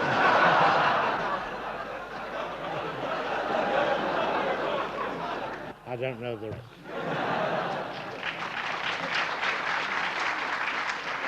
Make that one for me. I'd buy that. Just up here. Yes.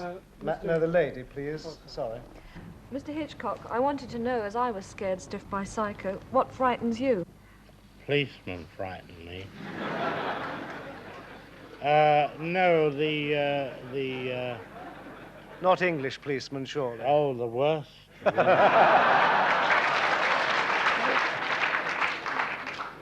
Because they're so polite. In Marnie, there was a lot of criticism about the art direction. One sequence I remember in particular, the street scene in the harbour, it seemed very bad for one who was so interested in art direction as yourself. Can you tell us the story behind this? I agree with you. It was a bad scene.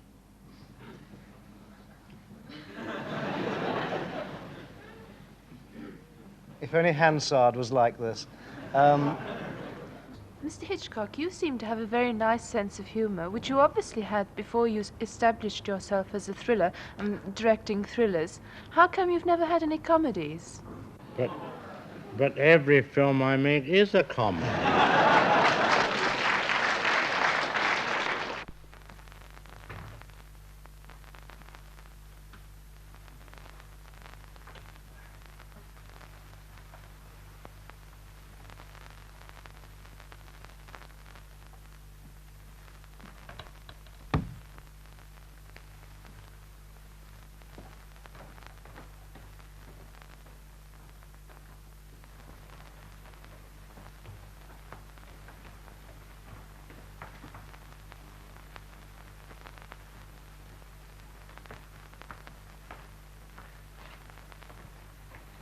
Nothing newer than last month.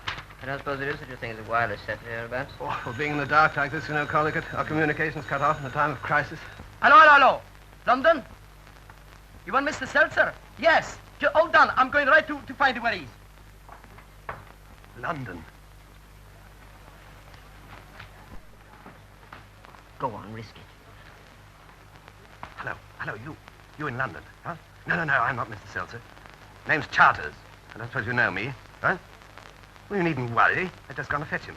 Tell me, what's happening to England? Blowing a gale? No, you don't follow me, sir. I'm inquiring about the test match in Manchester. Cricket, sir, cricket. What, you don't know? You can't be in England and not know the test score. Felicity doesn't know. Hello, can't you find out? Oh, nonsense, it won't take a second. Oh, all right. If you won't, you won't.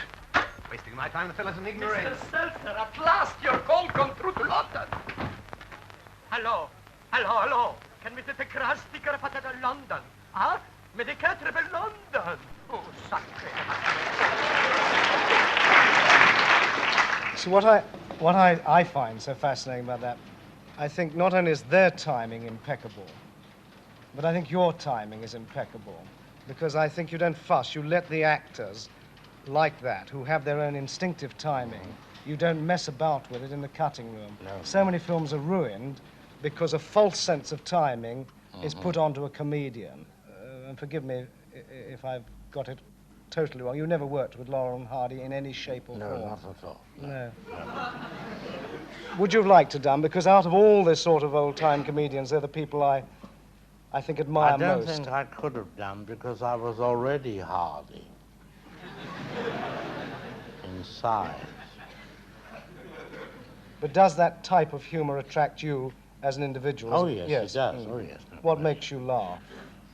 Oh, I think one of the funniest films I ever saw was Laurel and Hardy in a film called Bonnie Scotland.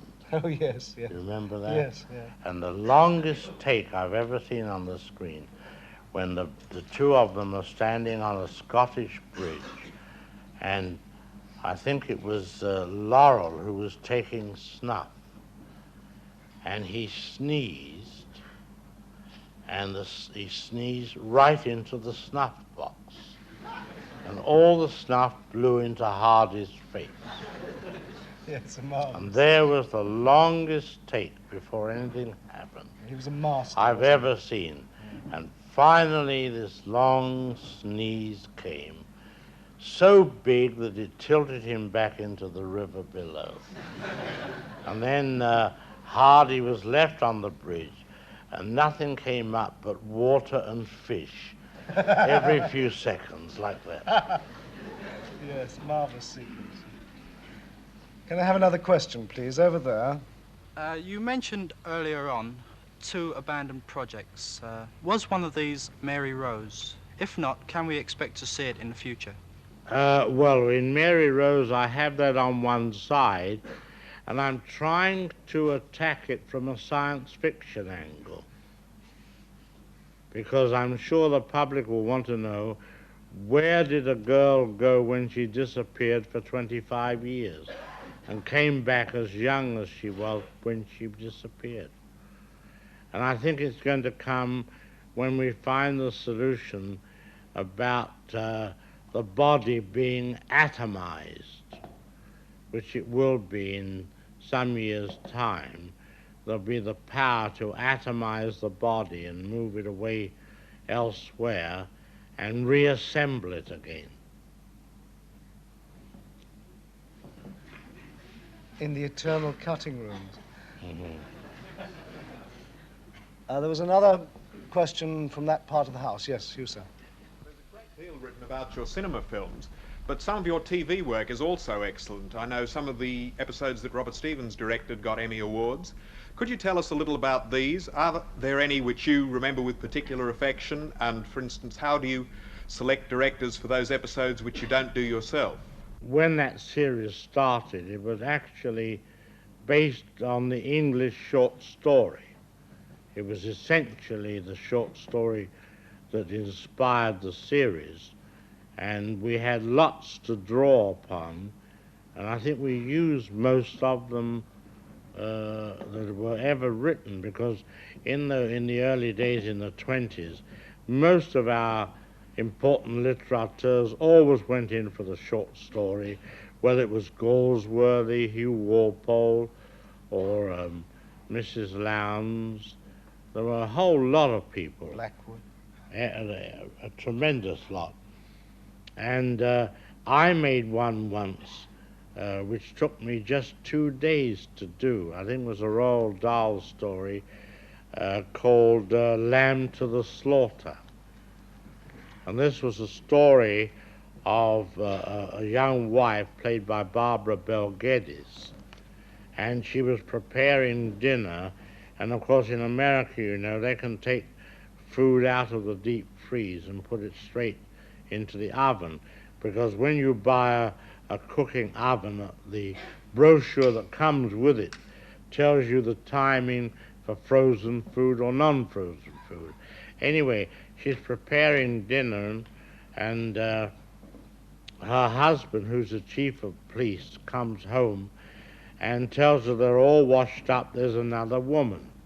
And she's rather stunned by this, and she almost in a trauma goes out to the garage and takes a leg of lamb, which is frozen, out of the deep freeze, and comes back, and she finds her husband rummaging through the desk drawer. And she said, "What are you doing?" He said, "I'm getting my things together." She said, "You're not going tonight." He said, "You try and stop me." And this thing infuriates her that she goes up behind him with the frozen leg of lamb and kills him, hits him on the back of the head. And still in a daze, she goes and puts it in the oven, turns the gas on, and prepares the rest of the meal. And she comes back and realizes she must do something about this dead body. So she wrecks the room as though it were a fight and calls the police. And she's acquainted with all of them, and very soon the whole rigmarole is going on. The photographer, the fingerprint man, and the doctor. And the chief detective is saying, well, Doc, what instrument was used? He said, well, as far as I can see, examining the body, it's that shape, like that. He said, it's narrow because a hand must hold it, and yet the bruise is very flat. And the investigation goes on, and they're searching for the weapon and can't find it. And finally, two of the men go in the kitchen, and here's this leg of lamb sizzling away. And they come back and they say to her, look, you've forgotten your dinner. Oh, fellow, she said, I can't be bothered with the dinner after all that's happened here. Why don't you have it? All you have it, you know. And finally you end with all the detectives and police sitting round the table, just having finished the leg of lamb, and one of them says, well, I don't know, for all we know, it may be under our very noses. And that's the end of the story. Of course, when you make that kind of TV film, the censor must step in because there's a need for what is called the retribution clause. She cannot get away with it. So I come on in a supermarket at the end, wheeling the usual basket, and I stopped and I said, you know, she married a second time, but the second time she forgot to turn on the deep freeze. And that was the payoff. Do you find time to see other people's films? And, for instance, do you find as much pleasure in Truffaut's films as he finds in yours? Of course.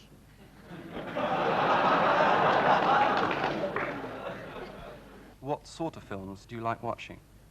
Oh, I don't mind. I have pretty broad tastes, you know. I see them, you know, privately in the projection room. Some of the Italian films I like, you know, Fellini and those fellas. Sir. Mr. Hitchcock, is there any film you wish you had never made? Lots of them. I can't particularize, really, but there are several. Have you ever thought of combining, say, 2 or 3 short stories in different moods in one cinema film? Not really. I think it's very hard to expect an audience to look at a film and then take a pause and then start all over again. That's why the motion picture as we know it, in its best form, is more akin to the short story. It's the only medium, apart from the short story, where we expect an audience to sit down for 2 hours and watch a thing continuously without a break. And I don't really think there have been many successful films that have been broken up in that way. Mr. Hitchcock, could you tell us when you first had the idea of appearing in all your films? I think it started with The Lodger, and could you tell us why? Because I don't know of any other filmmaker that does it. No, in those early days we ran out of actors. That's really true. Have you ever bothered to join Equity? No, but I think they pay a stand-in for me. Are they? Are they after you? Oh, yes. Yes.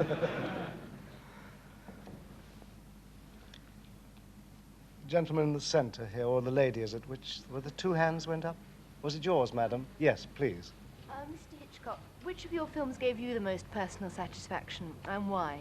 Well, probably 2 films. The first one is a picture called Shadow of a Doubt, which I wrote with Thornton Wilder. And this was one of those rare occasions when suspense and melodrama combined well with character. And it was shot in the original town, and at that time they were shooting an awful lot on the back lot. So it had a freshness. The other film is Rear Window, because to me that's probably the most cinematic film one has made.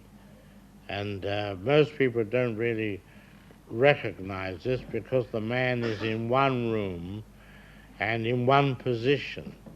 But nevertheless, it's the montage and the cutting of what he sees and its effect on him that creates the whole atmosphere and drama of the film. In other words, the visual is transferred to emotional ideas, and that film lent itself to that.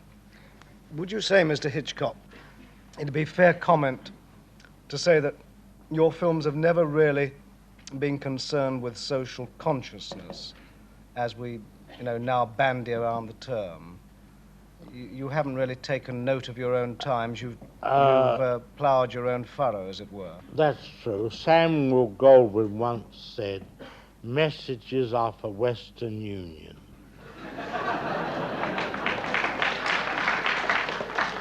Yes, I don't think the applause is actually well placed, because not all films that fall into that category are necessarily bad films, and Goldwyn was getting a cheap laugh, really, which has echoed down the years and may bury him. But what I meant was, a subject came my way, which is an American subject, and would seem to me, on the face of it, to be ideally suited for you. It's a true life thing. It's called Witness to a Killing, and it's based on that New York murder where 56 people saw a girl stabbed to death in the street and did nothing about it. Would that sort of subject attract you at all? Yes, except that it is an objective approach, and it would be very hard to get an audience involved in that. It's interesting. It would be hard to... it would be objective from an audience point of view. They would be examining the behavior pattern of the people who witnessed it. And therefore the comment would be, can you imagine how irresponsible people are when it comes to being involved? They'd rather not be involved. Yes. But the comment would come from the onlooker rather than provide them with any particular emotion. Do you get any of your ideas or stories from headlines? Or from news Sometimes, items? yes. Yeah. I made a picture of Wrong Man once, which was a recount of an actual case of wrongful arrest. I shot it in the actual places where everything occurred. Even I was allowed to photograph the trial in the same courtroom, with the judge sitting beside me as technical advisor.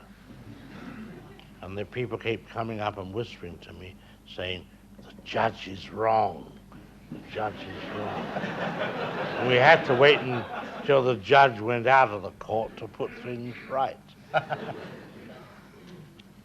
Take another question from there. Mr. Hitchcock, what do you think of the current trend in the cinema towards nudity and frank love scenes, and how will it affect you in the future in your filmmaking? Or your own appearances? You mean in the nude? Yes. When can we expect your first nude appearance? No, never. I think that's a passing phase. After all, how far can you go with nudity or sexual relations?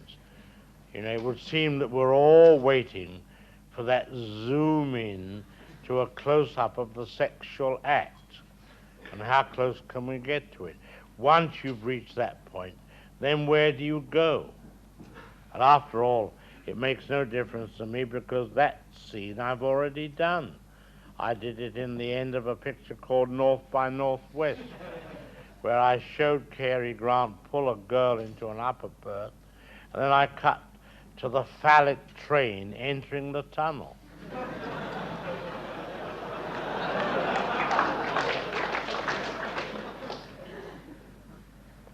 Next tunnel. Yusuf. With your latest films, I feel that Torn Curtains, perhaps, is the least successful. First of all, do you agree, and do you think it might be slightly miscast? It was totally miscast.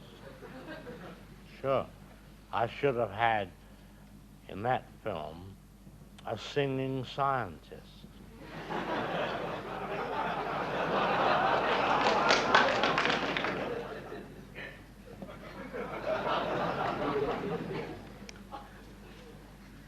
You, sir.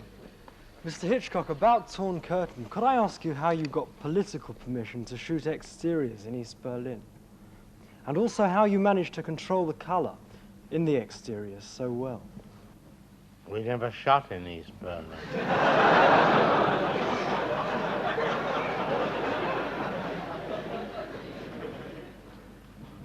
And you also asked, how did you manage to control the color? Well, you can always control color by desaturation. See, Technicolor have a very wide range, and they can desaturate color and wash it out almost as you can on a TV set. You know, in a color TV set, you can twist that knob until you can get practically black and white if you want it. And Technicolor can do the same. Sir. Yes. Mr. Hitchcock, in your film Under Capricorn, you deal with a subject which one wouldn't usually associate with you. Can you tell us why you made this film and how you feel about it now? The film was done more or less for the benefit of Ingrid Bergman. That was a case of trying to find a subject to suit the star, which I don't believe in. So it was really a compromise. And also, of course, the bad thing for me was that it was a costume picture, which to me have no appeal because I've never been very good at it. And to me, no one in a costume picture ever goes to the toilet. On that sanitary note, should we have another clip from a film we've been talking about, Torn Curtain?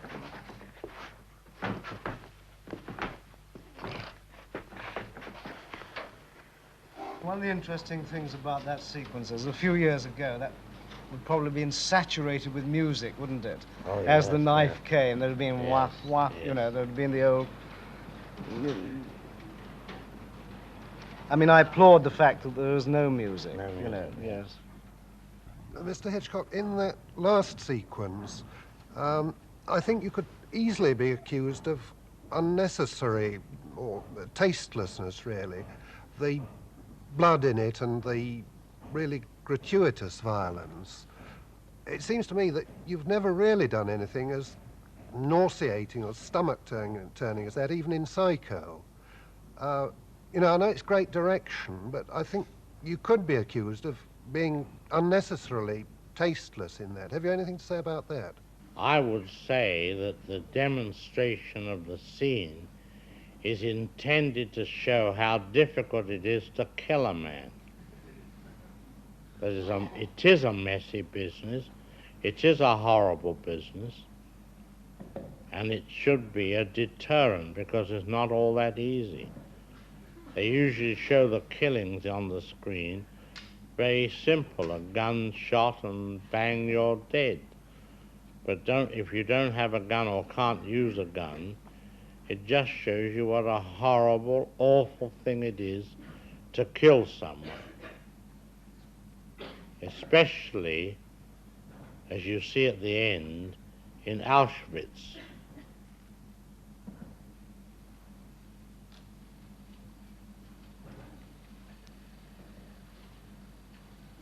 You, sir?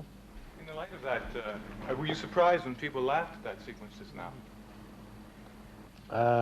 That's the usual reaction. Are you pleased with that kind of reaction? Of course. You are? That means it's money in the box office. Well, I wouldn't say that, but you... No, I mean, do you care why people enjoy your sequences? Yes, because that's the emotion emerging. I see.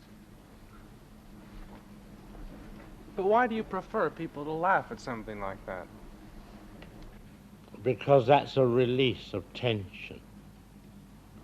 But it's not funny. No, but it is a relief. People who want to find relief will find their own ways. In a scene like that, it wasn't possible to give them the relief from the tension all the way through because of the nature of the scene, the need to have to kill the man. Usually when you're setting up a tense sequence, it behooves you to make sure that you get the moments of relief from the tension. Sometimes you can do it, sometimes you can't. Here's a case where it didn't provide the opportunity. Can we just pursue, before I take another question, can we just pursue this, because it's a very interesting topic. We've discussed, how far nudity has gone, can go, should go. Would anybody else like to comment further on the question of violence in the cinema and as applied, not necessarily as Mr. Hitchcock applies it, but ask him how other directors apply it? I mean, taking your question and your question, sir, you say, no, somebody over there said how tasteless it was. I mean, where do you think violence on the screen should begin and end, as it were? Would anybody like to phrase a question or comment on that? You, sir? In fact, we've seen that sequence out of context, but an audience, had an audience seeing the film from the beginning to the end, who would laugh during that period of time? I think that the tendency is of people with certain sadistic tendencies would laugh, whereas I think if we had seen it in context, that we generally would not laugh, as we have here. I think we were predisposed to laughing in the sequence. Would a sadist like to comment on that? We're one of the laughing sadists. Would they like to reveal themselves? Are you a laughing sadist, madam? No. It is a release of tension. I've come out, laughing and saying, brilliant, marvellous how he got round it, terrific scene. But it's definitely Do you a normally release of laugh emotion. when you're terrorized in real life? I am a sadist.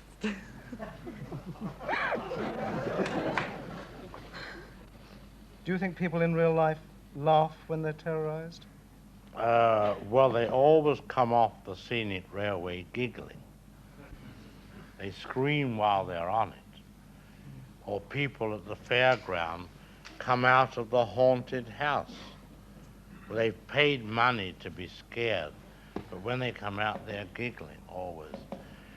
I think the prime example is when it all began, when a 3-month-old child is held in its mother's arms, and the mother says, "Boo!"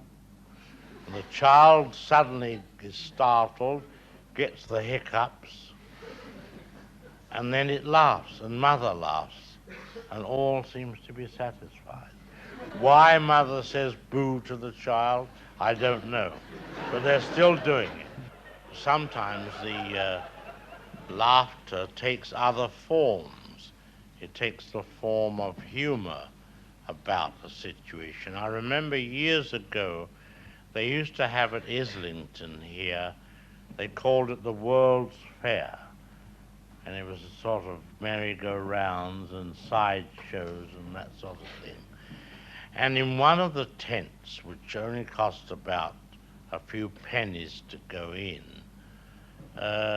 no forms to sit on, just stand there, and on the platform there was a man biting the heads from live rats. And the whole people were sort of petrified at this exhibition. But there were 2 child ladies at the back, and one of them, naturally to relieve her horror and tension at this, she called out with clenched teeth, she said, "Don't you want any bread with it?"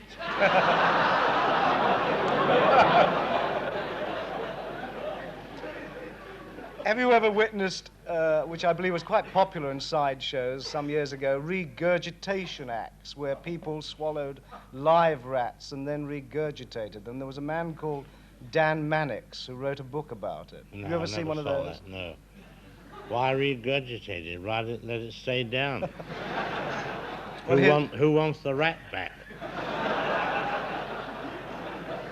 Well, the climax of his act was to swallow 2 rats, who then proceeded to fight in his stomach. And he ended up by swallowing large quantities of water.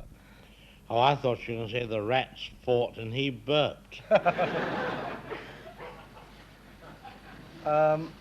You, sir. Sir, about the relationship of the filmmaker and the film goer, you seem to see your role as a rather passive sort of one. I mean, you make the sort of films that audiences are going to come back and see again. Are you happy with this situation, or are there films which you would like to make but haven't because you feel that audiences aren't ready for them? Well, after all, somebody once said years ago, a play is not written or complete without an audience. You can have a play, for example, you can rehearse it, you can have a complete run through, but until that audience witnesses that play, the whole thing is incomplete. And the same thing, to some extent, applies to a film. In other words, there's no satisfaction in having a big auditorium like this and having one seat in the center and then showing the film. It's the collective audience and their reactions that is of interest and must promote your endeavors. After all, what greater satisfaction can a filmmaker have to know that a given scene that he's devised in a film, to know that on the same evening in Tokyo, West Berlin, London, and New York, the audience are all reacting in the same way. That's the power of the cinema. Theater doesn't have it. Literature doesn't get the chance to have it. But we are able, by the manner of copying films and placing them in movie houses all over the world, and that is the greatest satisfaction one can have. Well, Mr. Hitchcock, on behalf of this collective audience, I'm sure they'd wish me to thank you for your usual inspired and urbane performance. For myself, I can't say I've actually sat at the feet of the master, but in years to come I can say I shared a sofa with you. Good. And I'm very privileged.